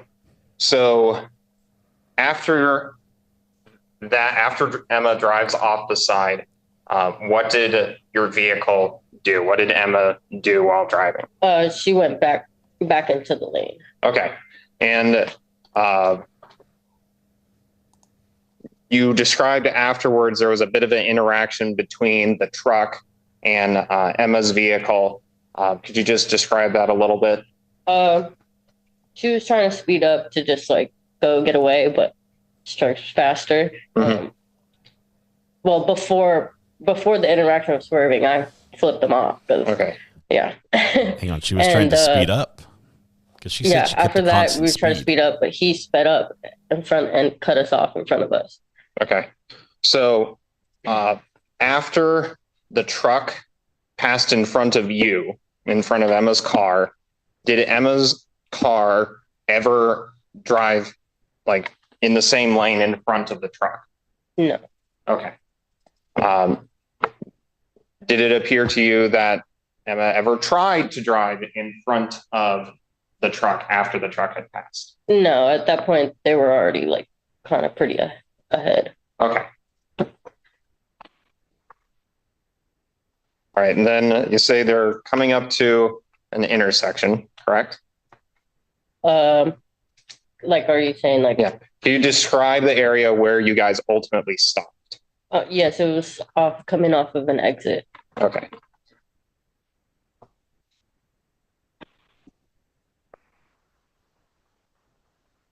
I'm showing you what's been marked and previously admitted as plaintiff's exhibit number 1. Can you just tell me if you recognize that area? Yes, that was the exit that we came off at. Okay. Mutual combat is legal in Washington. That's just the craziest So, thing. and could you just describe the manner of how he stopped? Abruptly. Okay, it was an abrupt On stop. the brake, yeah. Okay. And then what happened after? So now we're past the driving part. Okay. So what happened after the stop? After he stopped, he got out of the vehicle, and we had to stop behind him. He got out of the vehicle. Okay, just really quick. How much time elapsed between the stop and him getting out of the vehicle? I mean, it was pretty maybe 30 seconds, maybe. Like 30 seconds? So maybe, I don't know. Okay, okay, that's fine. Whoa. So She said he was getting out before it even I'm going stopped. to just count, okay? And we're going to pretend that at the start of my counting was the stop. And at the point where he exited is when he exited. So I'm going to start counting, and you're going to stop me when we're at the point where he exited, okay? Does that make sense? Yeah, I think so. Okay. So 1, 2, 3. Yeah. 3. Say, actually. Okay, so like 2 or 3 seconds? Yeah. Okay. 30 seconds just became, So got truncated. He exits to his 3. vehicle. Which side did he exit on? The driver's side. On the driver's side. Okay. And then what did he do after he exited the vehicle? He came straight to the driver's side of my car, and came straight to there and started kicking it. He kicked it twice. Okay. So he walks up to the side. Where on the vehicle? You said it was the driver's side door. Where on the door? On the window. Okay. So he kicked on the window. And how many times did you say? He kicked it twice. Kicked it twice. Okay. So what's going on in your head while this is happening? I'm thinking he's gonna bash the window and hurt my partner, and so I got out of the vehicle. Okay. So at what point did you exit the vehicle? After the second kick. Okay. So after the second kick, you get out of the vehicle. So we'll pretend that this is the hood of the vehicle. So, and this is the passenger side door. So I'm going to walk and you're going to stop me where you stopped. Okay. Or where you stopped, where the interaction happened. Okay. So there's that walk. Yeah, I'd say about there. Yeah. He pauses. It's like, so this is the hood. So about center of the hood. Yeah, I'd say. Okay. I love these reenactments. And at this time, where's the defendant when this is going on? I believe he walked around back this way, and then we kind of slowly start gravitating more towards like his truck and my truck, like in the middle. Okay. And sorry. Okay, and just to give an idea of the distance between his truck and your car, I'm going to start walking towards you, and I want you to stop me. Let's pretend that I am the front of your car and you are the back of his truck. I want you to stop me when I'm at the spot where your car stopped. Does that make sense?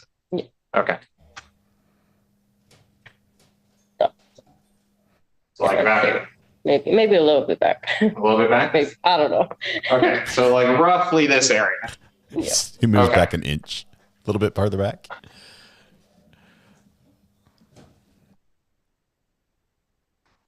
So, and just again, so why did you exit the car?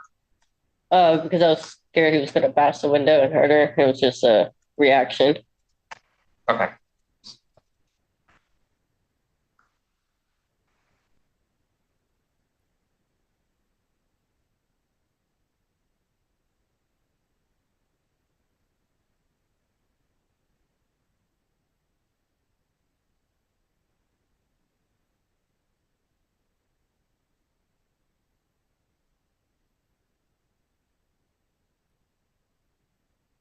We can hear the audio again.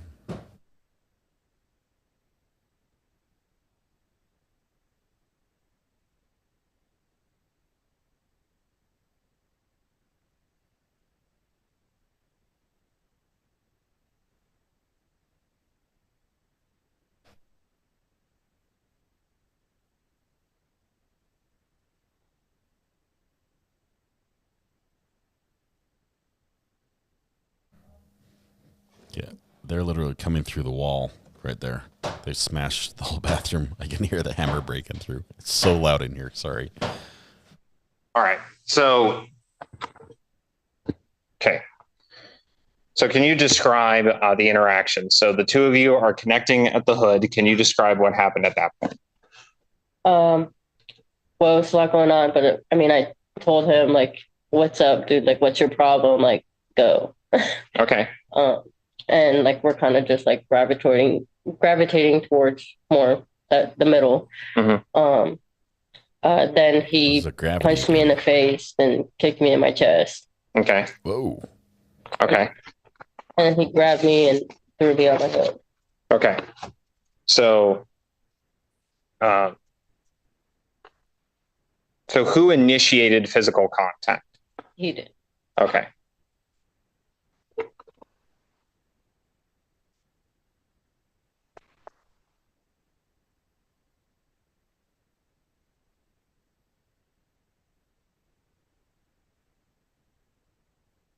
I don't know how big the witness is, but I'm guessing she's not 6'7" like the defendant.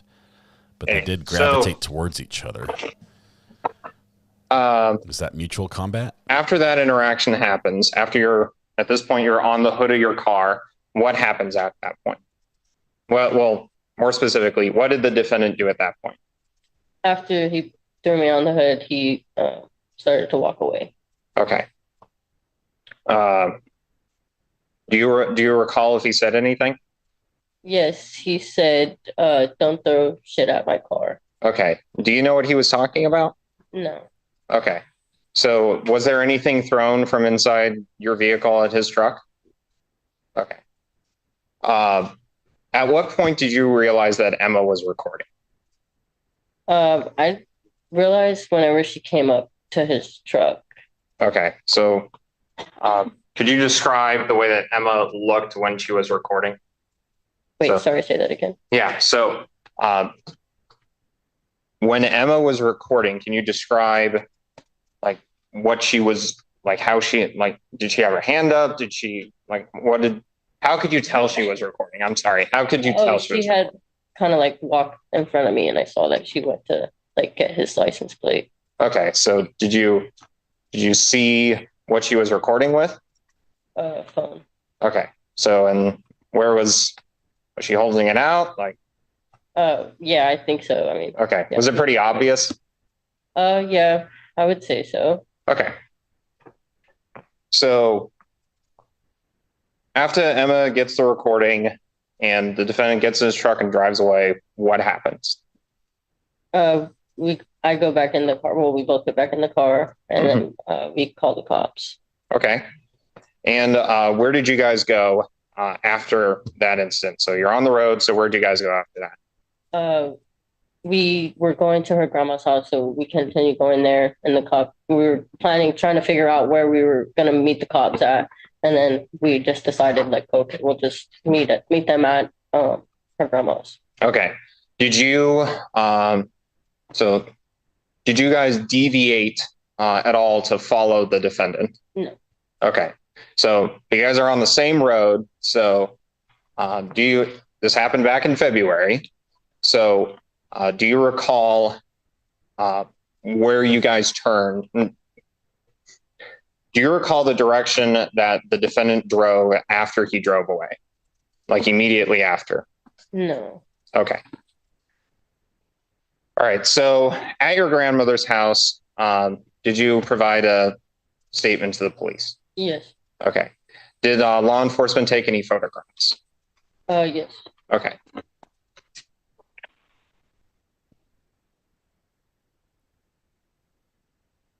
If she has injuries, take this back. I think this is case closed. Showing you what has been marked as State's Exhibit number 6. So we're going to think big picture and then go down to specifically what we're looking for, right? So can you describe what that is? Journey, thank you very much. Okay. Would you say that is an accurate depiction of your face during the night of the incident?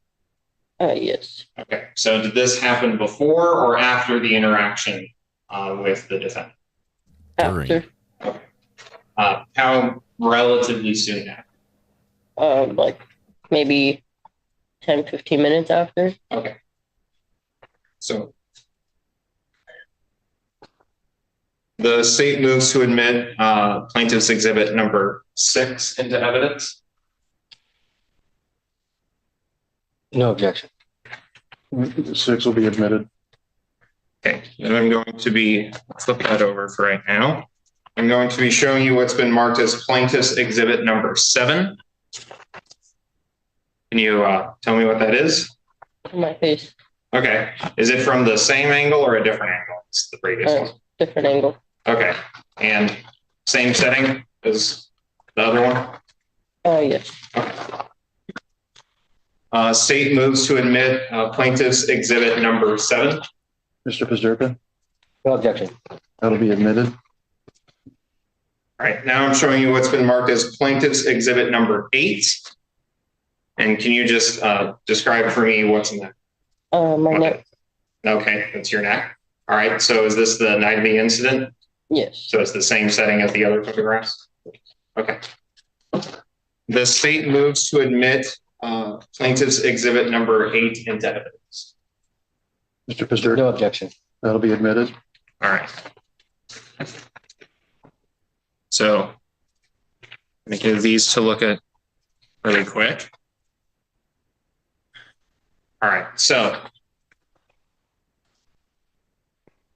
do you know why law enforcement took a picture of your specific, because there's all of you. So why do you know why law enforcement specifically took pictures of those areas?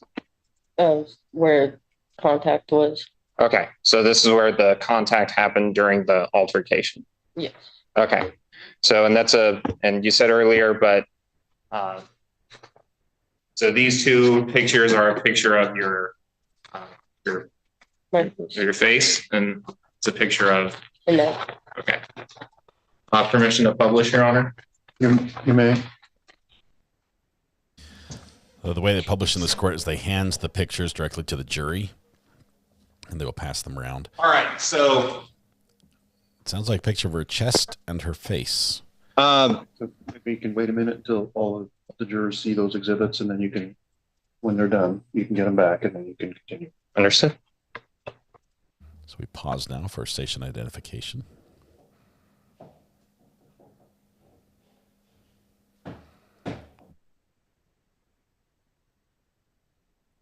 I have to say, the two girls in the car, they aren't impressing me much, but it sounds like the defendant might be guilty of this. We've got his boot print on the car.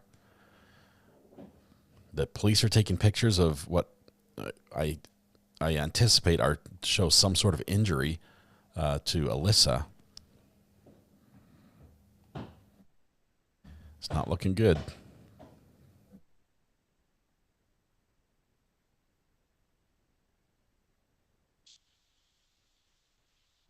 Possibly a boot print on the chest. Yeah, I don't know.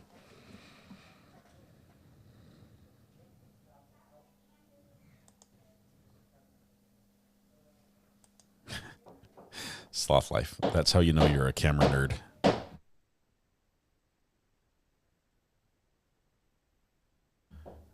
I'm trying to mute the mic every time they start hammering, but they're just beating on the wall nonstop.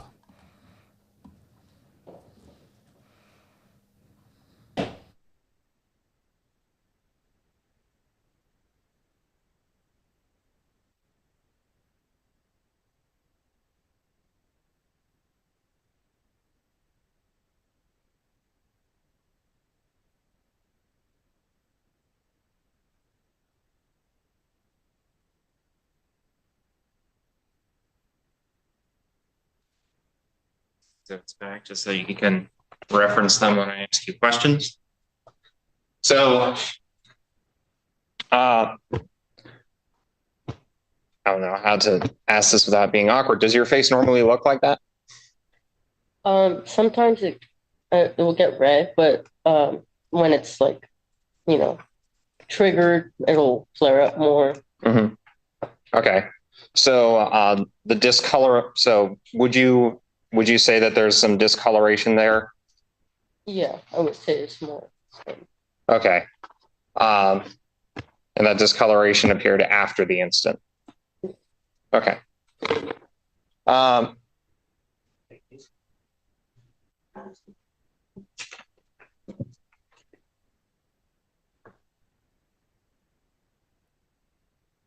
So, could you please just stand up for a minute?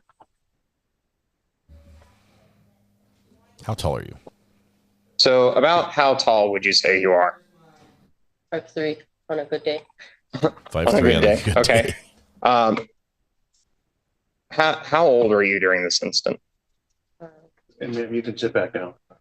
Did she say sometimes it looks like that? Objection, relevance. Sustained. Okay. What did you think, going back to the confrontation at the moment that happened, what was going through your head when that interaction was happening in front of Emma's vehicle? This guy's a big dude. Yeah? Yeah, scared. I think I can take him. Just all over the place, panicked. Yeah. Yeah. Okay. Okay.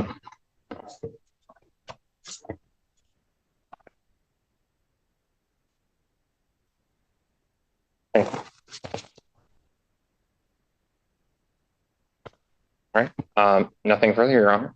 Mr. Pazurka, you may cross-examine.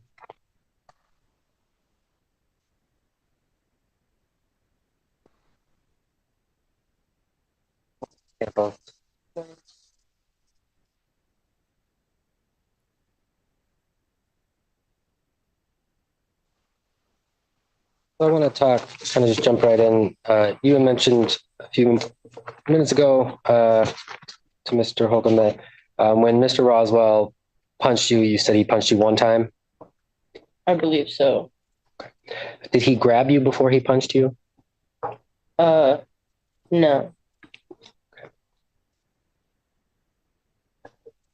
And he also kicked you? Yes. And then both of those, the punch and the kick, did you end up, did that force you back? A little bit. Okay. And would that have been towards his truck or your car? My car. Okay. And then at the moment that he picks you up and shoves you towards your car, that's immediately after he kicks you? Yes. Okay. At any time after you got out of the car, did you step towards him? I was walking towards him, yeah, like trying to tell him like back up, go away. At any time did you ever shove him? No.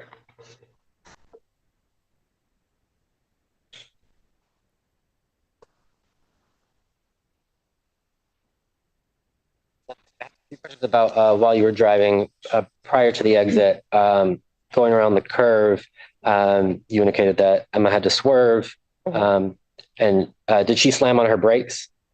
When she around the curve, when Mr. Roswall passed you guys and Emma had to swerve out of the way. Is that accurate from what you had described? Like, so when it comes down, I think it's opening up into two lanes around after that curve, and Mr. Roswell passes you, correct? Yes. Okay. And Emma has to swerve out of the way? Well, before he tries to go into us, we swerve out of the way and then get back into the lane, and then he passes us. We try to both kind of speed up to get away. So you guys are parallel after the swerve? After the swerve, yeah. Okay. Then he goes and Are you passes racing? us. So did Emma have to slam on her brakes, or did she just swerve? I would say she just kind of swerved. Okay. I would say she slowed down a little bit, but I don't know. So then he speeds up in front of you. Are you and Emma in the left or right lane at that point? We're in the right lane. The right lane. And Mr. Roswall is also in the right lane? After he passes us? Yes. Yes. Okay. As you're driving then, before the Aberdeen Shelton exit, do either you or your car or Mr. Roswell's car go into the left lane? No. Okay.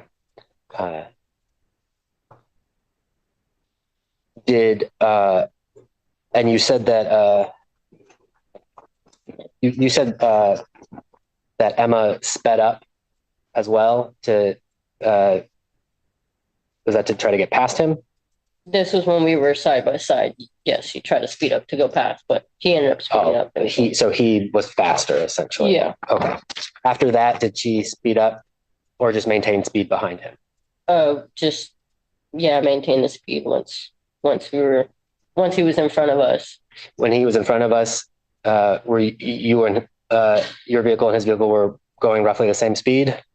I would say so, yeah. Okay. And Repeat that question. go ahead. When you, after the curve, he sped up, you were following him in the right lane. Your car and his vehicle were going roughly the same speed? Yes. Here's that way. So. Okay, you can continue. Okay.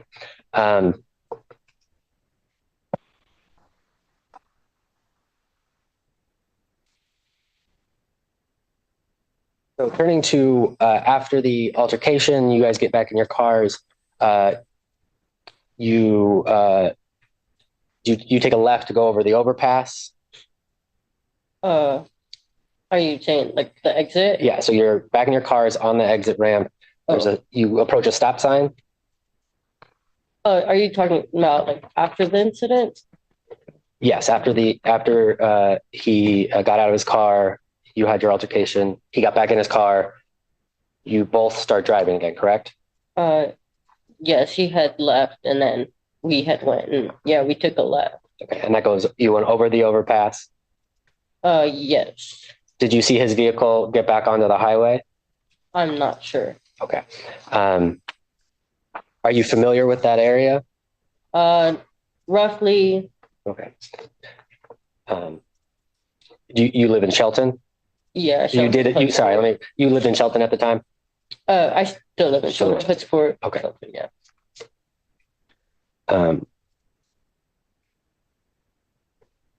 After you got back in your cars, you continued driving. Emma called 911. Yes. While she was on the phone with 911, she was still driving. Yes. At any point, did she pull over to talk to them? No. Okay. While she was on the phone with 911, did you and Emma see Mr. Roswell's truck again? I believe we did as we were still going straight. I think we had came across him again. Yeah. Okay. And you were behind him? No. I think we saw him like in the distance, and we just kept going. The vehicle wasn't still like in front of you in the distance. Which direction it was traveling, you don't know, but it was in front of you. Yeah. When you saw it. Okay.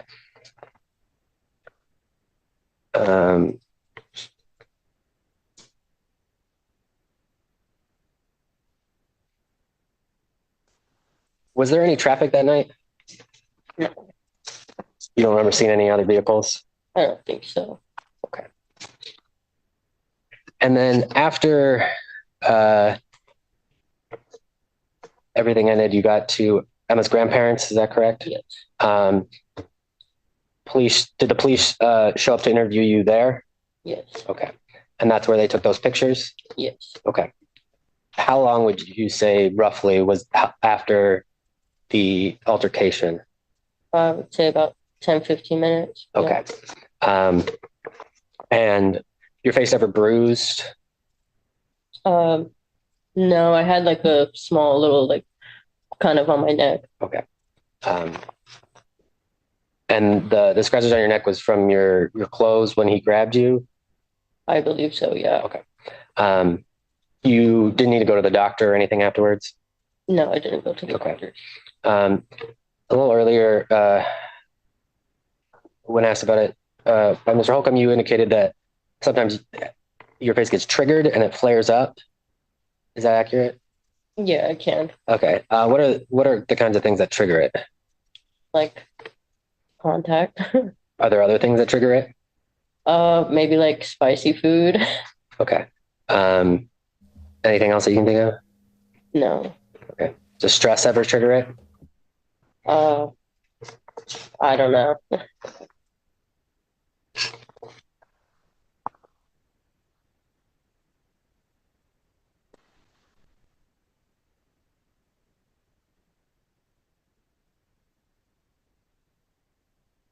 And then the last thing I wanted to ask you about is you indicated that he grabbed you and threw you onto the hood of the vehicle. Yes. Is that accurate? How much of your body ended up on the hood? I would say probably like maybe from my butt to. So you were sitting on it essentially? Kind of like laying on it. Okay. But you weren't supporting your weight at all? No, I wouldn't say so. Okay.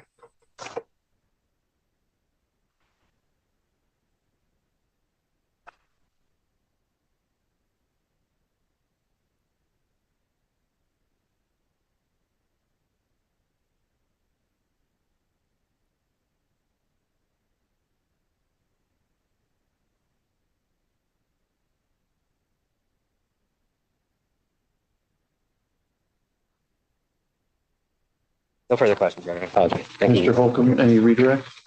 Yes, Your Honor.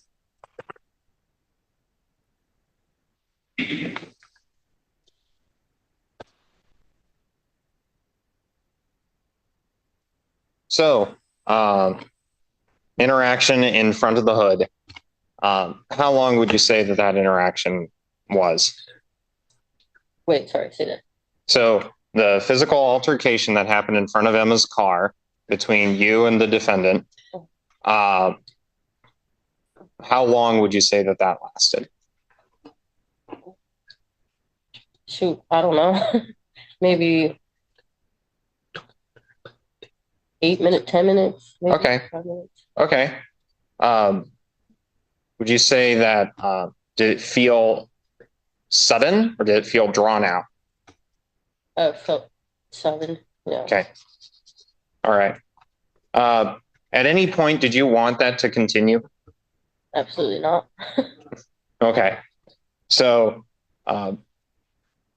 would it be accurate to say that it felt longer than it probably was?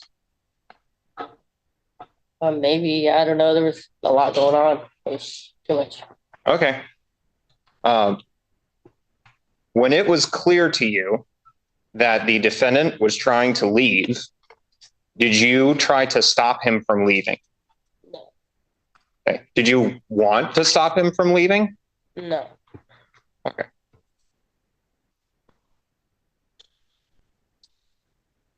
All right. And you said earlier the face can flare up sometimes. You said that it was because of physical contact and spicy food. I'm assuming you didn't have spicy food. No. You said you weren't sure if stress could. Did you feel stressful that day?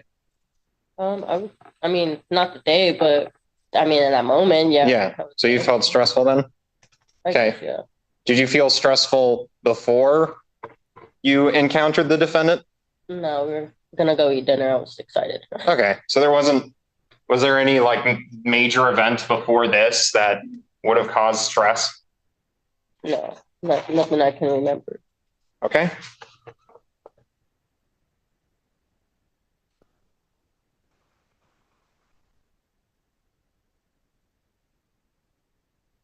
All right. And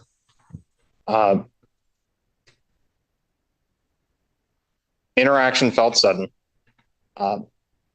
Would you say that after that happened, you were in the position where you could give a 100% accurate play-by-play of everything that happened at that moment?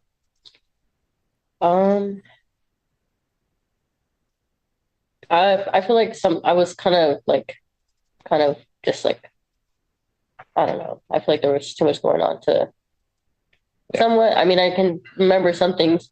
Yeah. Some things I'm like, okay, I don't know. Yeah, because you were in the thick of it, correct? Yeah. Okay. Nothing further, Your Honor. Anything further, Mr. Pasterka?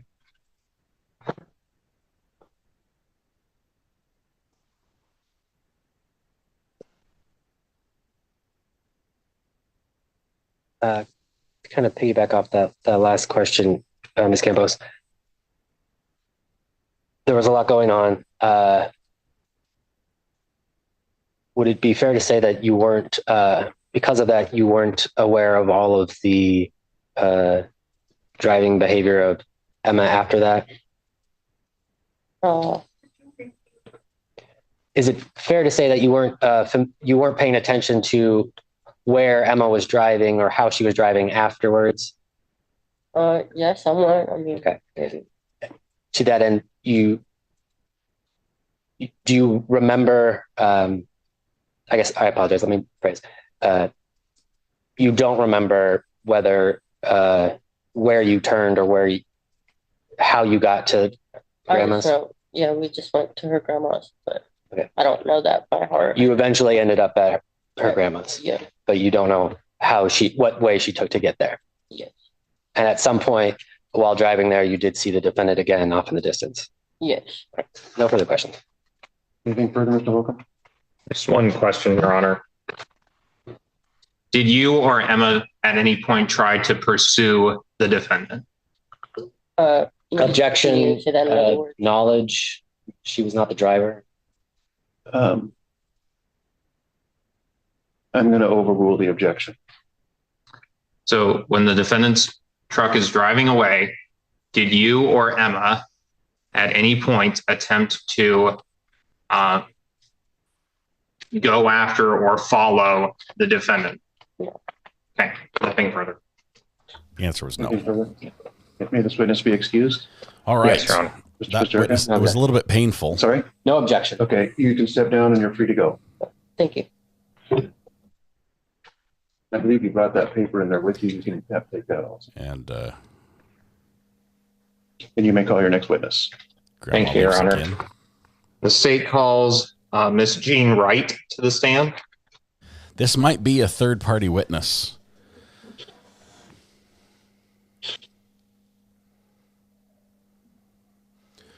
While we wait for the witness to come in, let's listen to a little song. It's terrible, by the way. On a 2-lane road in Thurston County, we wait. A little Toyota Corolla led the way. 2 young ladies laughing, singing loud. In the rear view, a big pickup man, angry and proud. He revved his engine, flashed his lights, pressed the pedal, aimed to ignite. In that truck, a man, strong and stout, waiting for the chance to push them out. A Thurston County showdown, tempers high, rage on the road beneath the sky. Kicking windows, fists fly free. Country roads ain't always wild and free. All right, we'll just leave that one right there because court's starting up again. Country roads ain't always wild and free. These songs just write themselves. I just tell you. Did you just do this during the trial? Yes, Debbie, I did. Did a quick one. Yeah, the rest of the song, it goes off. It goes like weird, and I don't want to. It's not going to be on the album. That's a one-time. That's a one-hit wonder. You wonder where it went. But next witness coming in hot. I think what I mean a third-party witness. I think this might be a witness that was not involved in the altercation. So a third vehicle that may have stopped or seen what happened and gave a report. Or we might have an officer already. We'll see.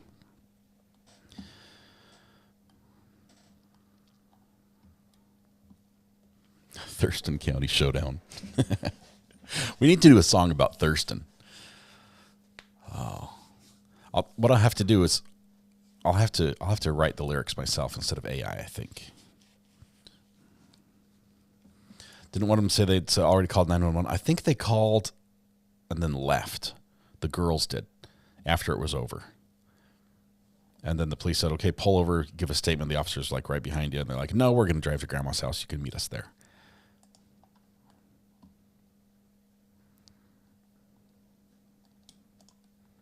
Sloth Life, thanks for the gifted membership.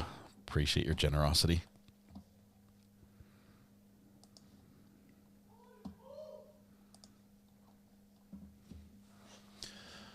Not sure where this witness was, but outside the courtroom door was not the right answer.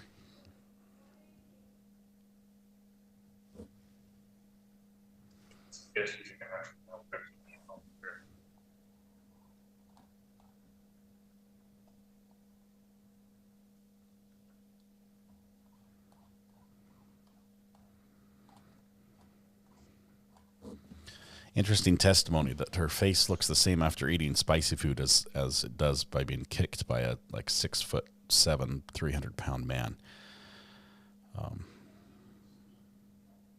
Witness was more believable though. I do believe she was in an altercation, and it sounds like this man got physical with her, and I think that meets the definition for the charges. So I'm definitely leaning towards guilty on this one.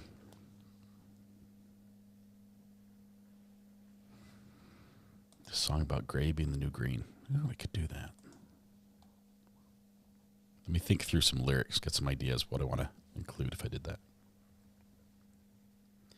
They must be storing these witnesses across the street. It takes them forever to get to court.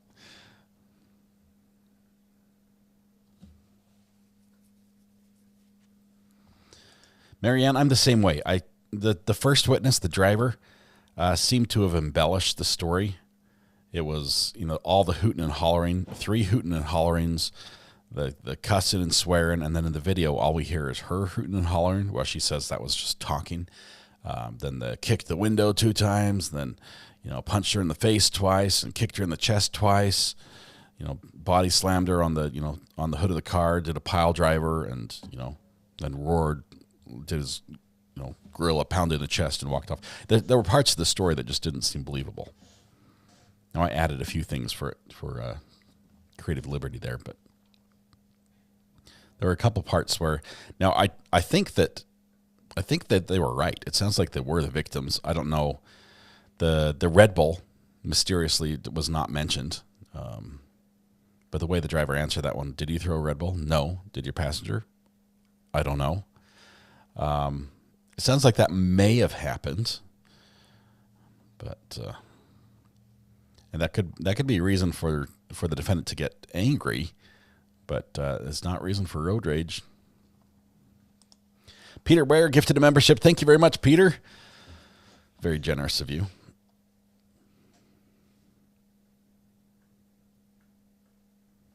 Maybe the new witnesses running to the restroom.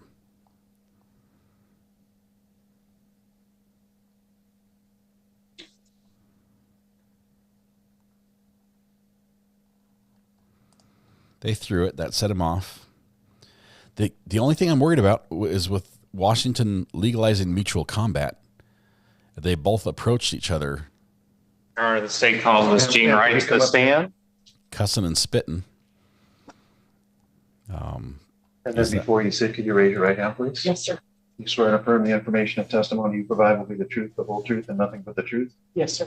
You may be seated. This is Mr. Frog's courtroom as well. Mr. Holcomb. He absconded from this very Thank you, Your room Honor. mid-trial. All right, so can you just say your name for the record? Gene Wright, JeanWright. Okay, thank you. How are you feeling today? Pretty good. Okay, good.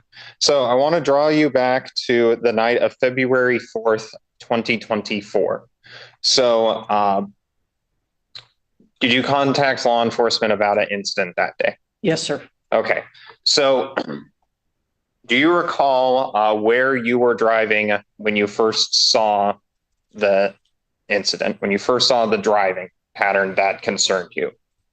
Yes, I was on 101 headed towards the Olympia area. Okay. And so roughly how far away from the two vehicles? So first of all, what did you initially report to law enforcement? That I was headed towards Olympia on 101. I guess that's eastbound, westbound.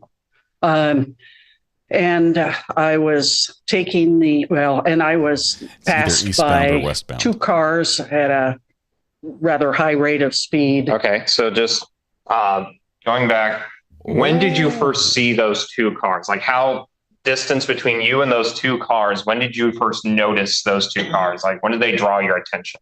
I was in the right-hand lane. It's a 2-lane with a median freeway, and they just zoom right by me. Okay, on so the left-hand side. Okay, so they passed you. Yes, sir. Okay, and when they passed you, what driving pattern did? Well, first of all, what time of day was this?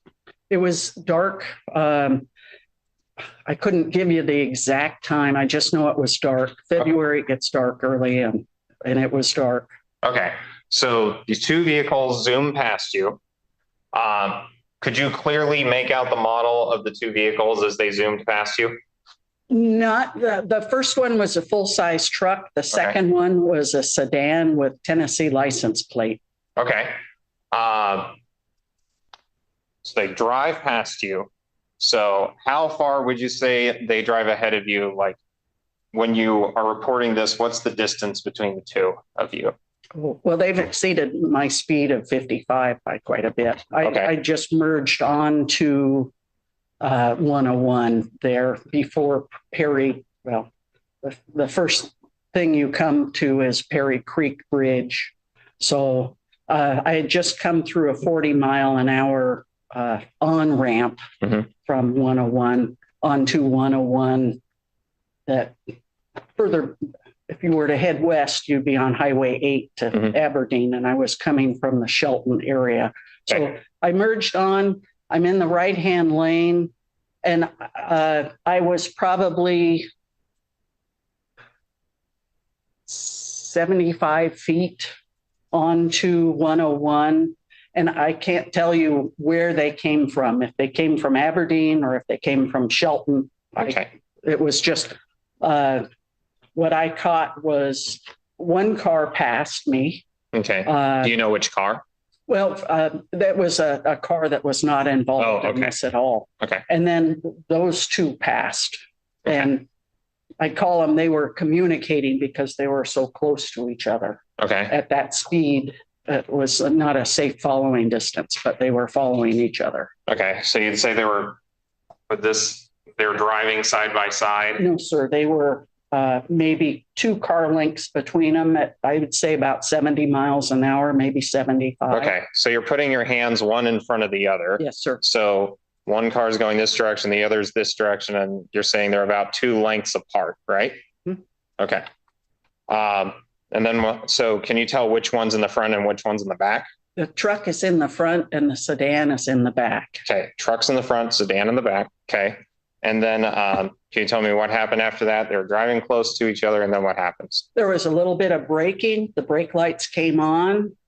They continued to accelerate, and the truck did not use its turn signal and cut across the gore point of Mud Bay exit. Oh, we got Mud the gore Bay point. 2nd Avenue exit. The Bingo. exits along there are not numbered. They go by name. Okay. And the sedan followed. Okay. So the truck exits first, and then the sedan exits as well. Yes. Okay. And then what happens after that? And then the truck stops about midpoint to the end of the off ramp. Okay. And there's a curve there. So the truck stops, the sedan stops. The sedan tries to go around them on the left, and the truck sort of positions itself so the sedan can't go around the truck. Okay. They lay on the horn.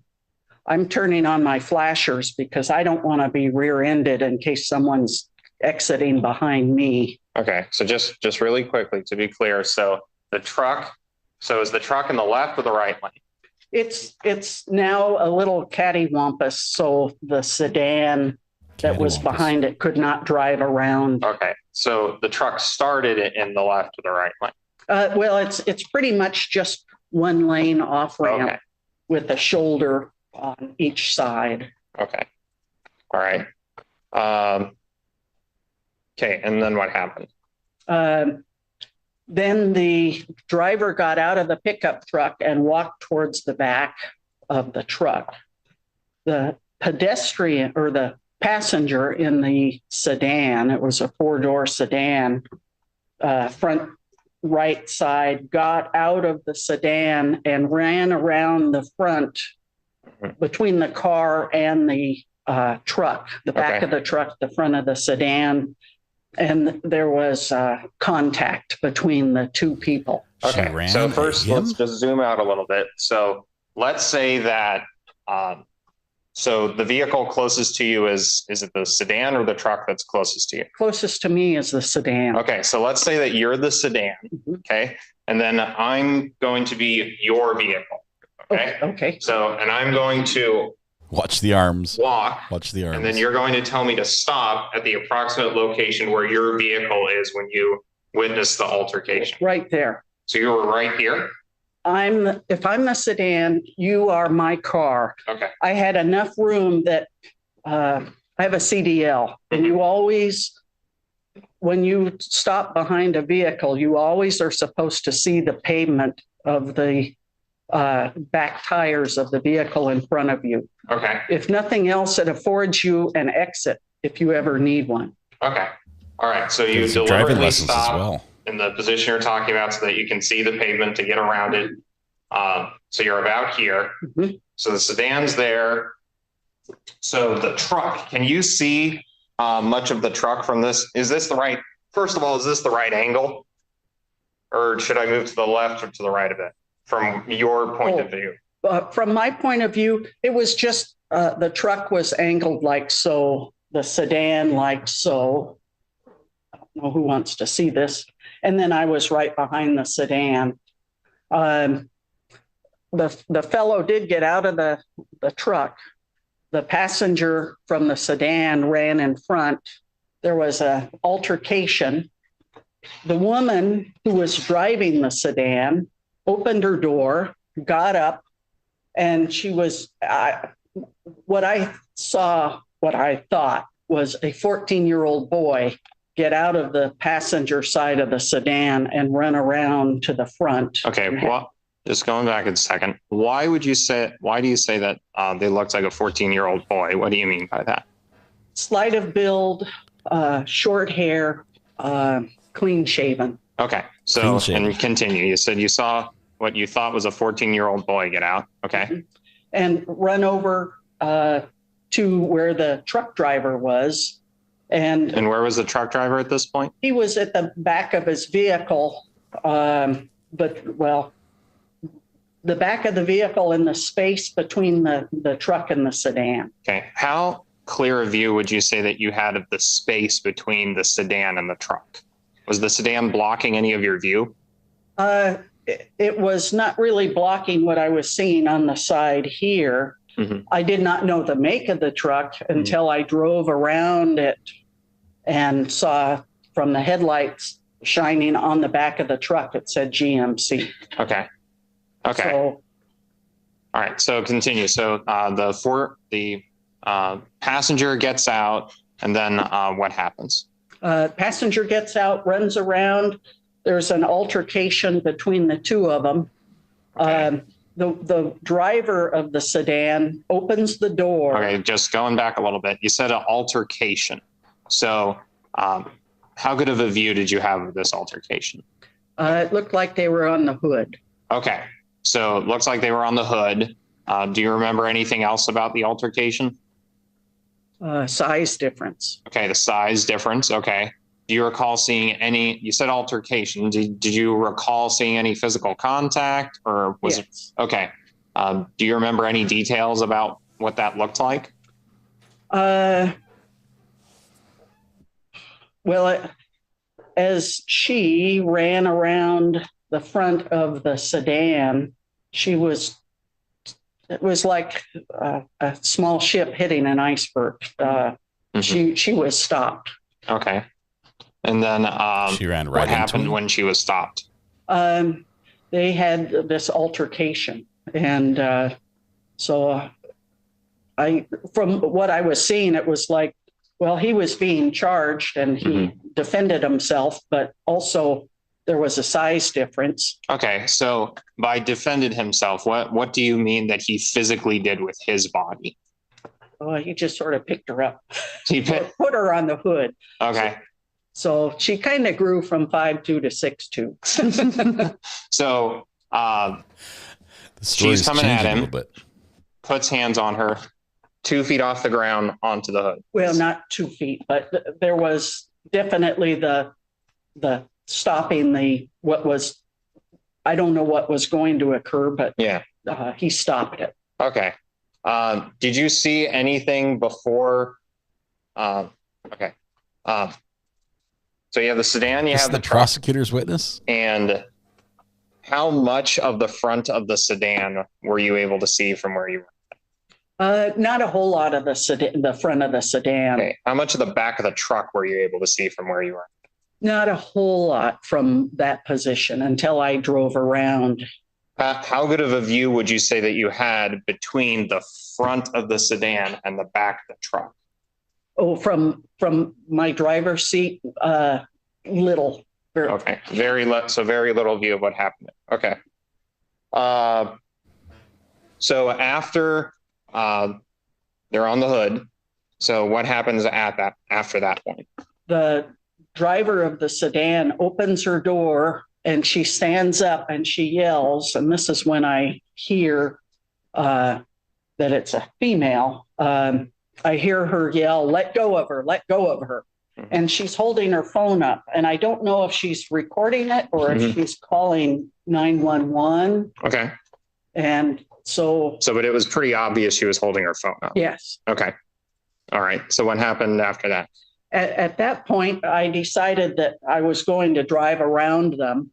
And I did so very slowly on the right-hand side. The shoulder's wider there, and there is a gravel shoulder as well.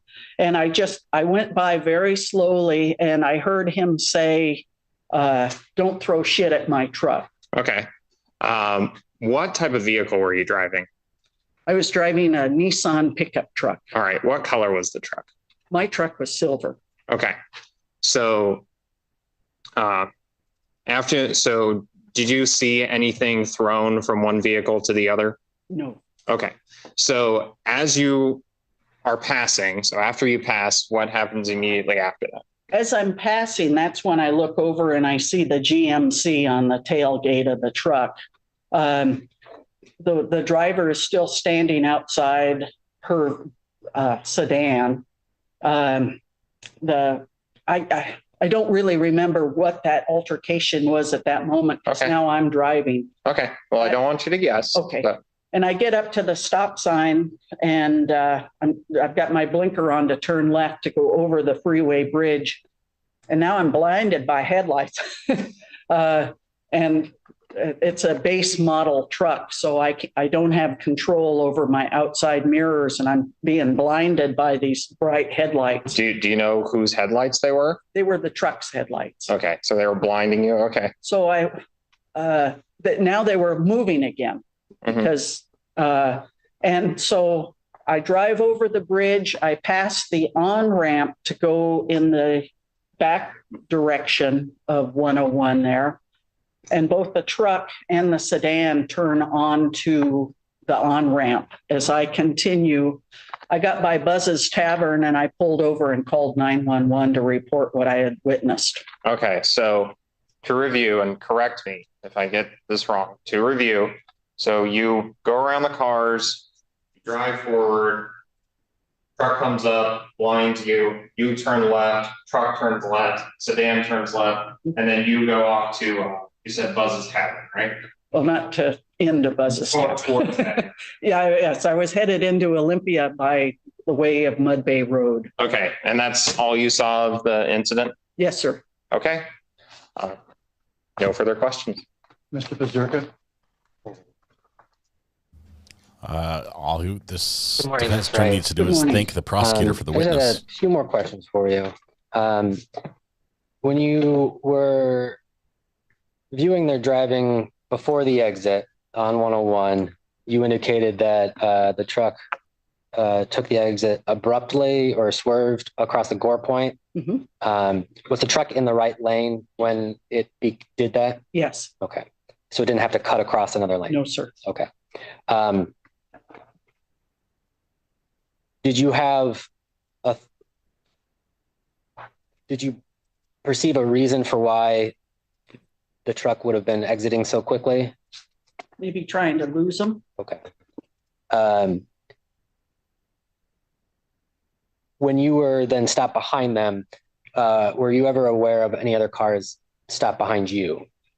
No, I was not, because it all happened so rapidly. And when I felt that somebody had a phone and they were up and using it, that I was safe to sort of exit and then call.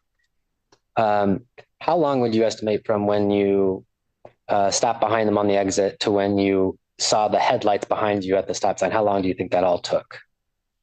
30 seconds, maybe 45 at the most.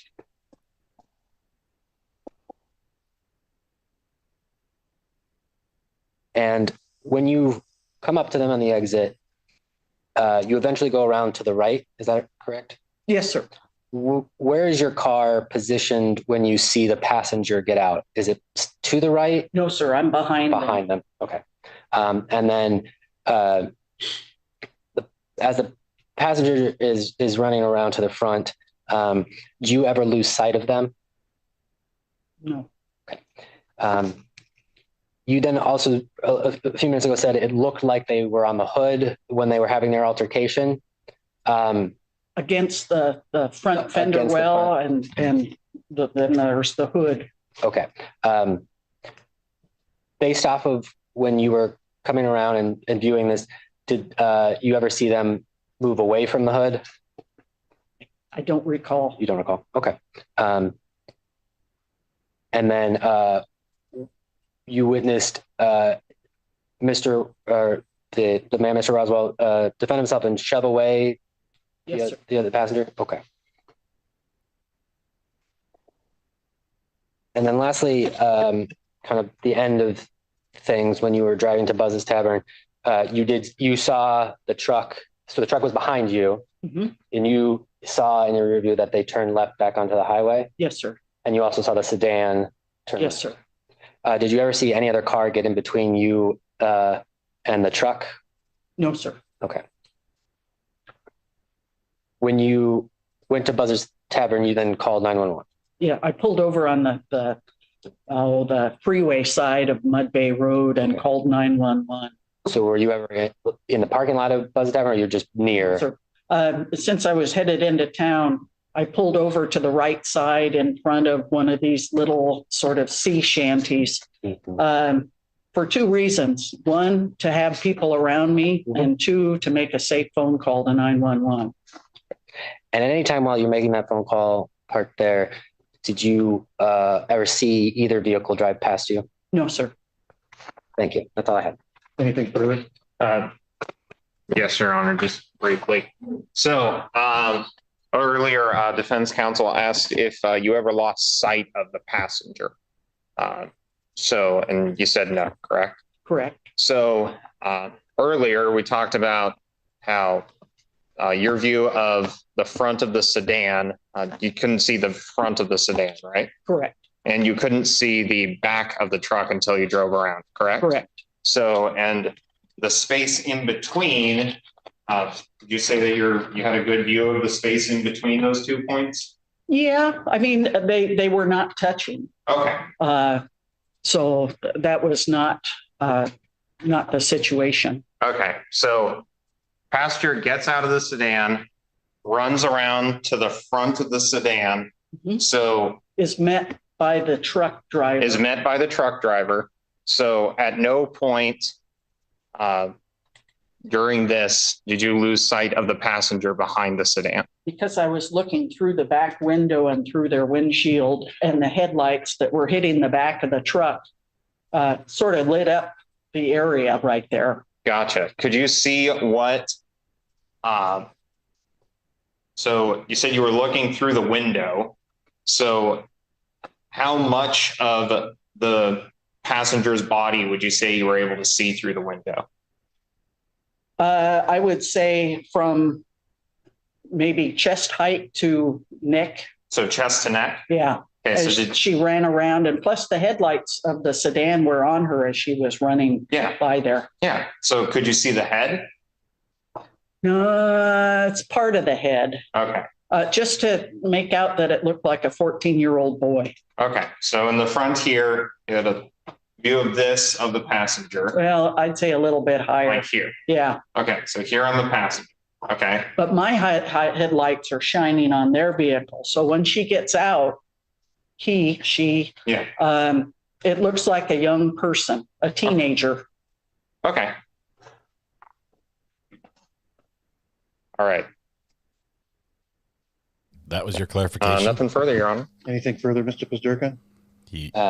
Prosecutor lost that exchange. Just briefly.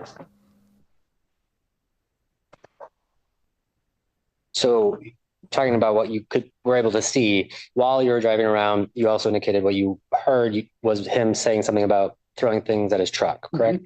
Did you hear either the passenger or the driver say anything? I heard the woman driver, as she got out of her vehicle, to say, "Let go of her, let go of her." And she was holding her phone up. And it was during then that I realized, oh, that's not a 14-year-old boy, that's a woman. Did you ever hear Mr. Roswall call the two women any obscenities or anything? No, sir. Okay. Nothing further. Anything further, Mr.? Just one question, Your Honor. When you heard the defendant say, "Don't throw shit at my truck," you heard that after you saw the driver obviously holding a phone up pointed in the direction that the truck driver was, correct? I believe so, but at this point, I'm kind of focused on what I'm doing, which is driving my vehicle, and I was only going maybe 3 miles an hour past them. Okay. Nothing further, Your Honor. Mr. Pasterka. Nothing. Okay. And may this witness be excused? Yes, Okay, Your Honor. we only have one more There witness you go. left for Thank you, sir. prosecution, You're and that is a police officer. Mr. Holcomb, you can call your next witness. So We might not get through the entire testimony, but we're going to start. okay. Your Honor, the state calls Trooper Jonathan Murray to the stand.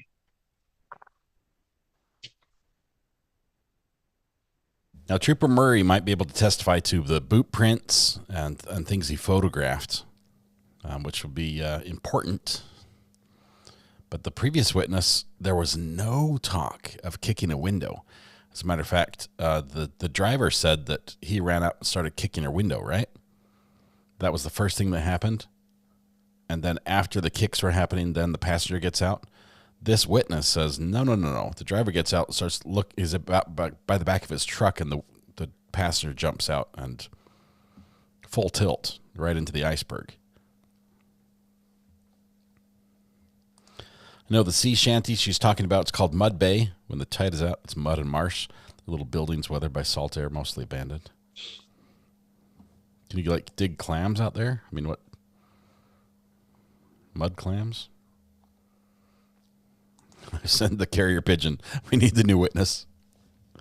Summon the witness.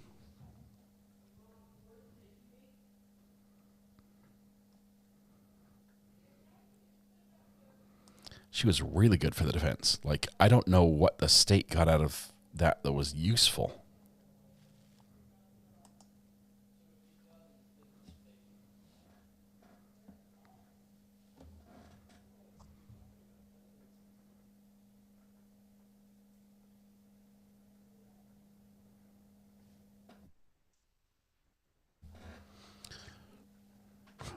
We'll just wait here.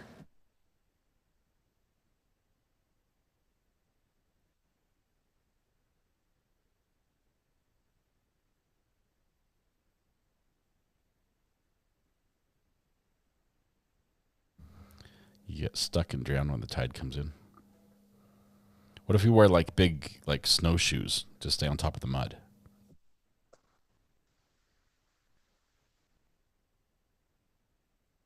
Can you raise your right hand? You swear and affirm the information and testimony you provide will be the truth, the whole truth, and nothing but the truth? You may be seated. Mr. Holcomb. Hey, so I want to, first of all, can you just state your name for the record? My name is Jonathan Murray. Okay, and can you just spell it for the record? Spelling my first name is Jonathon. Last name is Murray. Okay, and how are you currently employed? I'm a trooper with the Washington State Patrol. Okay, and how long have you been a trooper with Washington State Patrol? I commissioned in September 2020, so just over 4 years. Okay.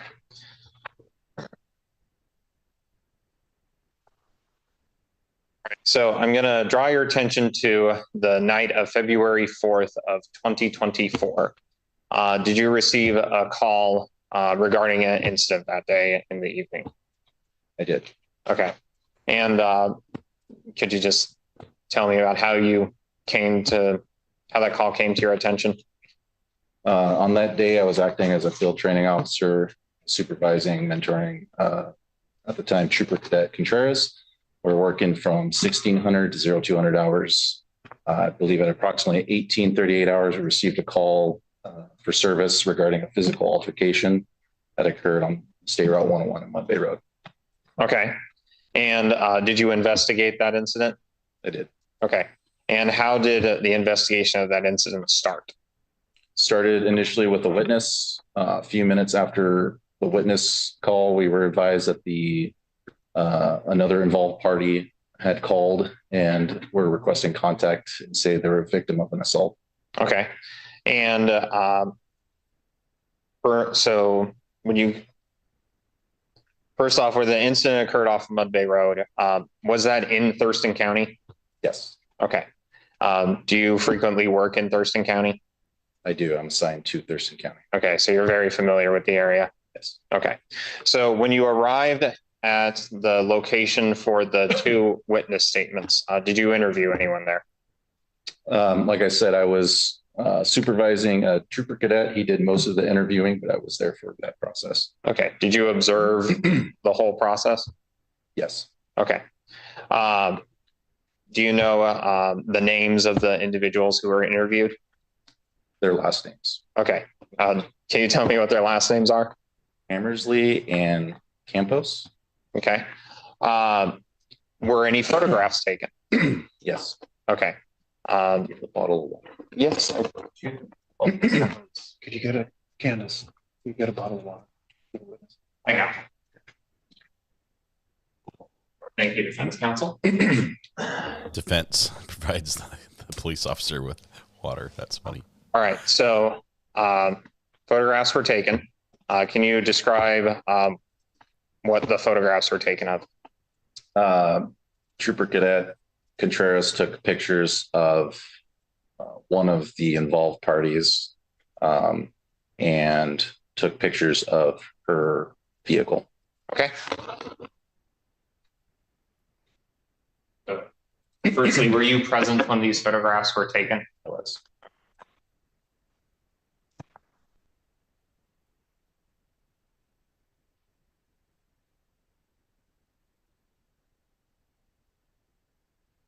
I'm showing you what's been marked as plaintiff's exhibit number 4 and plaintiff's exhibit number 5.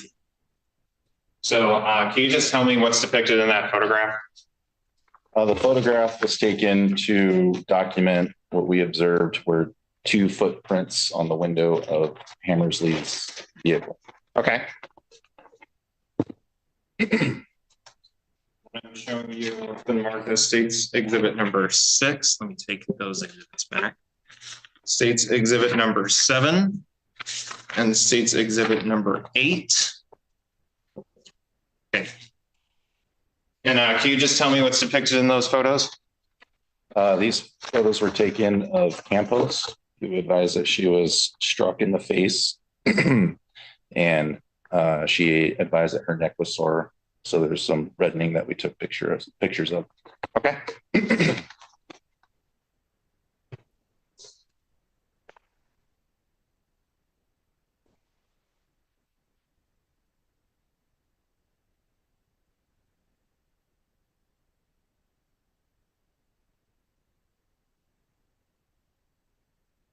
Showing you what has been marked as state's exhibit number 3. Can you tell me what is depicted in that photograph? That is a picture of the defendant, Mr. Roswall, his truck. That's the truck that was involved in the incident. Okay. How do you know that was the truck that was involved in the incident? There was a video that was recorded by Hammersley. And in that video, she gets the license plate of this vehicle.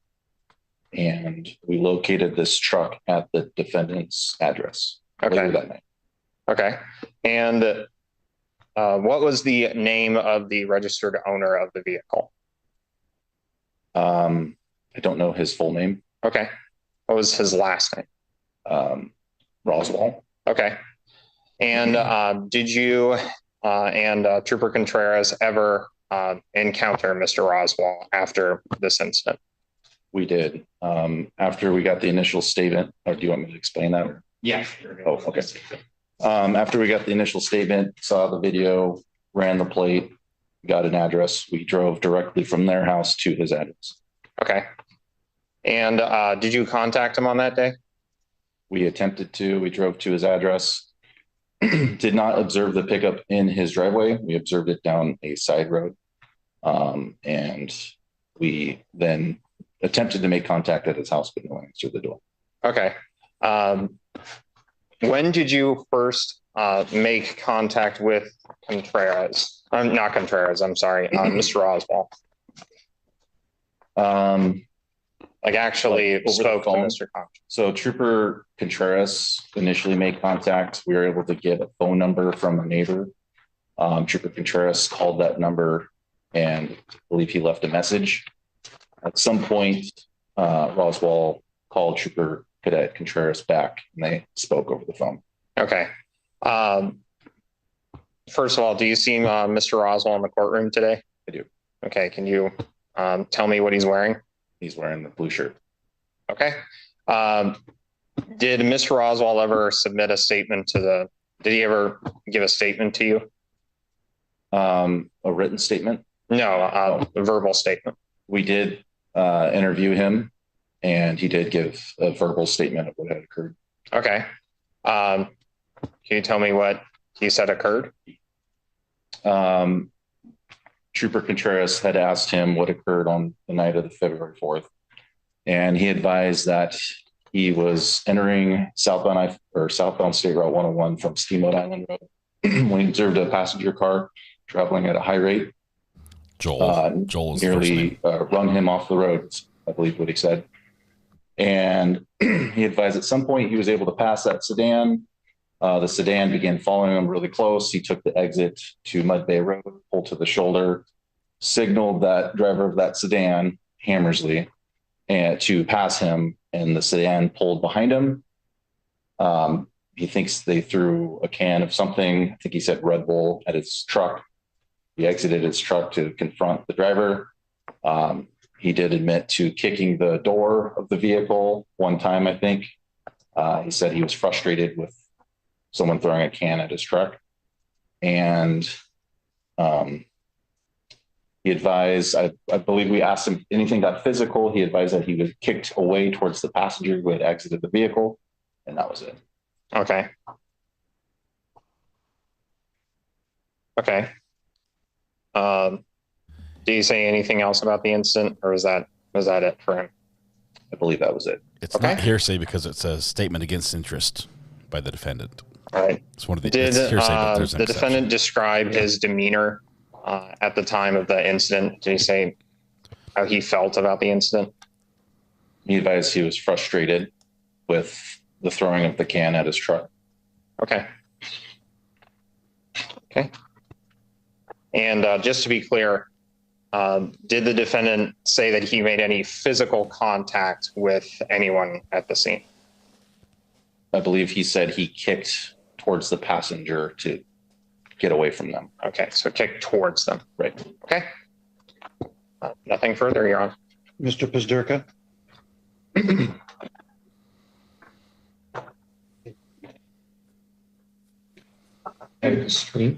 Let me. Is that marked? It has not been marked. So if you want to submit that, I would have objection. Good. Go ahead. A little more evidence coming in. Maybe we'll get a description of what it is. This is the last witness for the prosecution, and then on to defense. Defense says they might have two witnesses, the defendant and possibly someone else for rebuttal.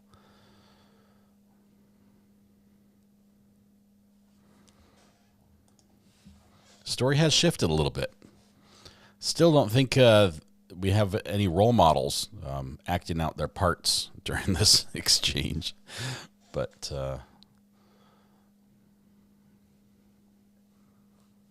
we'll see. We'll see where it ends up.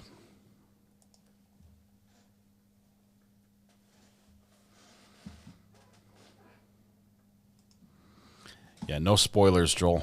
Thank you for your patience, officer. I'm going to hand you what's been marked as Defense Exhibit 5. This is live. I mean, it's not like you can fast forward and see how it ends. Can you describe what that is? This looks like a map of State Route 101 near Mud Bay Road. Okay.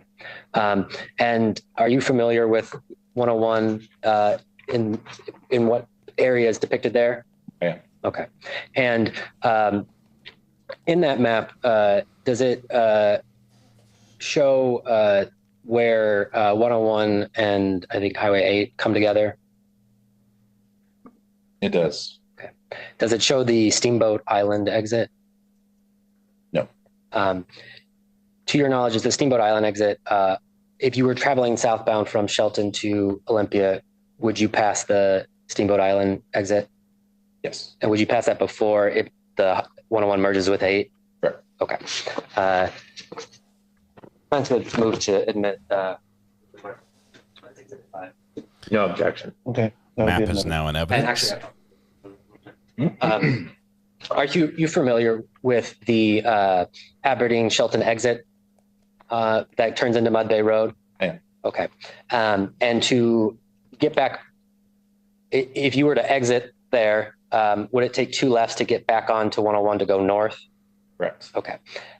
If someone, to your knowledge, is there any way to get back to Mud Bay Road going north on 101 without having to turn around and go back south on 101?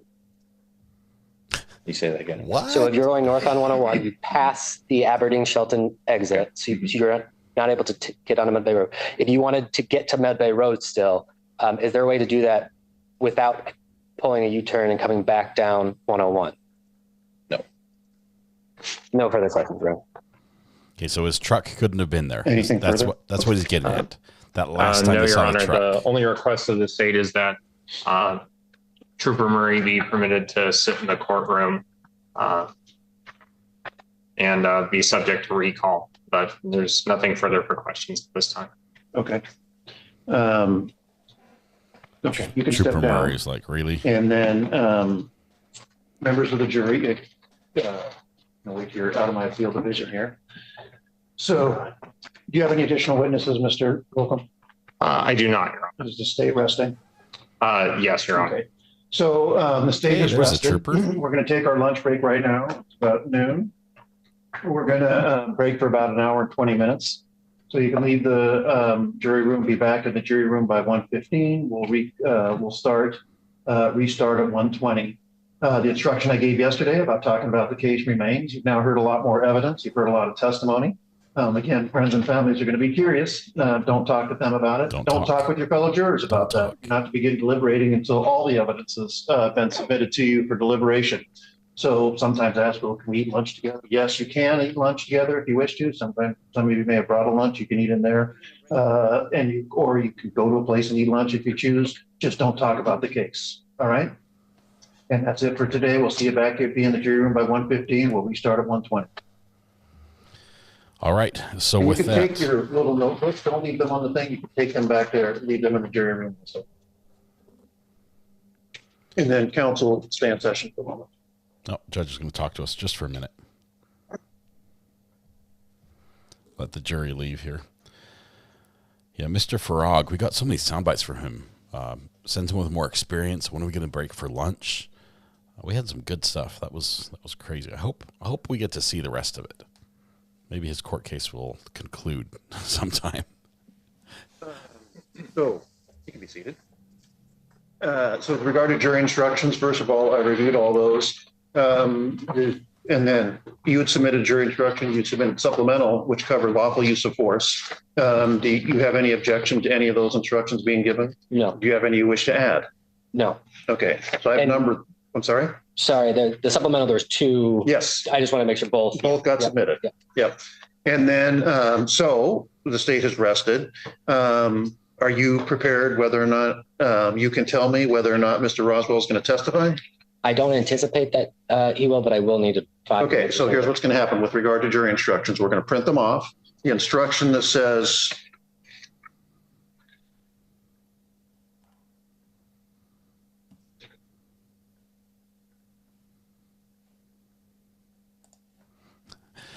Mrs. Ari needs me to go do something really quickly, and so we need this lunch to happen quick.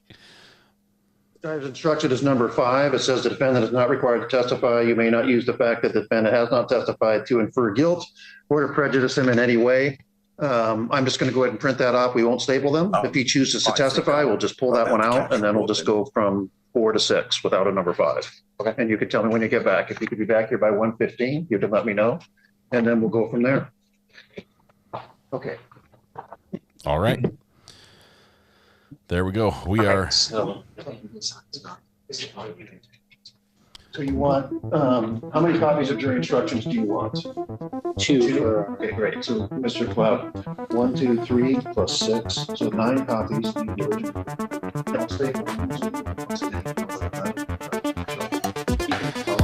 All right, we're gonna fade away from this one right here. We're gonna let them go to lunch. We're going to lunch as well. I have to go tie a couch into the back of the car. So Mrs. R.A. Made a huge sacrifice, moved the couch without me, and in the process might have injured her toe very badly. Like she probably is going to lose her toenail on her big toe. She walked in here bleeding all over the place. So I owe her at least a quick run out there and tie the couch into the back of the car so it doesn't fall out while she's driving. Tonight when you go home, please hug the people you love, smile at someone, make their day just a little bit better, and please stay safe until we go live again.